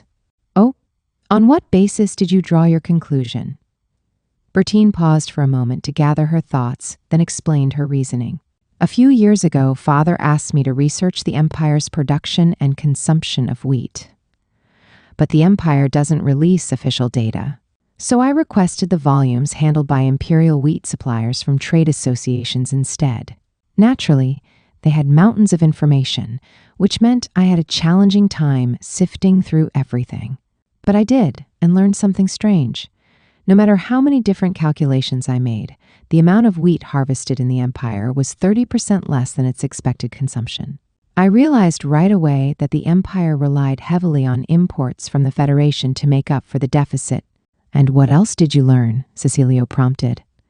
Well, I noticed the Federation was exporting a great deal of other foodstuffs besides wheat as well, especially from its territories bordering the Empire. Vegetables, fruits, and meats primarily. Because the rate at which the Empire expanded cultivated lands hasn't kept pace with its population increase. If food imports were to decrease dramatically, the first to perish would be the commoners, who make up 99% of the population. And eventually those commoners would turn their dissatisfaction onto the emperor. Cecilio nodded emphatically several times throughout her analysis. Exactly right, he said. The Empire engaged in a limited war because it still had to uphold its reputation as a major political force in the world. But they knew as well as I did that it wouldn't be worth it to destroy our troops simply for killing a few slave traders. They had a lot more to lose if they did. Your Excellency, you predicted their every move then? He nodded in response to Bertine's question. I knew the Emperor would panic once we invaded because he never actually expected me to follow through on the threat, which was why he chose the path of a brief war resulting in defeat. Of course, he would have been unhappy at the perception of being thoroughly routed by a so-called lesser power like us, but he managed to avoid that with a seemingly reasonable stance instead, one of ending the war on the basis of preventing further deaths. This was his official position within the Empire, although he knew that his government would have to pay for the slave trading. Despite the law forbidding human trafficking, they had looked the other way for years over the slave traders' operations. So they chose to offset their negligence of duty by paying us reparations. I personally wouldn't have been opposed to the elimination of every slave trader, but logically, I understood that the reparations were necessary for rebuilding our nation. Diego picked up the conversation from this point with a thoughtful murmur. The people always want a war to end as soon as the casualties become their loved ones. This latest one started because of imperial slave traders. A limited war means limited casualties. It allows both sides to withdraw their armies while satisfying the minimum for both sides to save face. As long as the people are allowed to live in peace, there won't be much of an outcry or demand for protracted war. That's right. I was fairly confident events would unfold just so, Cecilio said. Before I went into battle, I cursed the slave traders to the ends of the earth. I made sure that all the locals on both sides heard me, and then I engaged in battle. I knew it wouldn't take long for the rumors to spread after that about the cause of the war. David and Camilla understood not a word of their discussion, so they cheerfully continued eating. But the other adults couldn't conceal their surprise at Cecilio and Bertine's conversation. Mater was arguably the most stunned of them all because she had never even considered the idea of the Empire holding back its military might. From the Empire's perspective, they probably see the war as akin to being bitten by the dog they kept on a leash, Cecilio said. But they can no longer use the Federation's lands for close to nothing, which they'd been doing for so long.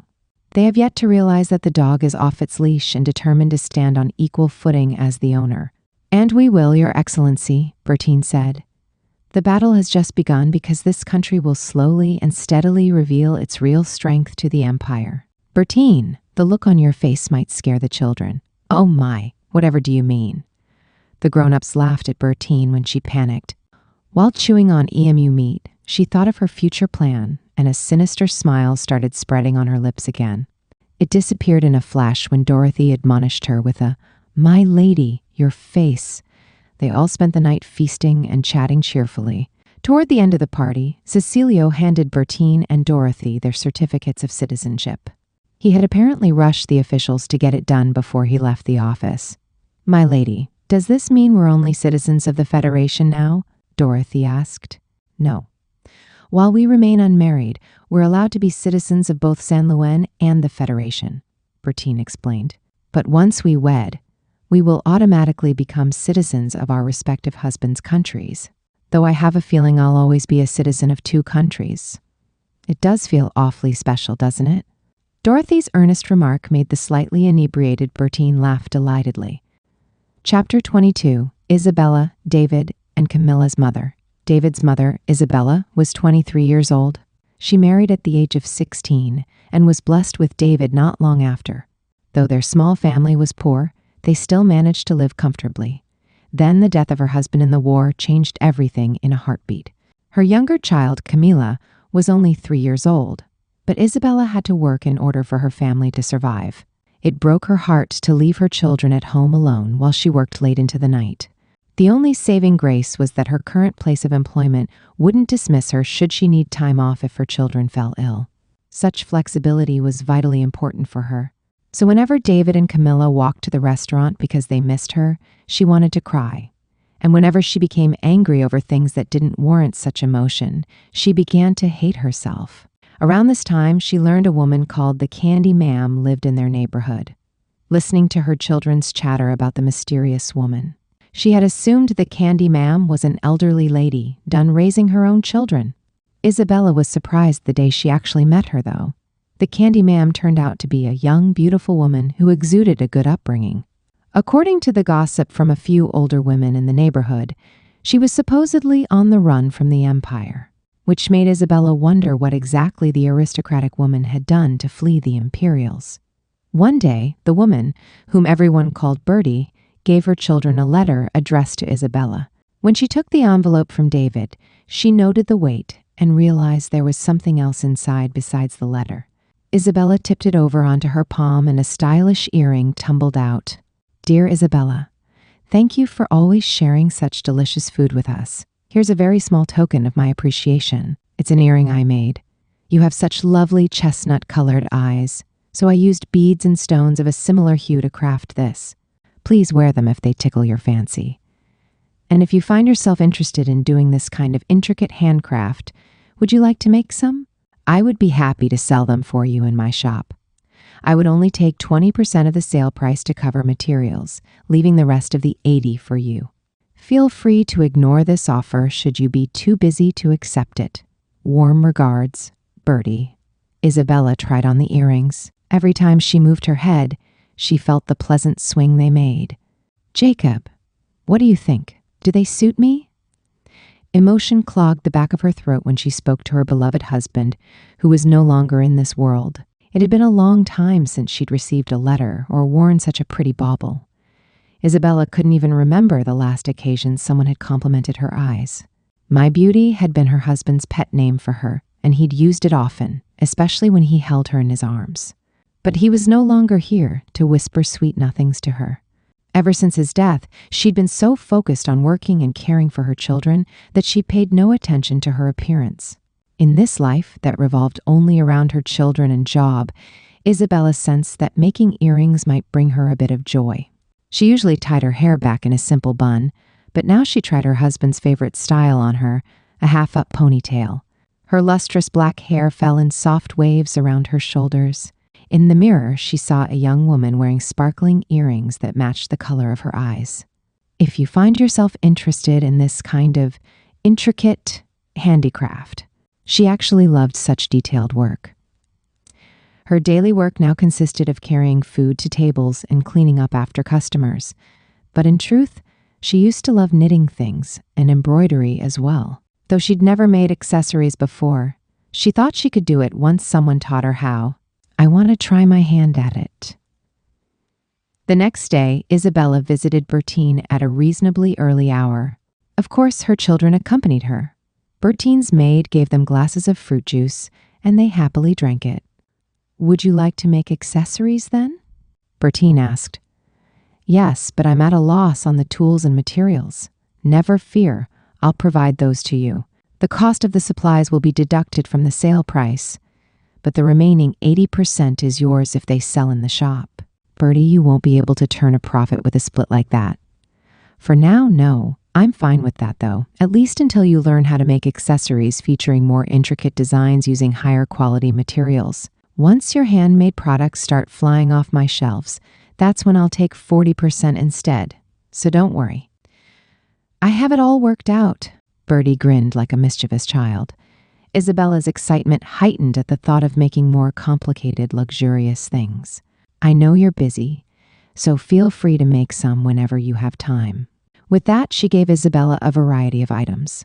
A leaflet with instructions, materials, a bundle of extremely thin wire, small cutting pliers, beads and colored stones separated by type in a small dish. Then she provided a brief explanation of everything as well as the process itself. Would you like to try making a prototype here? Yes, please. Isabella set to work. Because of her love for fine handicrafts, she sailed smoothly through the steps and finished her first handmade pair of earrings. Incredible, Bertine exclaimed. Not many are capable of getting it right the first time. I think you have a talent for this, Isabella. Really? I have a talent for this. Oh no, oh dear, please don't cry. Don't mind me, Isabella sniffled. It's just been so long since someone praised me like this. To tell you the truth, I've been a bit prone to tears since receiving your letter. Bertine wrapped both of her hands around Isabella's work-roughened right one.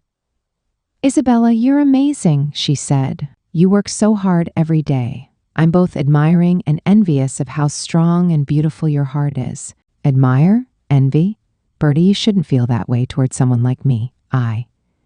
Isabella, I'll tell you again and again, you're a strong, wonderful woman with a beautiful heart and a lovely figure. Trust me. What?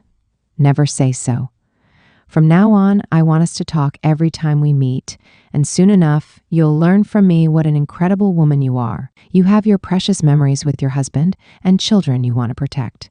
Unfortunately, I'm destined to have neither. Seeing Bertine's sad smile, Isabella wondered why the other woman remained unmarried, despite them being close in age.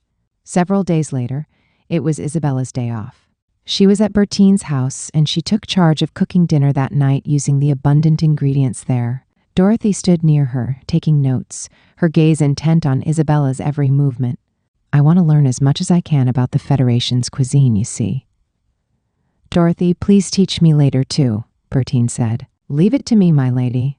That night, Isabel and her children, along with Bertine, Dorothy, and Diego, spent a lively time eating. She made a few dishes for their dinner.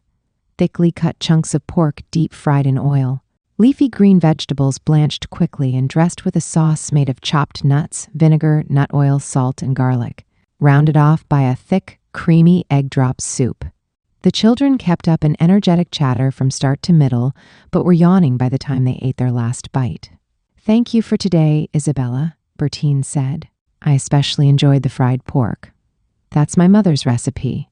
She learned it from her mother. The trick is to dredge it in a thick layer of spices. Oh, your mother's recipe? I don't have any from my own mother, so I'll definitely keep your mother's in mind, Bertine said. Once everyone finished eating, Isabella decided it was time to head home. Diego picked up the sleepy Camilla and walked the three of them back to their house. After watching them go, Bertine turned to Dorothy. Dorothy, do you have your mother's recipes as well? She asked. Yes, but they're relatively simple. My lady, cooking isn't the domain of aristocrats, so please don't feel sad about not having any from your dear mother. Dorothy fondly recalled her memories of the late Marchioness, a fragile woman with a gentle smile. She had showered her children, Lord Geraldo and Lady Bertine, with affection and loved her husband deeply, a lovely woman whose life had been cut much too short. In her final moments, she had made one last request to Dorothy. Dorothy, please take care of my sweet Bertine for me. With those words, she departed on her journey to God's garden. Dorothy, is something wrong? Bertine asked. Not at all. I was just lost in thought. I'll wash the dishes, so please take your bath, my lady. Hurry, or the water Diego heated for you will cool. Are you sure? Then as you wish. Tomorrow, Mara would teach them how to dye the fabric. Dorothy silently pledged to herself she would learn everything she could here to support her lady to the best of her ability. Chapter 23, Intruder. All right then, I'll explain the dyeing process, Mara said. We're working with silk today. Yes, Bertie? That's right. This thin silk, please. In a practiced move, Mara struck the tree bark they had brought with them from her hometown with a wooden mallet. She continued hammering away at it, producing small chips, which were then tossed into a cauldron to boil. Once the liquid turned the right shade of deep, dark red, she dipped a colander into the cauldron and removed the wood chips. She filtered out any remaining pieces of wood with a cotton cloth, then finally placed pre-washed silk fabric into the cauldron. Turn the heat down low, but not low enough to lower the temperature, she instructed. Continue churning the fabric in the pot. After you see the dye take to the fabric, you take it out of the pot and wash it. Mary used a wooden pole to stir the fabric in the liquid before she lifted it up to check the staining. Once she was satisfied with the color, she pulled out the silk piece and washed the fabric again and again in clean water, changing the water constantly. After you finish washing it, soak it in a hot water solution containing alum to prevent the color from fading. Where can I get alum? Bertine asked. Alum crystals are derived from alum stones, which are scattered all across the Federation. We crush the rocks into small pieces, grind it down further into a fine powder, boil it in water, and use the resulting component. This country truly is bountiful in so many resources. Except money, Mara responded wryly. When she placed the silk fabric in a pot containing alum solution, the color brightened. Amazing. The color actually changed. Yes, alum brightens the red color, while a solution of rusted iron dissolved in vinegar darkens IIT. What a fantastic lesson, Bertine said. The process isn't even that difficult either. It isn't, but getting the right color every time is a matter of practice and experience. Depending on the day's weather, heat, and cold, the color will change a bit. Bertie, are you going to dye the fabric yourself? No. I just thought it would be best if I learned the process first. Otherwise, I wouldn't be able to sell the dyed fabrics convincingly. Having a grasp of the foundations makes selling easier. Dorothy wondered what sort of market her lady planned to create for scarlet silk. Perhaps it was the first step in her grand plan for the future. In any case, She was impatient to find out to whom the scarlet silk was destined to be sold. "Mara, can you keep this special bark used to create the scarlet dye a secret?" Bertine requested. "But everyone in the hinterlands knows about it." "No, I meant from the Imperials. If they learn about this, there's a very high possibility they'll cut down many of the trees and take them back to their country. It takes years for them to grow, yes? It would be a huge problem if they cut them down all at once. The other thing the Imperials might do is tell your people to grow only this tree, which would drive down the value of the beautiful scarlet color. Either way, the Imperials would exact a tremendous toll on the lovely forests of the hinterlands." Mara tilted her head in confusion. "You think the forest is lovely? I don't understand what you mean." "That's because you're used to it. But the Imperials, particularly the ones from the north of the Empire, would most definitely think it a paradise." I think I see what you mean," Mara said, her brow furrowed in thought. "Can the dye be boiled down and thickened?" Bertine asked. "Yes, it can. Then I'll take a sample of that version with me to an expert and have them dye the silk just like you did, Mara." The younger woman deftly cleaned up the area and then spoke. "Would it be all right if I went shopping? My older brother gave me some spending money." It was clear that she could barely contain her excitement. "You wanted to buy lace undergarments, yes? I'll buy those for you as a gift. So spend your brother's money on something else you want." "Wow! Thank you so much, Bertie." Bertine hung the dyed silk piece in the backyard before she asked Dorothy to look after the house while she, Mara, and Diego went shopping on the main boulevard. The three of them left and had a wonderful time browsing the shops. After they returned home, she picked up the dried silk and inspected it. "This is beautiful. I knew my instincts were right. The scarlet shade is deep, but when the light hits it just right, it looks like gold dust is scattered throughout it. I've never seen a fabric this color." "Thank you so much, Mara. I never thought about it like that. It's so familiar to me after all these years that I didn't view it as anything special." Still staring at the fabric, Bertine shook her head in response. "I have no doubt this will become all the rage. It should command a high selling price, too." "Mara, would you keep this a secret from your brother as well?" "I will. I haven't told him anyway. All he knows is that I came to Ebit with you to visit Bertie. I want to make certain that loads of coins are spent in the hinterlands thanks to this long, thin cloth," Bertine said. "What, so you won't be the one earning money off this? It's for the hinterlands?" "Oh no, I'll profit, but so will your people. Commerce only works if everyone involved makes money. Those who will cut down the trees and gather the bark, those who will grow the trees, those who will deliver the materials, the dyers, the dressmakers, the buyers. Everyone will be happy by the time my idea is in motion." Bertine suddenly remembered her mother's words. A smile graced her face when she recounted them. "A dress must make everyone involved in the process happy. A dress with one person's misfortune woven into it won't make the wearer happy. I learned this from my mother, and she learned it from her mother when she was a child. Her mother's family dealt extensively in fabrics, women's clothing, and men's clothing. She and her parents, Bertine's grandparents, had taken great care of both their employees and customers. Business is only good when everyone is happy. That had been her mother's family's favorite saying. They were sometimes criticized for their naive approach to commerce. But Bertine's father had thought otherwise. "Bertine, let me tell you something important. My marriage to Karina, your mother, was arranged by our parents. Nevertheless, we were happy. The first time we met, I fell in love with her instantly because I realized she'd been raised to be a good person." He had confided this to Bertine on the first anniversary of her mother's death. His face had been extremely gentle at the time. In the kingdom of San Luen, where money was everything, Bertine was proud of her mother's family's integrity and her father, who fell in love with it. So she wanted to do business like they did. But an incident forced Bertine to confront the fact that there were people who didn't have the same mindset as hers. It happened when Bertine and Dorothy visited a long-established dye shop. The person in charge was a young man who had just taken over the business from his father. He took one look at the silk Mara had dyed and insisted on knowing how to create the dye. "I apologize, but it's a secret," Bertine insisted. "Now then, if you would kindly dilute this concentrated liquid to 1/3 of its potency and dye this fabric, I would really appreciate it." The young man persisted for quite a while before he finally backed down.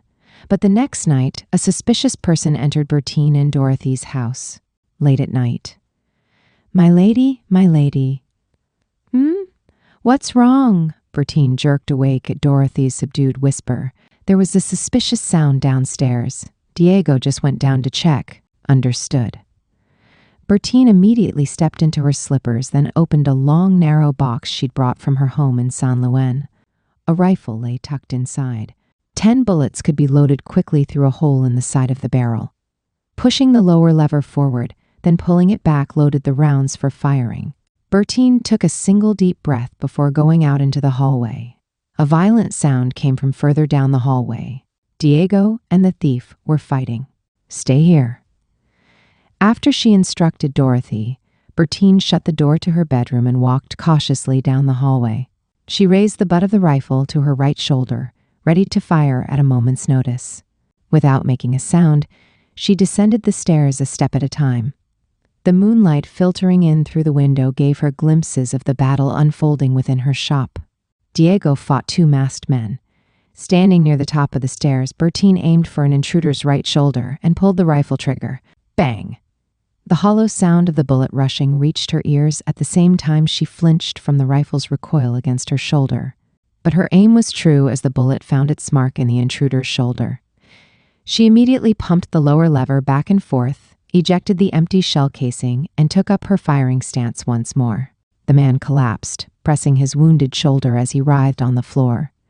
His companion was startled by the sudden sound of the gun firing. He kept his knife brandished in Diego's direction and helped the fallen man stand up before they both fled. Diego didn't give chase because Bertine's safety was his top priority, especially if the villain still had friends prowling the property. Their neighbors were awoken by the sudden sound of gunfire in the dead of night and rushed to the house. It was a huge commotion. Diego shouted, "The garrison! Summon the garrison!" in the Federation's official language to the people gathering. My lady, are you hurt? Dorothy, I'm fine, Bertine assured her. I hope the lesson I gave them was enough to give up on trespassing into our house ever again. Diego, what about you? Just some scratches and bruises, he said. My lady, it gladdens me to know you're as skilled as ever with a rifle. Well, I certainly never imagined the day would come when my marksmanship practice paid off. What a dangerous situation that was. After explaining the situation to the garrison, who came rushing in, Diego spent the night in the shop as a precaution. Bertine apologized to the neighbors for disturbing them before returning to her bed. While she slept, the garrison informed Cecilio of the incident, including details of the rifle, a rare commodity in this country. Chapter 24. A request for marmalade and jam.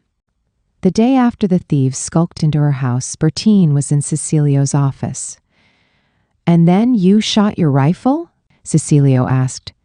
Yes, I did, Bertine said. There were 2 of them, and if I hadn't, Diego likely would have been killed. Where did you get the rifle?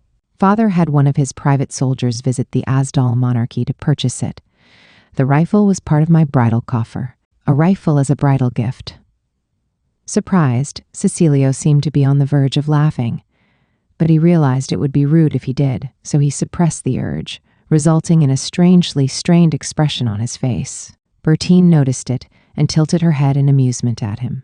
If I had actually married her, would she have hunted me down with a rifle every time we fought? When the unbidden thought flashed through his mind, Cecilio could no longer contain himself and started chuckling. He forced himself to cough to cover up his inappropriate reaction. The Asdal monarchy lay beyond the mountain range on the empire's western edge. It specialized in weapons production. Because of the towering mountains between them, the monarchy's relationship with the empire was limited, and it had no contact at all with the Southern Federation. Cecilio himself had never actually seen a rifle with his own eyes. He only knew of it from what others had told him. Intriguing. Then you're familiar with its usage? He asked. Yes. It said a weapon functions only as well as its user's skill, so I practiced a great deal with it, Bertine confessed. If I hadn't chased them out like I did, they would have hurt me in an attempt to find out the raw materials for the dye. Then once I told them, their business with me would have been over, and they wouldn't have had any qualms about killing me after. It was their mistake for underestimating me just because I'm a woman. Cecilio nodded, his face grim, then turned to Ignacio. What do you know so far of the dye maker? We're still investigating. The owner of that particular business died 3 years ago. His son took over, but by all reports, he's not particularly good at the work. According to his neighbors, he's been losing customers since he took over the business and is accumulating debt. We believe he hired the assailants in a desperate attempt to recover his financial fortunes. All physicians in the capital have been asked to notify us of any patients with an injured right shoulder. Noted. Keep looking into the situation then. Once Ignacio left the room, Cecilio turned back to Bertine. Bertine, I'd like you to limit your daring ventures to business negotiations only, but I doubt you'll acquiesce, will you? Your Excellency, I was taught to protect myself and my property against bandits by any means necessary. Cecilio rubbed the spot between his eyebrows and hung his head in thought. I don't necessarily disagree with that sentiment. But, he muttered the last word, still thinking. Then he raised his head and stared at Bertine worriedly. Cecilio decided not to tell her how unexpectedly shaken he'd been when he learned at dawn that she'd been attacked in the night. By any means necessary. He repeated. I took the correct action, especially because Diego is under my care, Bertine said, her voice firm. Cecilio stood up and exhaled deeply, staring out the window for some time. Seemingly coming to an internal conclusion, he returned to his chair. You truly believe you were targeted for the dye ingredients? He asked. I do. After Mara taught me the dyeing process, I went to that shop and asked them to dye a piece of cloth with a concentrated version of the dye. When the proprietor saw it, he would not stop asking me about its ingredients. He was incredibly persistent. I was unpleasantly surprised by his behavior since the business seemed respectable. Is the dye truly so rare? Yes, it is. The shade is a stunning one I'd never seen until my visit to the hinterlands.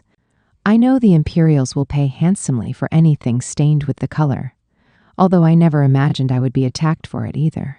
Cecilio tapped the top of his sturdy desk with the tip of his middle finger, deep in thought for a few moments. You certainly have an eye for things, he said. That dance has been performed for me on countless occasions, but I had no inkling the dyed fabric could be valuable enough to kill for. Well, my mother's family dealt in the clothing business, so I learned from her. If it really is worth so much, then this country must do what it can to safeguard the dye's secrets, no? Bertine unthinkingly clenched her fist. I agree. You read my mind, because I was about to ask you to do just that. If Imperial merchants learn about it, the tree will be overexploited for its bark. They might even demand the Federation increase its growth. I'm not keen on either of those options. We must make sure to maintain the right balance of supply and demand, or we risk lowering its value drastically, thereby reducing the profits the people of the hinterlands will see from its manufacture and sale. The dye is too important and beautiful to be a short-lived fad. Your Excellency, I believe I have a great idea. Let me stop you right there, because the first thing we need to do is find a dye maker who's trustworthy. Cecilio started making notes. Right then. Tell me this plan of yours. Of course. I would like an imperial noblewoman, particularly one who possesses strong influence amongst her peers, to buy textiles dyed in that special scarlet. We'll constrict the point of sale to her and her connections alone, meaning anyone else who wishes to buy the fabric would be forced to go through her. In short, this woman would become the bridge of commerce for this product between this country and the Empire. I take it you have a specific woman in mind? Bertine puffed with pride in response. I do indeed. Though it irritates me, I can't deny there's a good reason San Luan is mocked as a remora feeding off the Empire, and I just happen to be a product of its environment. Your Excellency, I'll make sure to sell it at an exorbitant price, so please wait patiently while I do what's necessary. The Federation stands to gain a great deal, you'll see. Understood. Now for a change of topic, Bertine. Yes, Your Excellency. Can you leave the rifle in Diego's hands henceforth? No, I cannot, because I'm the better shot. Cecilio slumped in disappointment at Bertine's blunt response. Several days later, Cecilio introduced Bertine to a dye maker he trusted. Bertine handed off a single length of fabric for him to dye in the special scarlet. She stared at it now, after having retrieved her order from the artisan. "What do you think, Mera?" she asked. "It's absolutely perfect. That's a merchant in Wybit for you, to be able to dye it without any issues. Which means my work here is done, yes? Then you'll be returning to the Bilva district?" "I will.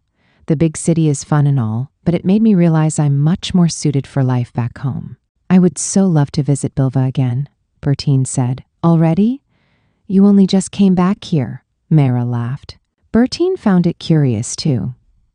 She loved Bilva more than San Luen, and she'd spent most of her 24 years in her homeland. The deep forests and gently flowing river, fruit trees growing lushly all throughout, where all she had to do was stretch her hand out to pick a fruit. She yearned for Bilva. "I might have been born in the wrong place, you know," she said. "Then you should come visit us whenever you want, Bertie," Mera said. "I feel awful asking you for this favor after you've said such lovely words to me. Tell Mem. I'd like to bottle marmalade out of the fruits grown in Bilva." Bertine arranged a number of bottles of imperial marmalades sold in Ebit. "Wow, they're so pretty. The labels are stylish too, don't you think?" "They are. Makes me hungry just looking at them." "Have at it. I bought enough for you to take each different kind as a souvenir." Doing as Bertine asked, Mera sampled all the different flavors of thick marmalades and jams, like apple and cranberry. "I wonder if we can make these out of star fruit and dragon's eggs too." "You should be able to. I think it would be a fun experiment to see what kind of textures you can create with fruit just by applying different degrees of heat." "So, what do you say to going into business with me on these?" Bertine asked. "You said you were keen on earning your money to spend how you like, yes?" Mera grinned and replied without hesitation. "I say yes, and I am. I can't believe I have the chance to become financially independent while living in the home I love. I feel like I'm dreaming. Fantastic. Then I'll pack enough glass bottles and sugar to send with you. Oh, and of course, I'll write down the instructions on how to make both marmalades and jams. You can make them on your own or have your friends help you. The first step is to try the process and see what comes of it." "I'm so excited, Bertie." Later that same day, the two of them, along with Dorothy, went into Wybit's shopping district. There, they purchased a large quantity of the materials and equipment necessary for making marmalades and jams, enough to fit a whole wooden crate for Mera to take on her journey home. When they got back to the house, Dorothy demonstrated the marmalade-making process, while Bertine pointed out things to be careful of. "I'll design labels that will appeal to the Imperial sensibilities. What do you think about splitting the net profit 60-40 for you?" Bertine suggested.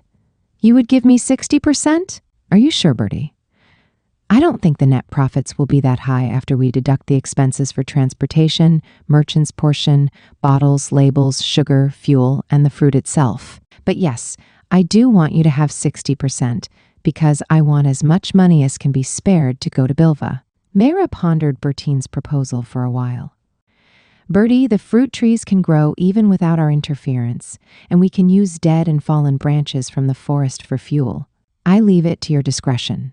The more we can reduce the expenses, the better our profits will be. Heh. If our marmalades and jams sell well, do you think I'll earn enough to buy even Imperial-made cosmetics?" "Absolutely." "Wow. Then I'll do my best. I'm positive my mother will want to help too." With the wooden crate and her luggage packed in her hired carriage, Mera departed for the hinterlands. Watching her go, Bertine wondered if 6 months would be enough for the younger woman to produce viable products through trial and error. The round-trip distance between Ibit and Bilva was over 3 weeks. Despite that, though, not 2 months later, she received a variety of fruit marmalades. A letter accompanied the wagon load. "It turns out I was right about my mother being eager to help. But she wasn't the only one. The other women in the area also pitched in, and in our frenzied obsession making them, it didn't take long to fill up all the bottles. Please send us the next batch of glassware and sugar as soon as you can. Everyone said they can't wait to make even more." After she finished reading Mera's letter, Bertine noticed the delivery included jams too. She had told Mera to try her hand at them once she became more confident with the marmalades. Inspecting the jars, she saw that the jams had been made how she taught Mera. Not a hint of mold on any of them either. "Dorothy, Do you think I should inform His Excellency of our newest venture? Bertine asked. Yes. I'm sure he'll be delighted to hear the news. Bertine had created the labels quite some time ago. The first thing she and Dorothy did upon receiving the shipment was to boil wheat flour to make glue. Once it was finished, they worked diligently to paste the labels to the glass bottles, making sure the labels matched the contents. The marmalades and jams weren't just limited to star fruit and dragon's eggs. There was the kalul, a grape-like fruit whose flesh was bright red all the way through, lanswin, with its white fruit covered by a fuzzy skin, and others Bertine didn't recognize. Bertine gathered a few samples in preparation for her visit to Cecilio's office, both to taste and to ask him the names of the fruits she didn't know. Before Diego left for his errands, she asked him to stop by Cecilio's office and request when would be a good time for her to come. When Diego came back, he told her His Excellency said she could come whenever she wanted. Bertine asked one of the women in her neighborhood to look after her shop and left for Cecilio's office. Chapter 25. Market Demand. Cecilio stared at the bottles lined up on the table reserved for visitors in his office. Bertine, I haven't had the fruits of the hinterlands in so long, yet here you come bearing so many of them. I'm reminded so strongly of my home now. I wanted us to taste them before I put them up for sale. Also, there's a few whose names I don't know. If you can spare Ignacio some time as well, why don't we invite him to join us in the taste testing? She suggested. Might I ask my other subordinates as well? I think they'd all appreciate a taste of home since these fruits can't be found in Ebit. He asked her hesitantly. Yes, of course. Please do. I've brought bread, saltines, and cheese with me as well. So would you kindly have some tea prepared? 30 minutes later, Cecilio's office was crowded as burly men stood around enjoying the sweet, delicious contents of the bottles. They told Bertine the names of the fruits she didn't know while consuming the impromptu feast. Ah, how nostalgic! I had no idea this could become so velvety in jam form. The fact that these sweet fruits pair well with both bread and cheese is mind-boggling. Superb! This is superb. I'd love to use this jam instead of sugar in my tea. What a heavenly aroma that would create. Your Excellency, where can I buy this? Everyone had a spoonful from each bottle, and they all showcased their collective dismay when the bottles were emptied. I'm sorry, men, but it seems these are bound for sale in the Empire, Cecilio informed them. What? Miss, please consider selling these in Ybit as well. Then I'll have my business partner make more for just that, Bertine said. I can't wait. Bertine was surprised by the incredibly favorable reception. She didn't think they were paying her lip service either because a few of the men were so unwilling to believe they couldn't have more that they scraped the bottoms of the jars for any remaining morsels. Even Cecilio wasn't immune. He was very slowly and carefully eating his piece of bread topped with a thin slice of cheese and fruit marmalade. Another ingenious idea from you, Bertine, Cecilio said. I never would have thought to bottle the fruits from the south of the Federation. They're delicious and plentiful. During my time there, I learned from Bruno and the others how extra quantities were used as feed for the livestock. So I thought it was a real shame they couldn't be exported to the Empire, considering how easily they bruise and rot after ripening. Since none of these fruits are cultivated in the Empire, I thought they would sell extremely well. You really are a shrewd dynamo, Bertine. The other men in the room nodded emphatically in agreement, a few still licking their spoons wistfully. As we're on the topic, Your Excellency, would you happen to know of a strong market for our initial product offering? Bertine asked. Let me see. A wagon that transports raw gemstones to the north of the Empire leaves from Ebit once a month. Does it have enough room to load a shipment of these bottles? It's possible, but why don't you sell them in the imperial capital instead of having them taken all the way to the north? After finishing the last specks of all the bottles, the other men in the room thanked them for the feast and left Cecilio's office. Bertine hesitated in answering his question while collecting the empty bottles on a tray. Cecilio picked up on it and pressed her. Does the imperial capital pose a problem for some reason? Not quite. I was just thinking about how I'd explain myself if I ran into acquaintances there and they started asking questions about why I was selling bottled goods. That could pose an issue. Then how about this? I'll make you this country's special envoy for the sale of local specialties. And I may use that as my official title abroad? She asked.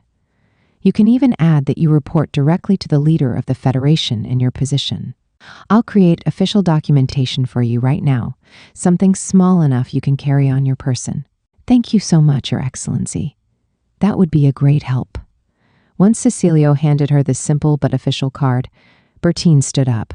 Sir, I'll make sure to sell every last jar of fruit and the scarlet fabric, too. Thank you again for the audience. This is where I take my leave. In her excitement, Bertine forgot the manners of her upbringing and somewhat gracelessly rushed from his office. Ignacio smiled in amusement as they watched her go, then spoke to Cecilio. Your Excellency, she's changed a great deal, hasn't she? While she waited for your return at your manse, she seemed nothing more than an ordinary noblewoman. I thought the same thing, Ignacio. Every time I see her, I feel as if she's grown even more strong-willed. What say you? I concur. If someone told me now that she was actually the daughter of some fearless chieftain, I would believe them. Cecilio barked a laugh because the description fit her perfectly. Speaking of my lord, the dye maker responsible for the attack on Lady Bertine confessed to his crime, Ignacio reported. He did indeed want to know what the dye was made of. We also received a message from a physician about an injured man matching the description we sent out, so he and his partner are also in custody. Good. It seems I was right to think the dye needs to be safeguarded, and quite closely at that. I've also increased the night patrol in Lady Bertine's neighborhood. Many thanks. Bertine returned home and fixed her handmade labels to the jars of fruits she now knew the names of. When she finished pasting them all, she started packing the jars into a multitude of boxes, using chopped wheat straw as cushioning. Does this mean we have a sales channel, my lady? Yes, the Imperial Capital. Dorothy, do you remember the restaurant in the Imperial Capital? The one we used to eat in twice a year as a family when Mother was still alive? I do. The large white one facing the capital's main boulevard, yes? Yes, that will be my first stop. I'm going to ask them if they'll buy some of the bottles. I'm hoping they say yes and order 20 or 30 of them. I think there's a good chance they will, considering how large it is. The next day, with Diego driving the carriage, Bertine and Dorothy departed for the Imperial Capital, boxes of glass bottles ready for sale. They stopped for the night at an inn on the way, before resuming their journey the day after, and soon enough arrived safely at their destination. Every time I come here, I can't help being awed by the capital's beauty, Bertine remarked. This place was untouched by the war. I heartily agree, my lady. Oh, isn't that the restaurant over there? You're right, it is. Diego, we're heading toward that large white building. Understood. Diego stopped at the restaurant stable and they disembarked from the coach, looking up at the building. Bertine hadn't been back here with her family since her mother died, but her childhood memories were clear. Her mother had loved this restaurant. When Bertine opened the door, a woman arrived immediately to greet them. Would you happen to have a table for two? We don't have a reservation, unfortunately. Of course. Please follow me. Bertine and Dorothy sat down at the table. My lady, this is my first time actually eating here. I'm so nervous. Don't be. You're my family now. Just be confident and act like you belong. While they chatted, the manager of the establishment walked so quickly to greet them that he almost slid across the floor. Welcome, Lady Bertine. It's been quite a while since your last visit. I don't know if you remember me, but I'm Seferino, now the manager of this restaurant. Oh, Seferino, yes. You have a good memory. I think the last time I was here, you were still an assistant manager, yes. The former manager retired, and I was promoted. You've grown up to be such a lovely young woman, my lady. Do you have any preferences for your meal today? If you do, I'd be happy to have my staff arrange a special course for you. Oh no, that won't be necessary, especially because my father isn't with me today. It wouldn't be any trouble at all, so please leave your meal to me. Oh, well then, thank you. Bertine gave in to his cheerfully high-handed insistence, though she wondered why he went to such great lengths for her. After all, this was her first visit in 10 years. Even when she'd been coming here twice a year with her family, they hadn't been treated as especially valuable customers. The dishes were brought out to them one after another. Each and every one was a luxurious affair, and she worried about the final cost. Dorothy was completely overwhelmed by the mountain of delectable food. I won't have any regrets now, even if I die tomorrow. They ate until their stomachs were pleasantly full. While drinking their post-meal tea, the manager once more approached, asking their thoughts on the meal. Bertine assured him of how fantastic everything was, thanked him and his staff for their graciousness, then took the opportunity to broach the subject of the products she'd brought with her. I see, marmalades and jams made from fruits grown in the Southern Federation. That's right. I've been tasked directly by His Excellency as the special envoy for the sale of local specialties. Won't you consider buying 5 or 10 jars and putting them on display in this corner? I would so appreciate doing business with you. Bertine tempered her words with a timid smile, worried her request would be taken as shameless. She needn't have been, though. In that case, my lady, we'll buy the entire lot, Ceferino replied. The entire lot? I have 20 boxes packed tightly with the products. I couldn't possibly ask you to buy all 20 of them. Never fear. We can use them in our dessert menu or sell them in bulk to other shops we've built relationships with. Please tell me the total price. Bertine hesitated because the discussion was going remarkably well. She remembered her father's words, spoken often. If something feels wrong in the course of a negotiation, listen to your instinct and pause for a moment. Analyze the situation carefully. My lady, the price? And would the products be loaded on your carriage? Ceferino, pardon my rudeness, but why are you being so generous? I realize we used to frequent this restaurant quite often when I was younger. Except I haven't been here in over 10 years now. I can't even say that we were special guests at all in the past. The manager froze for a second, his expression troubled. Because you're one of our most important customers, my lady. Now then, please tell me the total and I'll prepare the payment at once. He was unperturbed by her protest and did as he said. He bought all 20 boxes of marmalades and jams, 400 jars altogether. After thanking him for his purchase, Bertine wanted to pay for their meal, which turned out to be shockingly inexpensive. That's impossible. It can't be this cheap, she said. Just think of it as the managerial discount. They argued back and forth for a few moments before Bertine reluctantly conceded defeat and paid him an amount she would have at a Federation restaurant. Thanking him again, she and Dorothy walked out of the establishment, heading back to their carriage. There, she noticed that all the boxes had been carried in by the restaurant staff. Diego, who'd been waiting for them with the vehicle, thanked her for the sumptuous lunch pack the restaurant had given him. She realized his meal had also been grand, different from the simpler affair she had arranged for him. No matter how I look at it, this is all just too strange.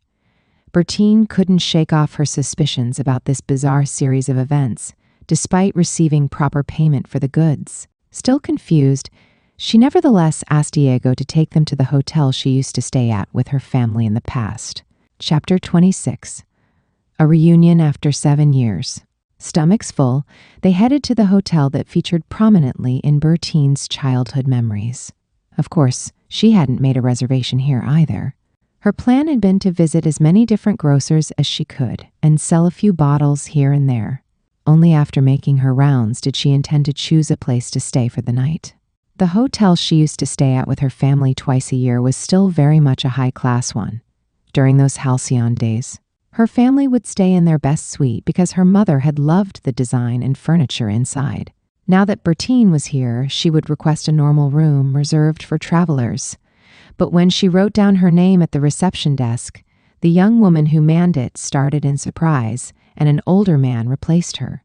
The room you used to stay in is available tonight. We can prepare it for you right away. He was clearly referring to their best suite. Thank you. But a normal room is more than enough for us, Bertine said. Unfortunately, all of our double occupancy rooms are fully booked. Naturally, we'll charge you that rate for our best suite, so please do avail yourselves of it. Bertine was baffled. Why would they treat her this lavishly when she hadn't stayed in this hotel in over 10 years? It was the same situation as the restaurant earlier. The doubts in her mind loomed larger about this entire situation. The suite he led her to was an extravagant one boasting 3 bedrooms. She hadn't even had the chance to protest before the man had peremptorily turned away, expecting her small entourage to follow. Please enjoy your stay with us." Then the man left. Bertine surveyed the room and noticed the wallpaper remained the same from when her mother was still alive, a white rose pattern, the rose-pink cloth-covered sofa her mother had loved, her mother's favorite linen bedding. This room looks like it was arranged for Mother's preference, but that's impossible. They have no reason to do such a thing. The idle thought flashed through her mind while she continued inspecting the suite. Then Dorothy spoke, beaming. "This room resembles your mother's chambers. I see that hasn't changed. Perhaps the late Marchioness modeled her suite after this one?" Dorothy's words suddenly prompted Bertine to enter the bathroom, wherein the scent of her mother's favorite herbs greeted her. She picked up the sachet resting on the windowsill and sniffed. The combined scents of lavender, rosemary, and white rose drifted up, which only deepened her suspicions. Because this blend too closely resembled the one she and her mother had created through a process of trial and error. Or perhaps she was overthinking this situation. "Dorothy, Diego, I'm going to step out for a moment, but I won't be long." So saying, Bertine raced out of the suite. She practically flew down the hallway, and when she neared the galley, she saw a young girl wearing a brand new uniform mopping the floor. She was startled to see Bertine. "Miss, the kitchen is just past here." "Are you new here?" Bertine asked. "Yes, that's right." "Is your manager working tonight?" "Yes." "Would you please summon him then?" "Here, miss." You have a point. Then please ask him to come see me in the cafe on the first floor. Please tell him it's urgent." "Yes, ma'am." Before the girl could ask her name, Bertine slipped away to the first floor cafe. She found a seat facing the entrance and sat down. "Would you please mix a bit of sweet liquor into my tea?" Bertine requested of the waiter who came to her table. Then she returned to her intense scrutiny of the entrance. A few moments later, the waiter brought her the tea she ordered.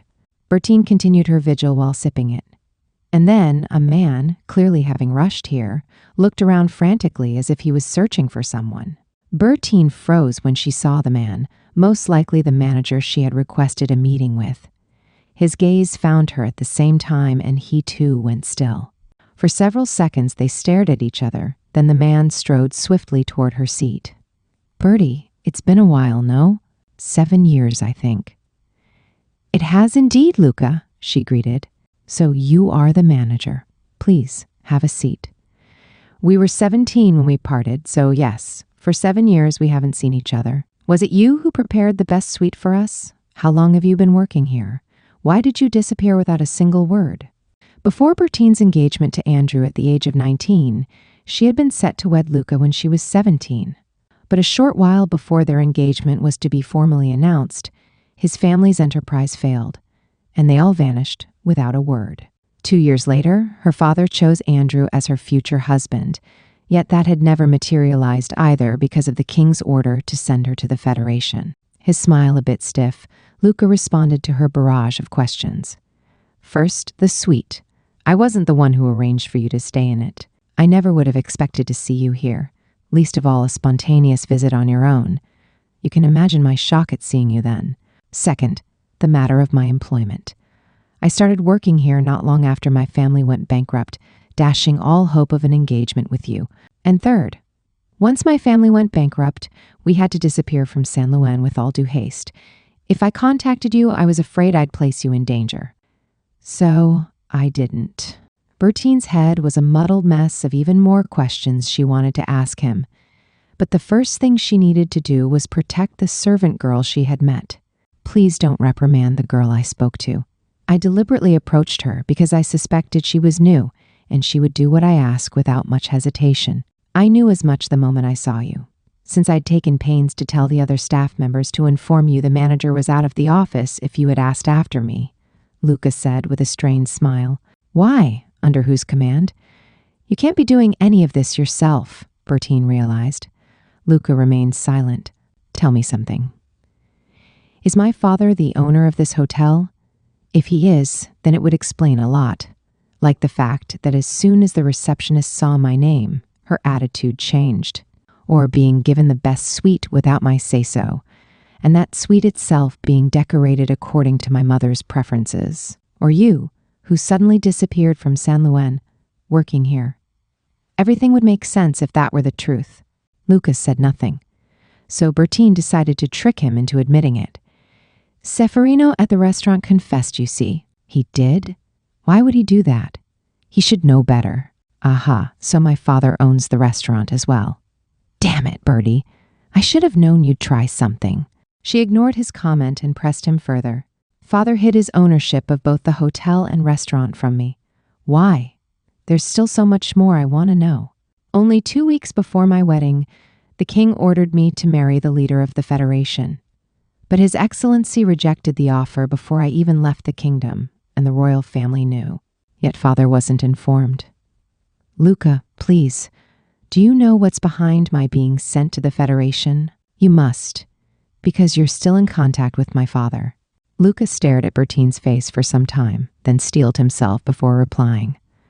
Your father is such an outstanding businessman that his nickname is the Alchemist. Anything the Marquis touched would turn to gold, so all of his business enterprises always succeeded, and the House of Dujon's fortunes steadily rose. I know all of this, Bertine said. The royal family appointed him to take charge of the country's finances because of his talent, and ultimately made him chancellor as well. What of it? Correct. But the Marquis was too good at what he did. From there, Luca told Bertine about the relationship between her father and the royal family, one which she had no idea existed. The current king of San Luan was a man with a calm personality, but he lacked business acumen. Her father, Marquis Maxime Dujan, had aided him with the country's finances since the king was the crown prince. For years, they had gotten along well.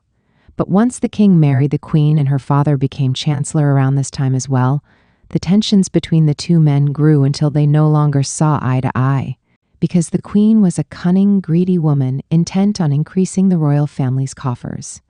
She ordered Bertine's father to increase the royal family's private wealth, but over the years, she became concerned that he was too good at his job as the chancellor.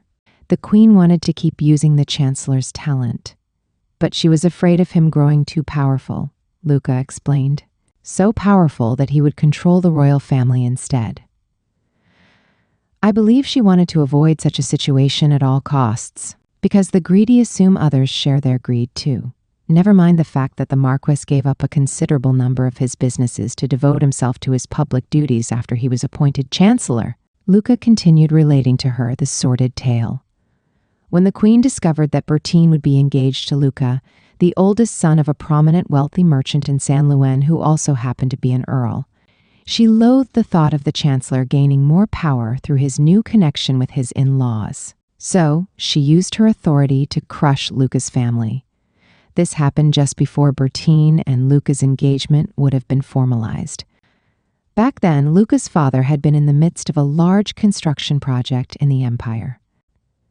And then rumors started spreading. That family is in danger of losing its financing. This information came from a particular aristocrat close to them, so there's no doubt it's true. Upon hearing these rumors, all of the earl's investors pulled out of the project. So Luca's father invested his own money into the venture to continue construction while searching for new backers, but he couldn't find a single one. His funds finally ran out and construction was halted. Imperial contractors salvaged any remaining building materials and demanded compensation for work done until that point. The Earl was forced to sell off his property, land, and all of his other assets in San Luan to pay them. Father just couldn't understand where all these baseless rumors were coming from and how far they'd spread. He collapsed from the stress. Then, when our business went completely bankrupt, he died. I think he died of a broken heart, having lost our home and on the brink of our family falling apart. Your father was the one who came to us with a helping hand. After that, the Marquis arranged for Luca's employment in this hotel. The manager at the time gave him a strict but thorough education. While he worked, he continued investigating the rumors that had led to his family's demise and his father's death. He finally learned the identities of the people who had spread the lies and discovered their connections to the Queen's family. Luca had realized the true mastermind was most likely the Queen herself, but he lacked proof. Then my sudden, so-called betrothal to the Federation's leader, Bertine ventured. Yes, most likely at the Queen's command. Luca nodded gravely. It might be too late to say this now considering everything I've told you, but His Majesty himself isn't actually that intelligent. Which means the royal family could have paid the 1,000 large gold coins. Of course, it was well within their means, considering your father is responsible for building up so much of their current fortune. The family you were supposed to marry into this time. The Earl is something of a financial wizard himself, too. So the Queen moved again to make certain that another powerful house couldn't align with yours. Instead of killing your father, she wants to keep him alive on a leash, but impotent, unable to truly fulfill his potential. Oh my God. But wait. If her father truly was the owner of that enormous restaurant and this hotel, he could have sold both to raise the necessary funds to pay off the shortfall in the reparations. So why had he allowed her to be sent to the Federation? Luca seemed to have read Bertine's mind from her dismayed expression and went on to explain the Marquis's thinking. Bertie, your father was afraid of the royal family using even you as just another tool in their money-making schemes. If you had remained in San Luan, the Queen would have eventually learned of your value, and she would have made certain you spent the rest of your life under the prince's thumb, working for him, for them, which was why he agreed to send you as a bride to the Federation. It broke his heart to do such a thing, but it was the only way he could protect you. Stop, I don't understand. What do you mean by my value? Luca's expression was troubled as he stared at Bertine. You've always been so oblivious, which just adds to your charm. The Marquis must have sheltered you a great deal, eh? Here's the rest of the truth, Bertie. You were raised by the Marquis, privileged to receive a special education by the man known as the alchemist himself. He recognized your talents early on and nurtured them because you're destined to be his successor, the next alchemist. Chapter 27, A Blaze of Fury and Dalila. That was the second time the Queen interfered with your marriage, Lucas said. The Marquis dearly wished to keep you in San Luan to facilitate the country's growth, but he realized he had to give up on that idea to protect you. A special education for me. Half of Bertine didn't believe his story at all, and the other half accepted it because a lot of things made sense now. Luca lowered his voice, his eyes vigilant on their surroundings. Your father worries over San Luan's future from the bottom of his heart. When the rift first solidified between himself and the current king, he consoled himself with the thought of the current crown prince being the kingdom's hope. But as he grew up, the crown prince showed he had inherited his mother's greed and father's incompetence. Many of the aristocrats had spoken of exactly this in whispers for a long time now. It seems we can't rest our hopes on the next king either. All we can do is pray that his queen or the next chancellor is worthy. That had been the general quiet consensus. The Marquis has steadily been amassing assets in the empire without the royal family's knowledge, Luca whispered, all for the future of the kingdom. No, it can't be, Bee. Are you saying that father's gathering funds to stage a coup? Father isn't that kind of person. Of course not. He has no designs on the throne.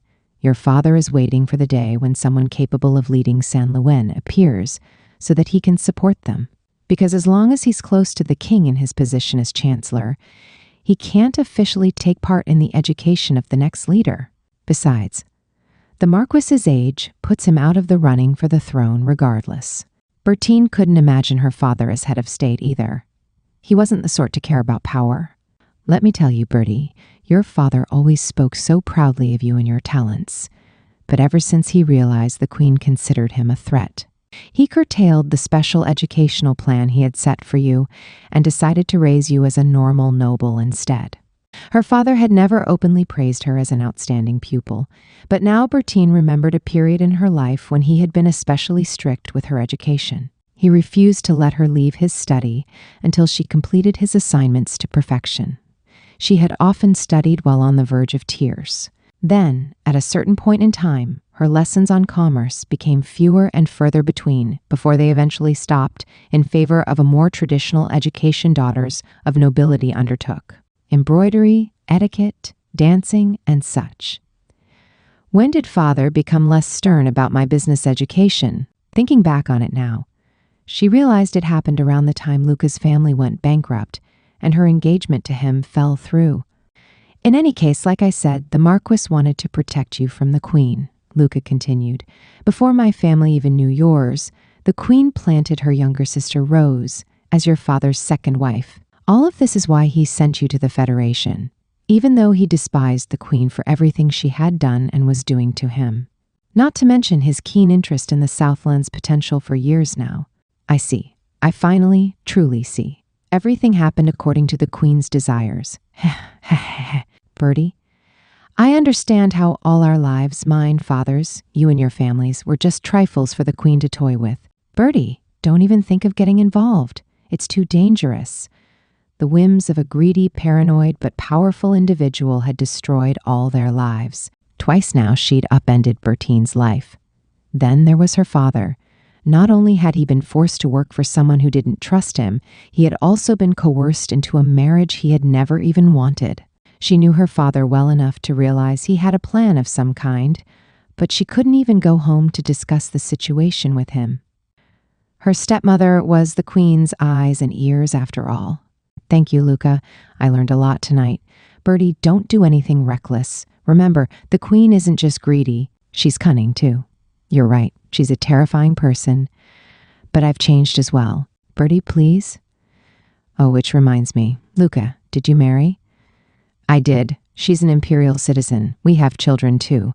Then you must prioritize your family. I understand.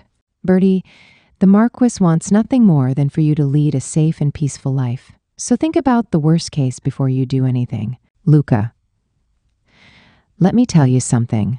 I decided that I would choose what sort of life I want to live. Bertine stood up and walked out of the cafe. Luca stared after her with a worried expression. Her rage at the queen spurred her quickly back to the suite. When she stepped inside, Dorothy and Diego saw the look on her face and asked her in unison, "Did something happen?" "No, not all." Then she brooded. There was no need to rush. She would be absolutely meticulous with her plan.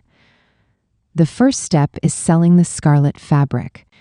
2 days after her reunion with Luca, Bertine was at the estate of a certain imperial noble who lived in the capital. She sat across from the woman in a spacious room decorated in a luxurious but refined style. The lady in question wore her beautiful white hair in a graceful knot, draped in a dress of a fine, deep, subdued green. Bertine, I heard you'd been sent to the Federation as a bride in exchange for a reduction in reparations. But I see you still carry the Dujan surname. I do. Instead of marrying His Excellency Cecilio, I propose that I earn the shortfall myself. A throat chuckle escaped from the woman's lips. I'm not surprised to hear that from the alchemist's daughter. Now then, dear, tell me why you're here.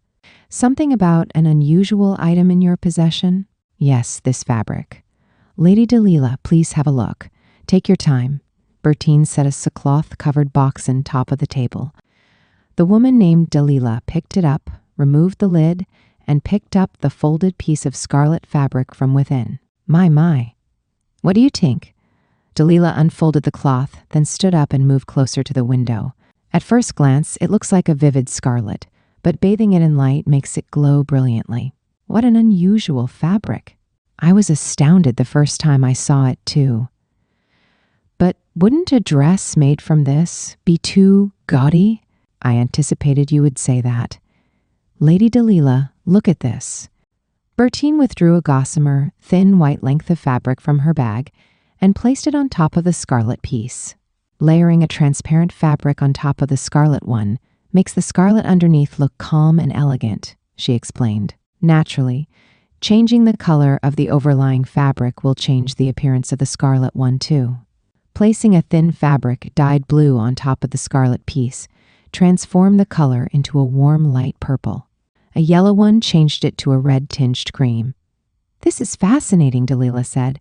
I do quite like it, but I think the color might be a bit too youthful for me. I knew you would have this concern as well, so let me allay it. I believe Lady Diana should be the one to wear this. She'll draw everyone's attention in it. Diana was Dalila's daughter. Dalila, herself an earl's daughter, had begun her career as a lady-in-waiting at the imperial palace. She had distinguished herself in her position and continued in her role tirelessly, aside from a break when she was pregnant.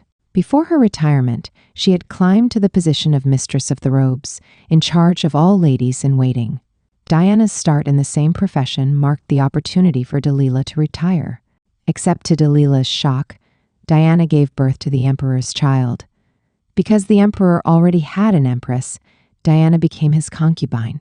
The son she bore, Claudio, was officially accepted as the second imperial prince.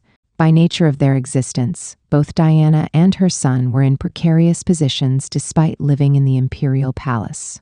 They went about their lives quietly and circumspectly, so as not to stand out and make targets of themselves. But there was an undeniable, unspoken truth. Claudio, the second son, surpassed his elder brother in every respect and was held in high regard as well. The empress undoubtedly found both Diana and Claudio's existence maddening. It was obvious to those closest to the imperial family that she wouldn't hesitate to eliminate the second prince for being superior to her own child. So Dalilah had struggled to cope with the dangerous situation for many years now. If I'm too conspicuous, it will only cause trouble for my daughter and grandson. No, Lady Dalilah, you're wrong. For it is only by having power that you will be able to protect Lady Diana and His Imperial Highness Claudio. Dalilah ruminated silently for some time, then captured Bertine's gaze with her own. Tell me the truth. What's your true aim in doing this? Friendly relations between the Federation and the Empire. A surprisingly ordinary answer. Do you think so? At this point, Bertine asked Dalilah if they could speak privately, and the woman ordered her staff from the parlor. Once they were alone, she explained the strategy she had spent the night crafting, a vital one to improve the relationship between the Southern Federation and the Empire. After Bertine finished, the two women stared at each other in ponderous silence for a while. Finally, Bertine herself broke the stalemate by speaking. Well, I won't deny the plan is on an extremely grand scale. Even should it work, I estimate it will take close to a decade. But I won't give up. I'll become strong enough so that no one can ever hurt me again. I wish Karina could see you now, how she regretted leaving you behind when you were so young. But I know she's looking down on you from God's garden. I think so too. I can imagine her telling me with a smile, "You've always been strong." Bertine offered Dalilah a smile of her own and thanked her for the meeting. As she left the woman's residence, her face was drawn tight in determination. Chapter 28, The Fruit Jar's Destination. The imperial restaurant that bought the 400 jars of various fruit marmalades and jams made in the Federation's southern territories. After Bertine finished her work and returned to the Federation, the manager, Ceferino, arranged for 10 of the boxes to be sent to the hotel where Luca worked. He spoke to the head chef there. "Head chef, can you incorporate these into your menu?" "Oh, Manager Ceferino, are you referring to the marmalades?" "Ah, I see there are jams as well." "Yes, indeed, I can. These will be wonderful in desserts and as condiments for breakfast, too. I'm quite looking forward to using them, although I must admit I've never seen most of these fruits.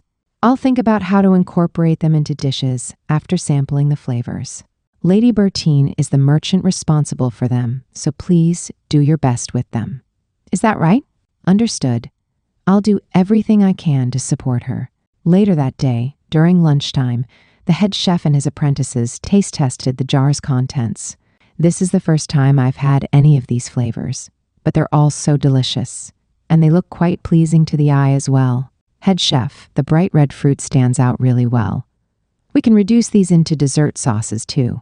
The head chef decided they were all fresh and unique items that could be served by themselves. The very next morning, he chose one of the products to serve for breakfast. One of the hotel guests particularly enjoyed a concoction made of a fruit labeled as longan. "Head chef, a guest sends his regards, saying he would like more of the longan jam." Longan? Ah, yes, the white, round fruit. The jar recommended it be served with tea and butter crackers. I thought it was quite delicious as well when I tried it. The guest turned out to be Earl Barv, a resident of the Empire's North who was in the imperial capital on business. He preferred to stay at this hotel during his visits to the capital, so he had been pleasantly surprised to see a fruit marmalade, one he'd never before set eyes on, accompanying his breakfast today. Staring at the label, he learned the fruit was called longan. Delicious. "The scent is wonderful and the texture is marvelously velvety. I'll have them serve it again for my afternoon tea." The 6 small pieces of longan disappeared in a flash into the Earl's stomach when he enjoyed the marmalade again later that day with his tea and crackers. I wonder if this is exclusive to the hotel. Would they let me purchase a few jars to take home? The Earl mused. I know my wife and daughters would be delighted to try it. Might you summon the manager for me? The Earl's attendant did his bidding, and shortly thereafter, Luca visited his room. Earl Barv, I was told you wanted to purchase a few jars of the longan marmalade, but we have other varieties as well. Would you like to see our collection? Oh ho, you don't say. Then show me everything you have. With a smile, Luca withdrew from the room, then returned a short time later with a silver tray bearing 10 types of fruit marmalades and jams. They all look so delectable. I'd like 3 jars of each for my trip home. Actually, make that 5 of the longan. Understood. 1 jar costs a small silver coin. Is that acceptable? What a steal. Yes, that will be fine. Luca bowed politely and left the Earl's room.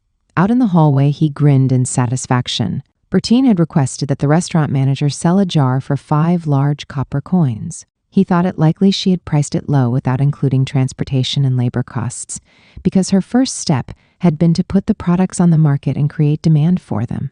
But Luca knew that 5 large copper coins would hardly cover the costs of transportation and other basic manufacturing expenses, making it unlikely for her to see any real profit at that price. I'll do what I can in Bertie's stead to make sure these sell.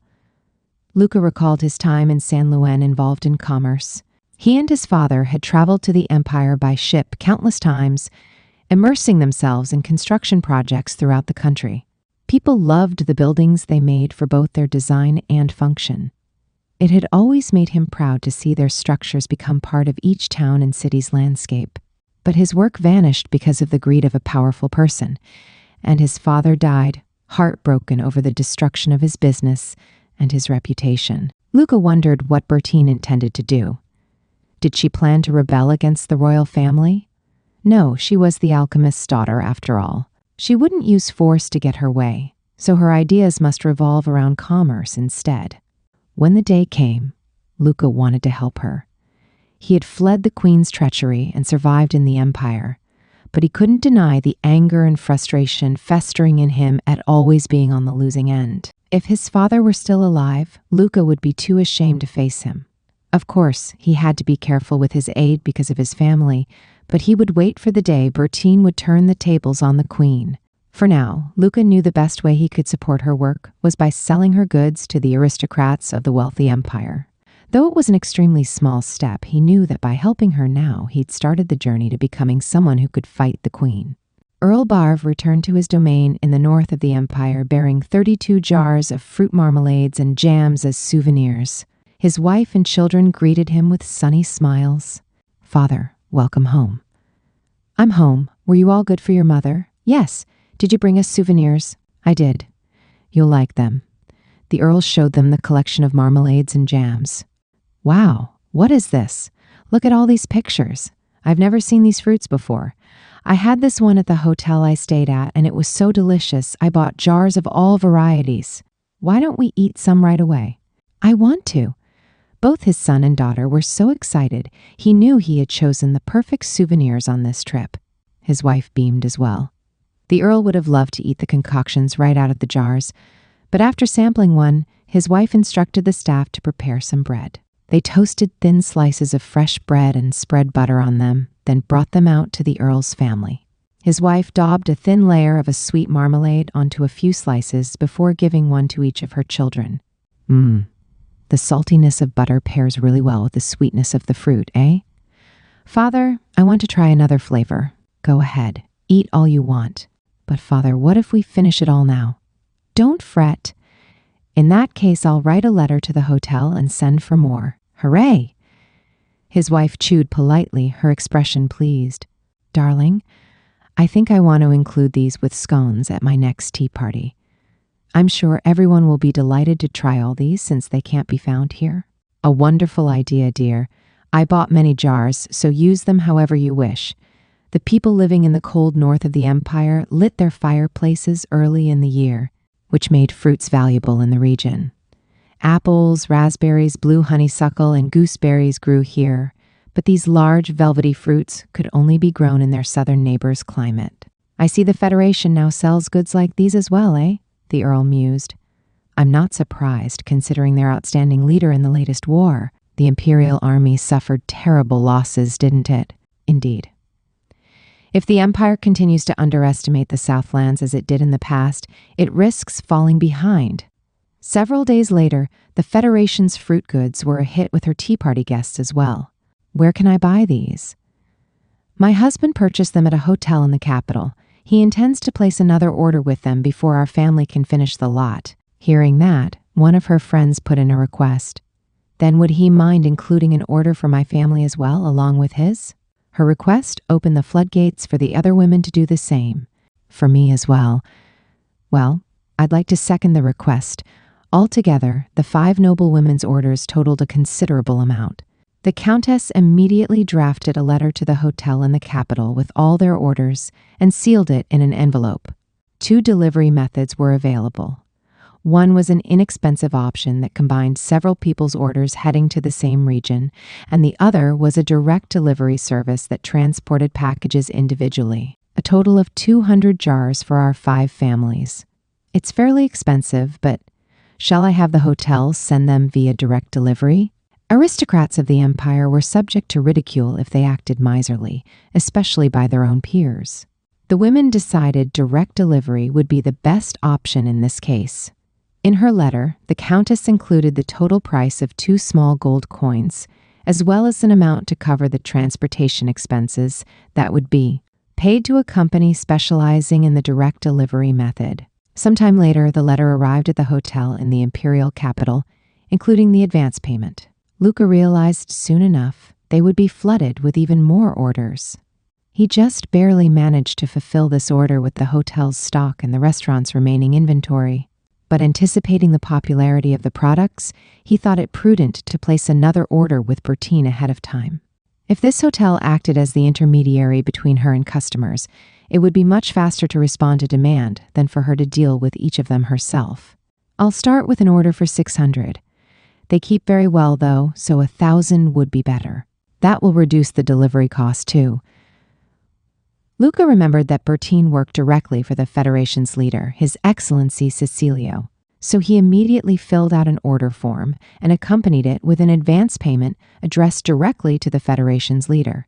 When Ignacio eventually received the document, he was so stunned by the quantity of the order and the payment that he rushed right away to inform Cecilio in his office. But that was a tale for another time. Chapter 29. 2 Chiefs and Crusula's New Manager. In the Southern Federation's hinterlands, at the house of one of its chiefs, Bruno, Lord Kurt is seeking an audience with you. Kurt, the man himself? What does he want? All he said is that he wishes to meet with you, sir.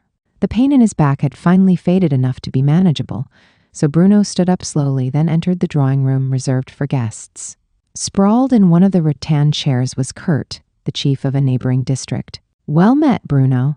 I heard you were bedridden, but you're looking mighty sprightly to me, Kurt boomed. So you knew about my condition, eh?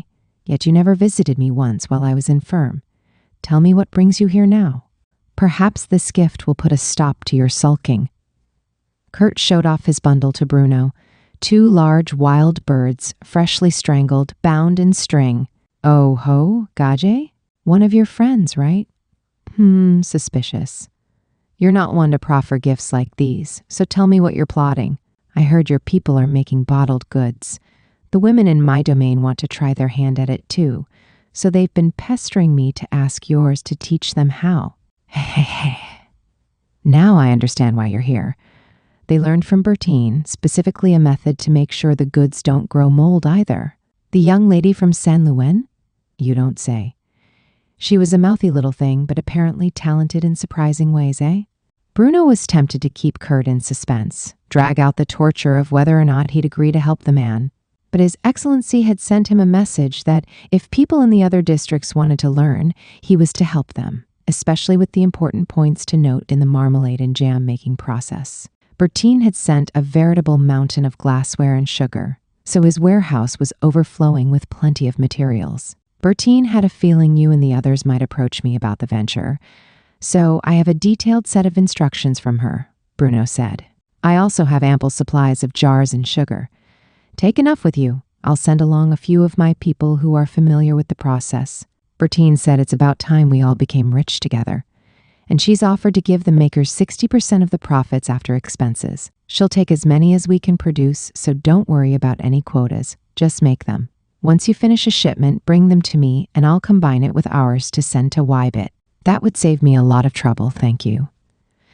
As much as it pains us to admit it, the proper medicine we can buy is much more effective than our medicinal herbs on the babes and children when they fall sick, and money allows us to afford them. Bruno and Kurt had been rivals since they were young. Even after they both became chiefs, over the years, they would often butt heads on one thing or another. But ever since Bruno formed a working relationship with Bertine and Cecilio, he had come to realize that locking horns and fighting constantly was a waste of his time and energy. The young folks are doing their damnedest in this big, wide world. I thought it wouldn't be fair if us graybeards held them back with our meaningless squabbles. So, you're welcome. Well, now that you mention it, you might have a point. Care to try some of the fruity goods I kept for myself and my family? You like sweet things, don't you? Bruno offered. You remembered, eh? I love the fruits of the forest, but I heard that this jarred stuff is like the sweetest, stickiest, and scrumptious candy. Frankly, I've had quite the hankering to taste it. Cassandra, who'd been nearby listening to their conversation, immediately left the room, not long after. She returned with two of their servants, bearing an assortment of the jams and marmalades on small dishes along with bread and tea. There was also cheese made from water buffalo milk. Kurt devoured everything, taking great pleasure in the variety of fruit products. As soon as the women in my domain finish whipping up a batch of our own goods, I'll send them to you. I'm in your debt, Bruno. Think nothing of it, Kurt. After Kurt returned to his own territory, his people immediately set to work picking fruits from their own heavily laden fruit trees and began the process of crafting marmalades and jams. The women were delighted to learn how to turn their excess crop of fruits, given to the livestock as feed, into money instead. They worked diligently at the venture.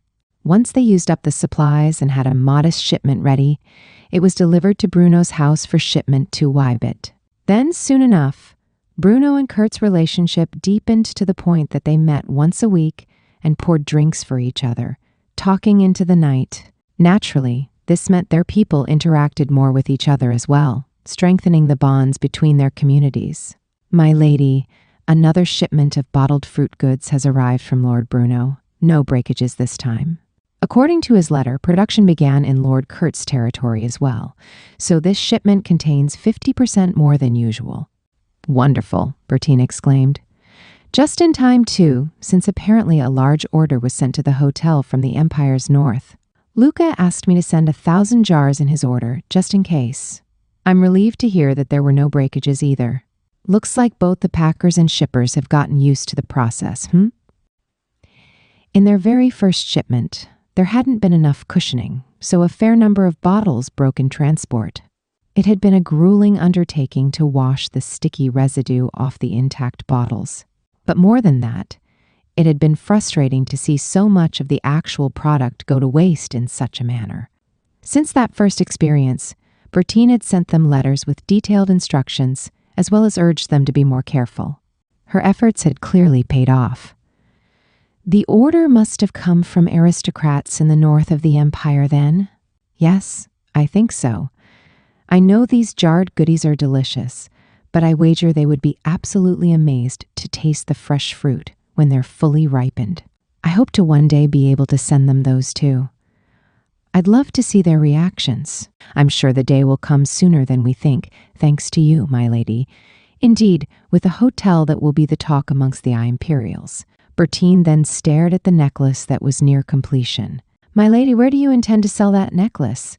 In the Empire, after all. Actually, this one will be for a certain woman. I hope it will give her the strength and courage she needs. Joy swelled within Dorothy and brought a smile to her lips as she watched her lady's animated attitude.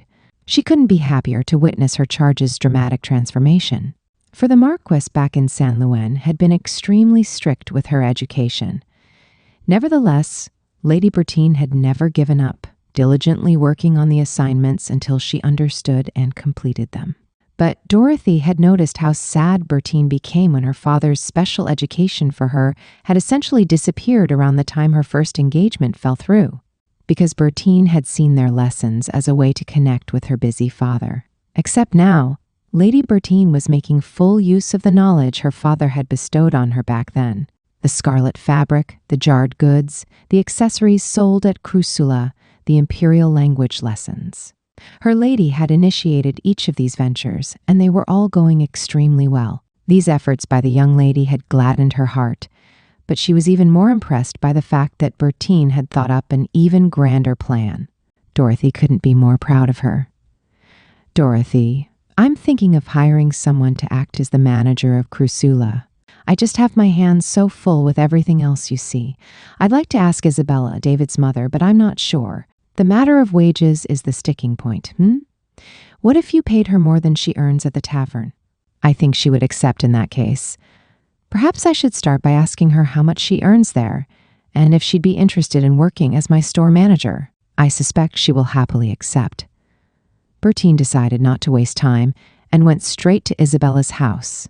She told the younger woman she wanted to discuss something before she went to work, so Isabella invited her inside.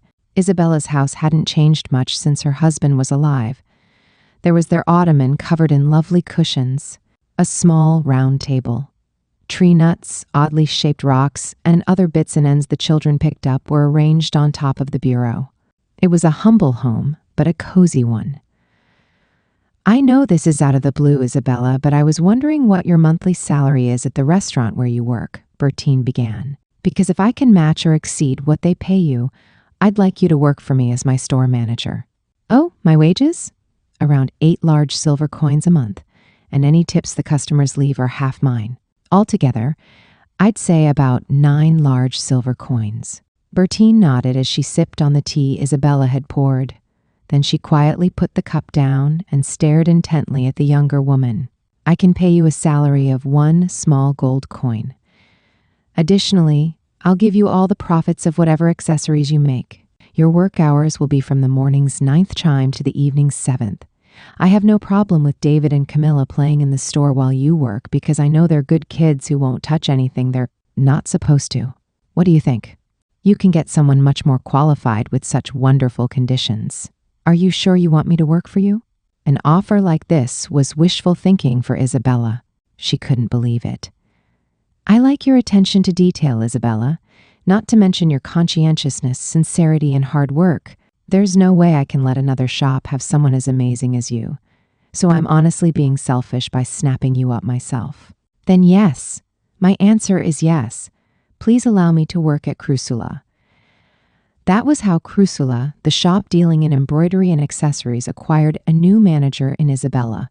It didn't take long for other businesses to try to recruit Isabella, but she firmly refused all offers because she was determined to stay at Crusula. Chapter 30. The Empress and Diana. In the empire of Centaur's capital, on the night Bertine returned to the Federation. Dalila had sent for a dressmaker she was well acquainted with. She ordered her staff to leave the drawing room. On the table lay the scarlet bolt of fabric. "Lady Dalila, this is a marvelous shade, isn't it? I can see a very fine shimmer of gold throughout. I wonder what the dye is made of. I know not. The secret is closely guarded, apparently. An old friend's daughter gifted it to me." "Ah, right. Let me show you the best way to use it."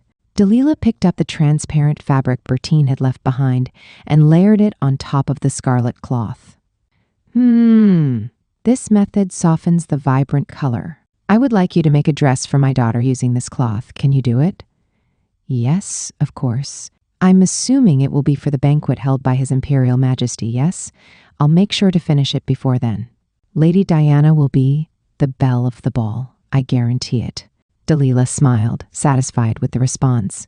Only a few days remained until the party. But she had known this seamstress would undoubtedly agree to her request because of her love for her profession and the magic of the scarlet fabric.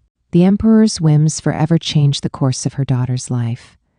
Ever since giving birth to her grandchild, both her daughter and her grandson had led restrained, suffocating lives so as not to draw others' hatred.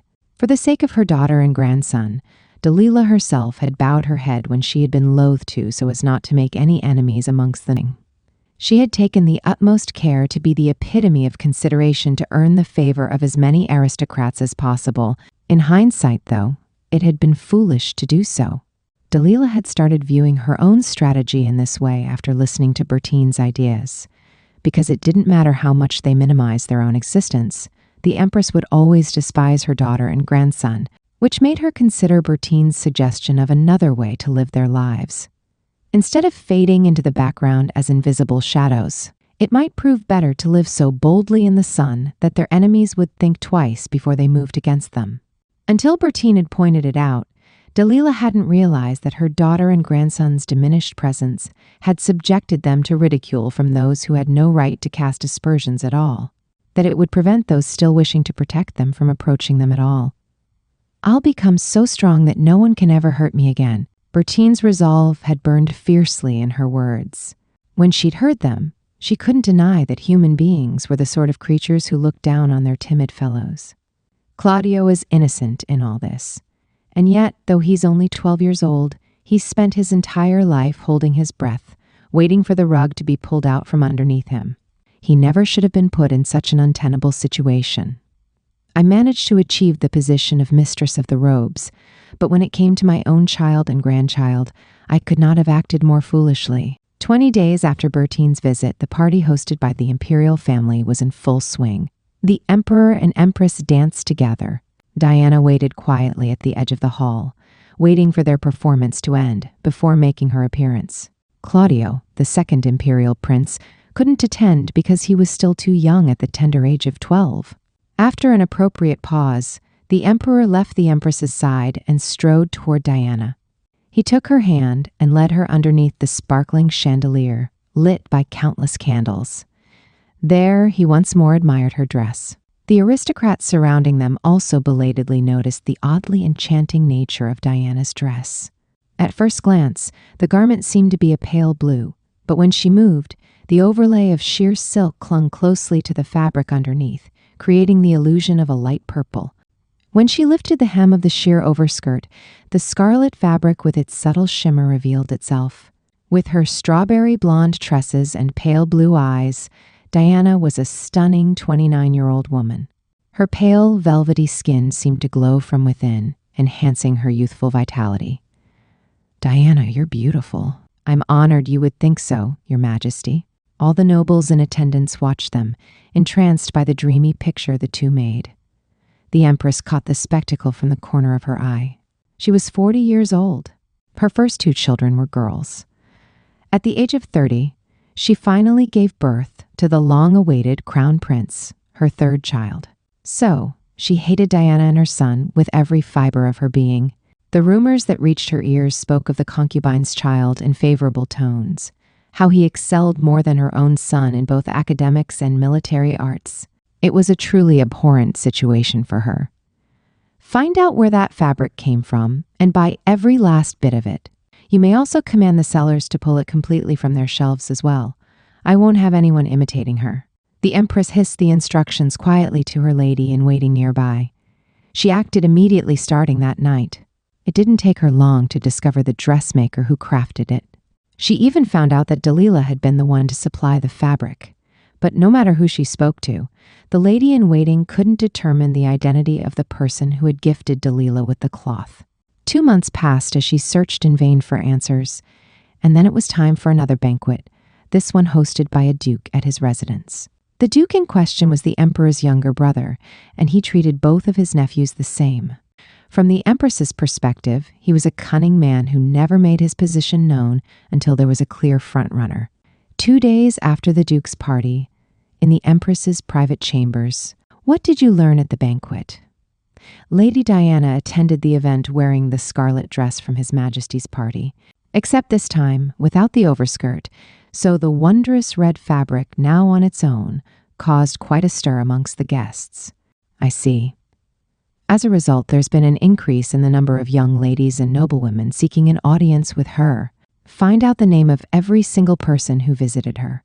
Why did Diana suddenly decide to make her presence known? Only 2 years remained until her own son would officially be recognized as the crown prince. She had been convinced that once the investiture ceremony took place, she would no longer have to continue her cold war against her husband's concubine and bastard child. But the empress felt the anxiety of the hunted now. After taking the wondrous cloth to the empire, Bertine returned to the Federation and her work as usual. She continued making progress on the necklace while she continually referred to the designs Mayra sold to her. Her imperial language classes were back in swing, along with her free luncheons offering her special brand of ingredient-laden soups. In the necklace she created, Bertine used a great many small but high-quality gemstones. She had been able to procure them thanks to Cecilio's mediation. He had negotiated for her to buy the Federation's uncut stones from an imperial vendor who processed them at an absurdly low price. Then one day, a messenger arrived from the Capitol building in which Cecilio worked. His Excellency requests your presence in his office. Of course, right away, I assume? Yes, as soon as you're able. Bertine hurriedly changed into a day dress and departed for the Capitol building. When she arrived, Ignacio greeted her anxiously. He led her inside to Cecilio's office. Ignacio, whatever is the matter? She asked. Well, there's something His Excellency and I wanted to confirm. Cecilio hadn't even waited for her to enter his office before he ran into them. Bertine, how much did you sell the scarlet fabric for? I sold one length, enough for a dress, at 7 small gold coins, and the other bolt I gifted to an acquaintance. Perhaps I should have charged more, though I really do think 1 large gold coin would have been too much. No, not at all. To confirm, 7 small gold coins for a dress-length fabric? Yes. I was tempted to charge 8, but I wanted to encourage the merchant to buy more eventually, so I ultimately decided on 7. And you don't think that was too much? Absolutely not, especially because the buyer is an aristocrat from the empire, an affluent nation. Your Excellency, let me give you an example. Suppose someone suddenly presented you with a super sword you had never before seen in your life. How much would you pay for it? Would 7 small gold coins be worth the price?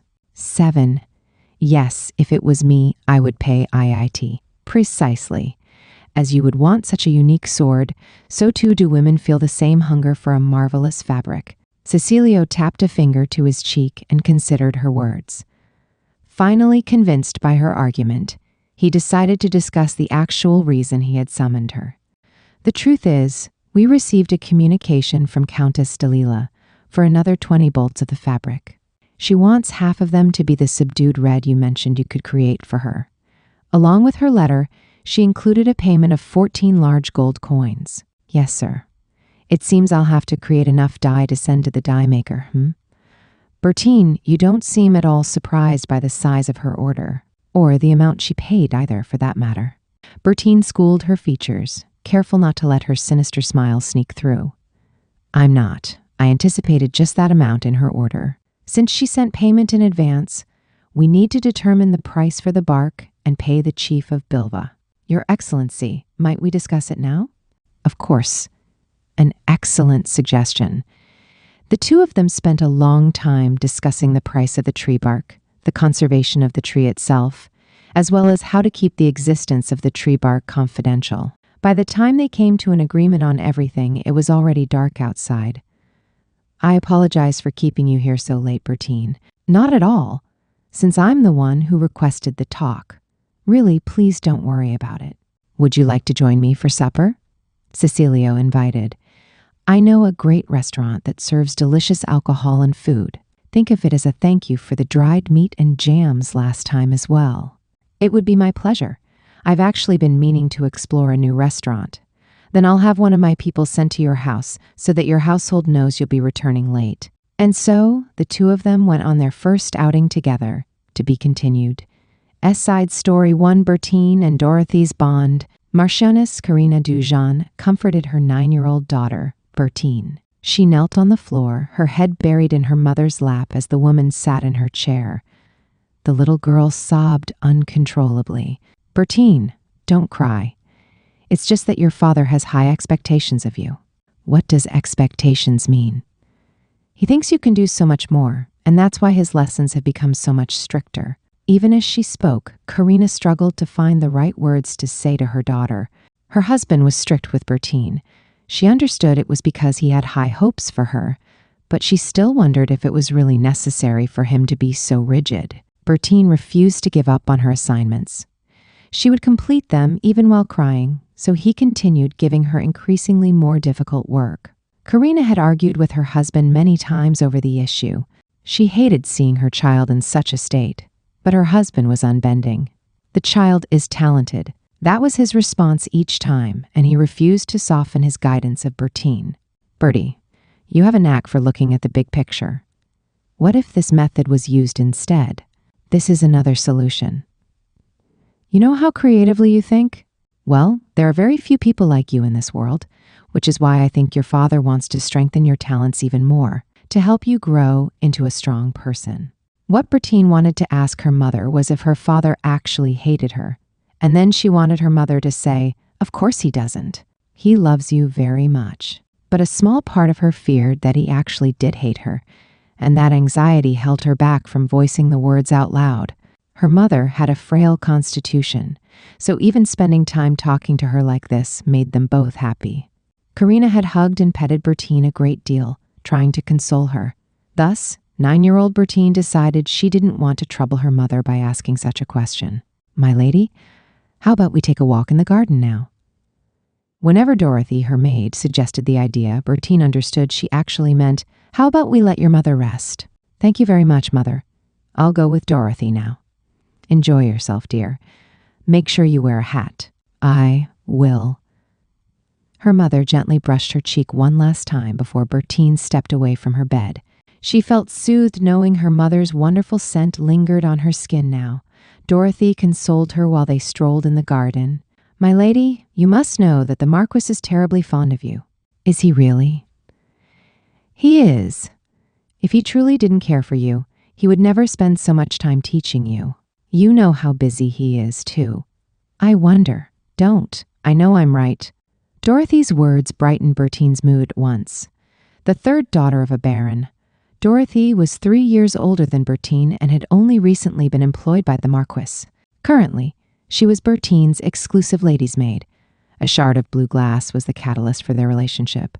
One day, Bertine happened to pass by the garden when Dorothy had been clearing it of fallen leaves. When the maid saw her, she called out to her and drew near. "My lady, this is for you." She took out a dark blue, flat, stone-like object from her pocket and handed it to Bertine. It was sea glass, a shard of glass smoothed of all its sharp edges by the constant friction between the waves and rocks. But Bertine hadn't known what it was then, because she'd hardly ever been to the seaside. She had assumed it was a shard from a broken glass. "It's beautiful. Is it a gemstone?" "Oh no, hardly. It's glass." The day after a particularly rough tide, all sorts of things wash up on a beach, you see. When I still lived at home, my sisters and I would always head to the shore after a storm and go treasure hunting. This is one of the things I found. Then this is a treasure? You can't give something so special to me. Of course I can. I'll tell you a secret. This glass has the power to cheer me up whenever I feel upset, so I want you to have it, my lady. Because you seem sad to me. Dorothy had made up the story on an impulse. She had wanted to cheer up her lady with a little something, and this was the first thing she could think of on the spot. Bertine accepted the gift, scrutinizing it. The gentle, cloudy blue of the glass shard pleased her. She loved the smooth texture as well. Bertine studied for days on end. Her father hardly ever praised her and only continued assigning her difficult problems during their lessons. Despite her strenuous education, she was still ultimately a 9-year-old girl, and she'd arrived at the conclusion that her father hated her, a devastating thought. But this new maid understood her sadness and consoled her. She even gave her a treasure that would cheer her up. So Bertine instantly took a strong liking to Dorothy. "Mother, I'd like Dorothy to be my personal maid. I want to be with her forever." "Oh my, this is the first time I've heard you say such a thing. So you like her, hmm?" "I do. So can she be my maid, please?"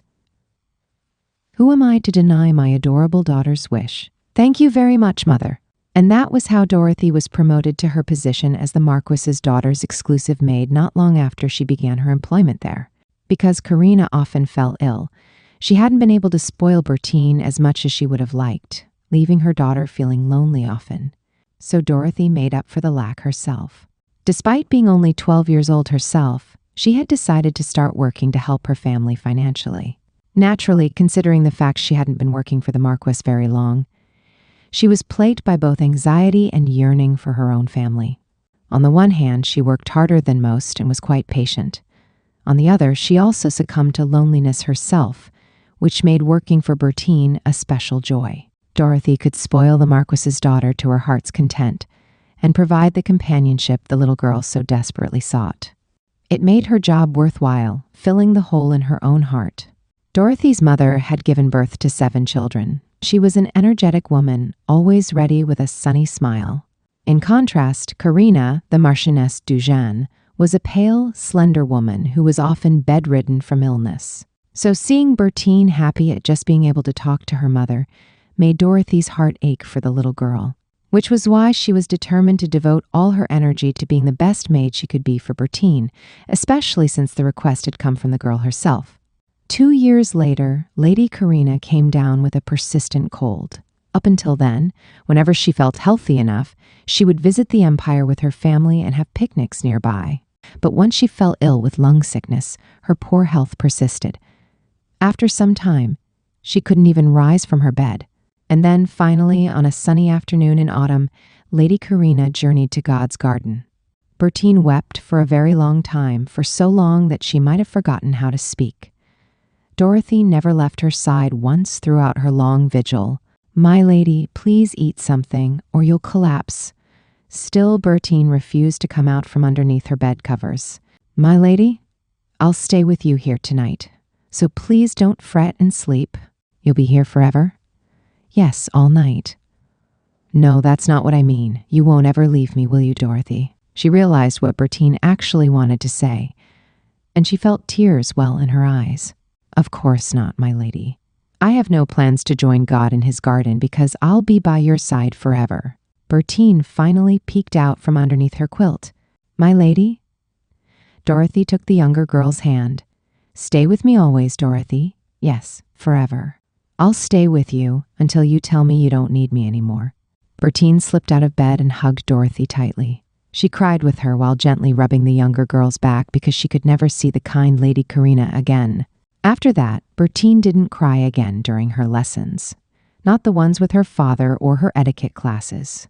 She worked hard at absorbing her education. "Dorothy, I'll become a person you can be proud to work for." "Do your best, my lady. I too shall do my best to become a maid worthy of you." The powerful bond of trust between them has continued unwaveringly since. From society's perspective, Bertine was not only the Marquis's daughter, but the Chancellor's too. Lovely and intelligent, seemingly so blessed that others might curse God for his unfairness. But Dorothy knew the truth, and she couldn't help feeling sorry for Bertine, who had lost her mother at the tender age of 11, which was why she had learned everything she could about her young charge, her favorite tea, snacks, foods, dresses, and more. So whenever the occasion called for it, she would be ready to comfort Bertine however she needed comforting. When her beloved lady was 15 years old, a young man and his father visited the Marquis. He had brown hair and brown eyes, a calm, gentle expression, finely made tailored clothing, and an impeccable demeanor. The young man appeared to be a gentle soul with an unquestionably good upbringing. "Hello, Lady Bertine." He spoke to her with a smile, a possible candidate for her future husband. "If they get along, we'll let them marry." Hearing the adults say this made Bertine happy. Dorothy was delighted for her as well. But then one day, all talk of an engagement between them vanished. She heard their butler say the entire family had fled Saint Louen without a trace. Why now? When my lady was finally happy again. Dorothy gnashed her teeth in anger and frustration. Nervous about Bertine's reaction, she nevertheless knocked on the door of her chambers. No response. "My lady, I'm coming in." She stepped into the dim room after announcing herself and found Bertine sitting in a chair by the window, staring at the evening sky. The sight of her eyes swollen from crying pained Dorothy. She knelt on the floor by Bertine's chair and stared up at her face. Dorothy, it seems he's no longer in San Luis, she said. Father hasn't said anything more about the engagement either. My lady, though she had come here to comfort Bertine, Dorothy suddenly started sobbing herself. If she could trade places with her and carry the burden of Bertine's unhappiness herself, she would. She desperately wished she could. Thank you for the tears. Both my mother and Luca are gone, but you've always been there for me, Dorothy, and I'm grateful for that. Always. I'll always be by your side, my lady.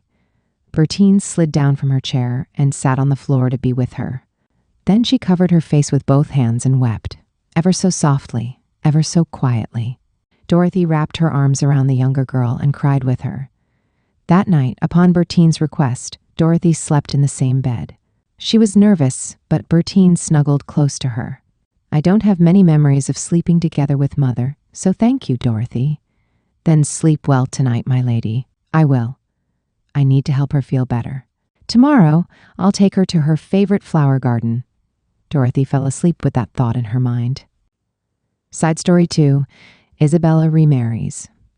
Ever since she'd accepted the role of manager of the shop, Crusula, Isabella's daily life had been extremely fulfilling.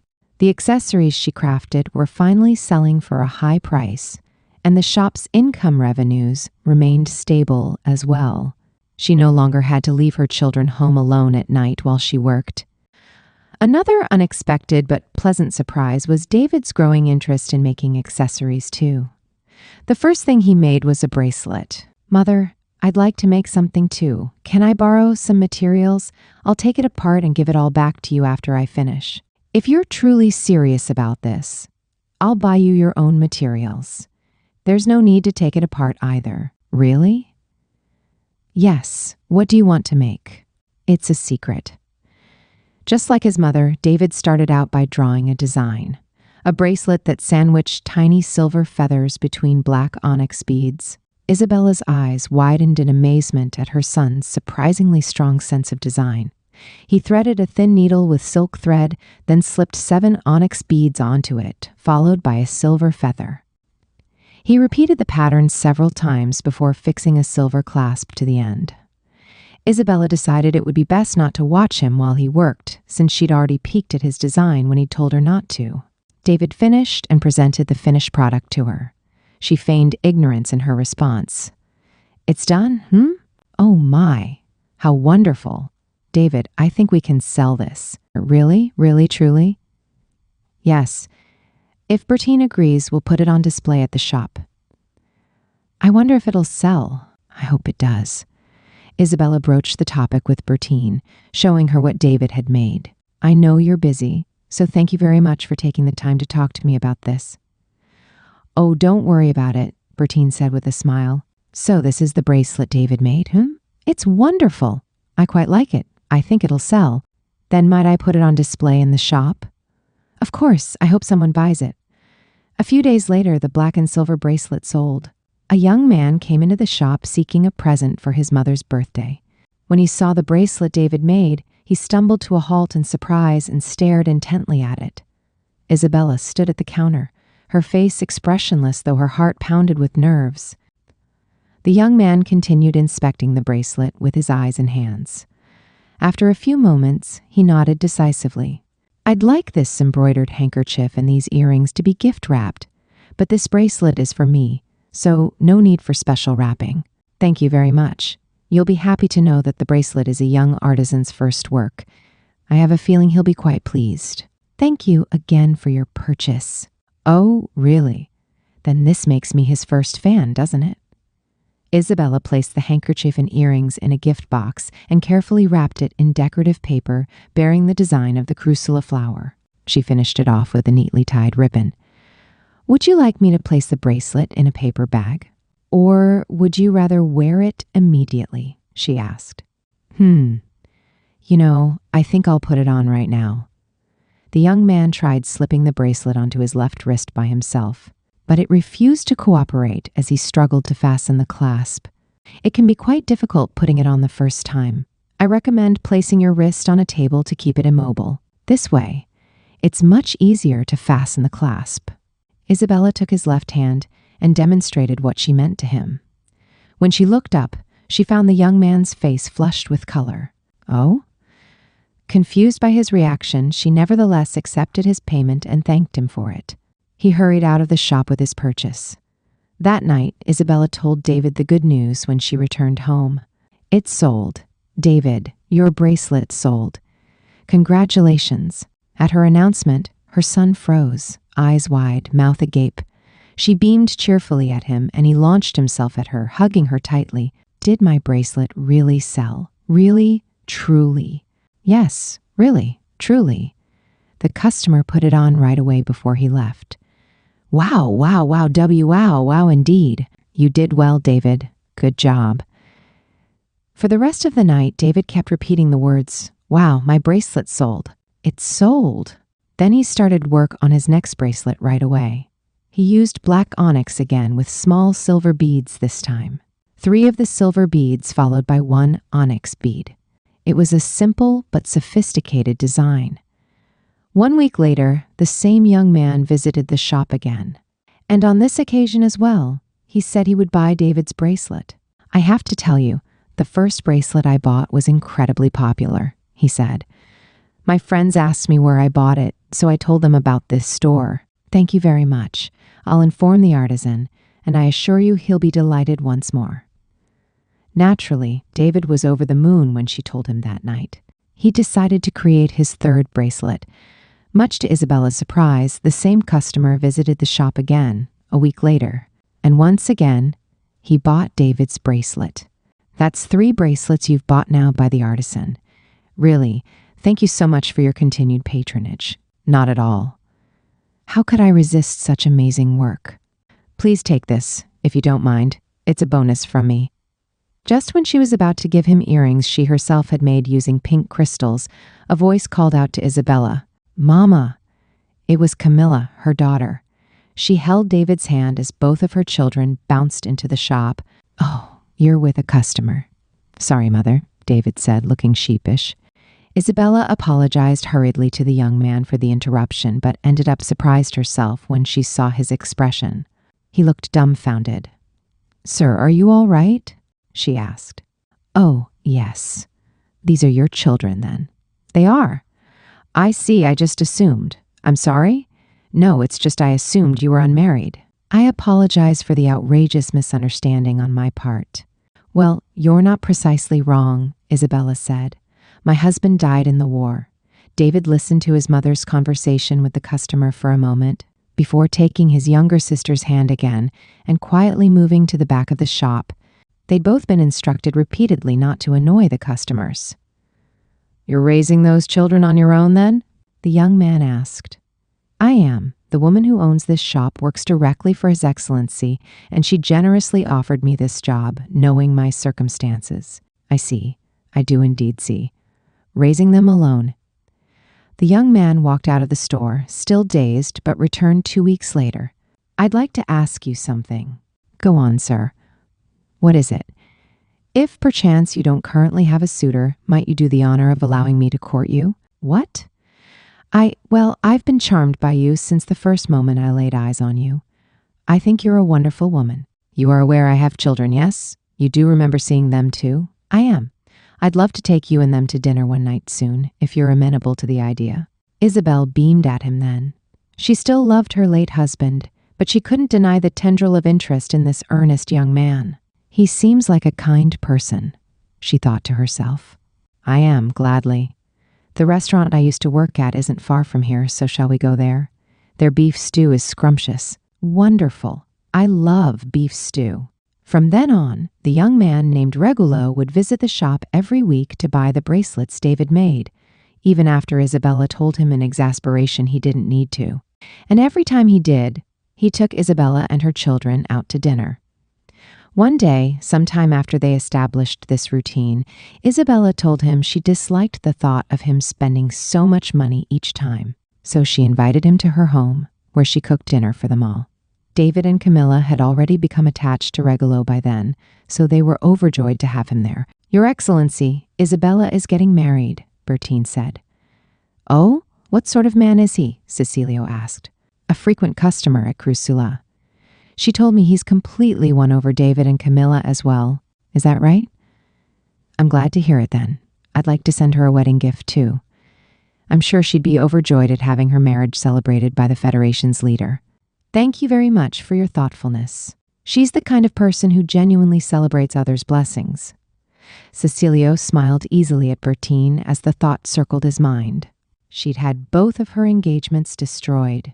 Yet she sincerely celebrated Isabella's second marriage, a woman who was close to her own age.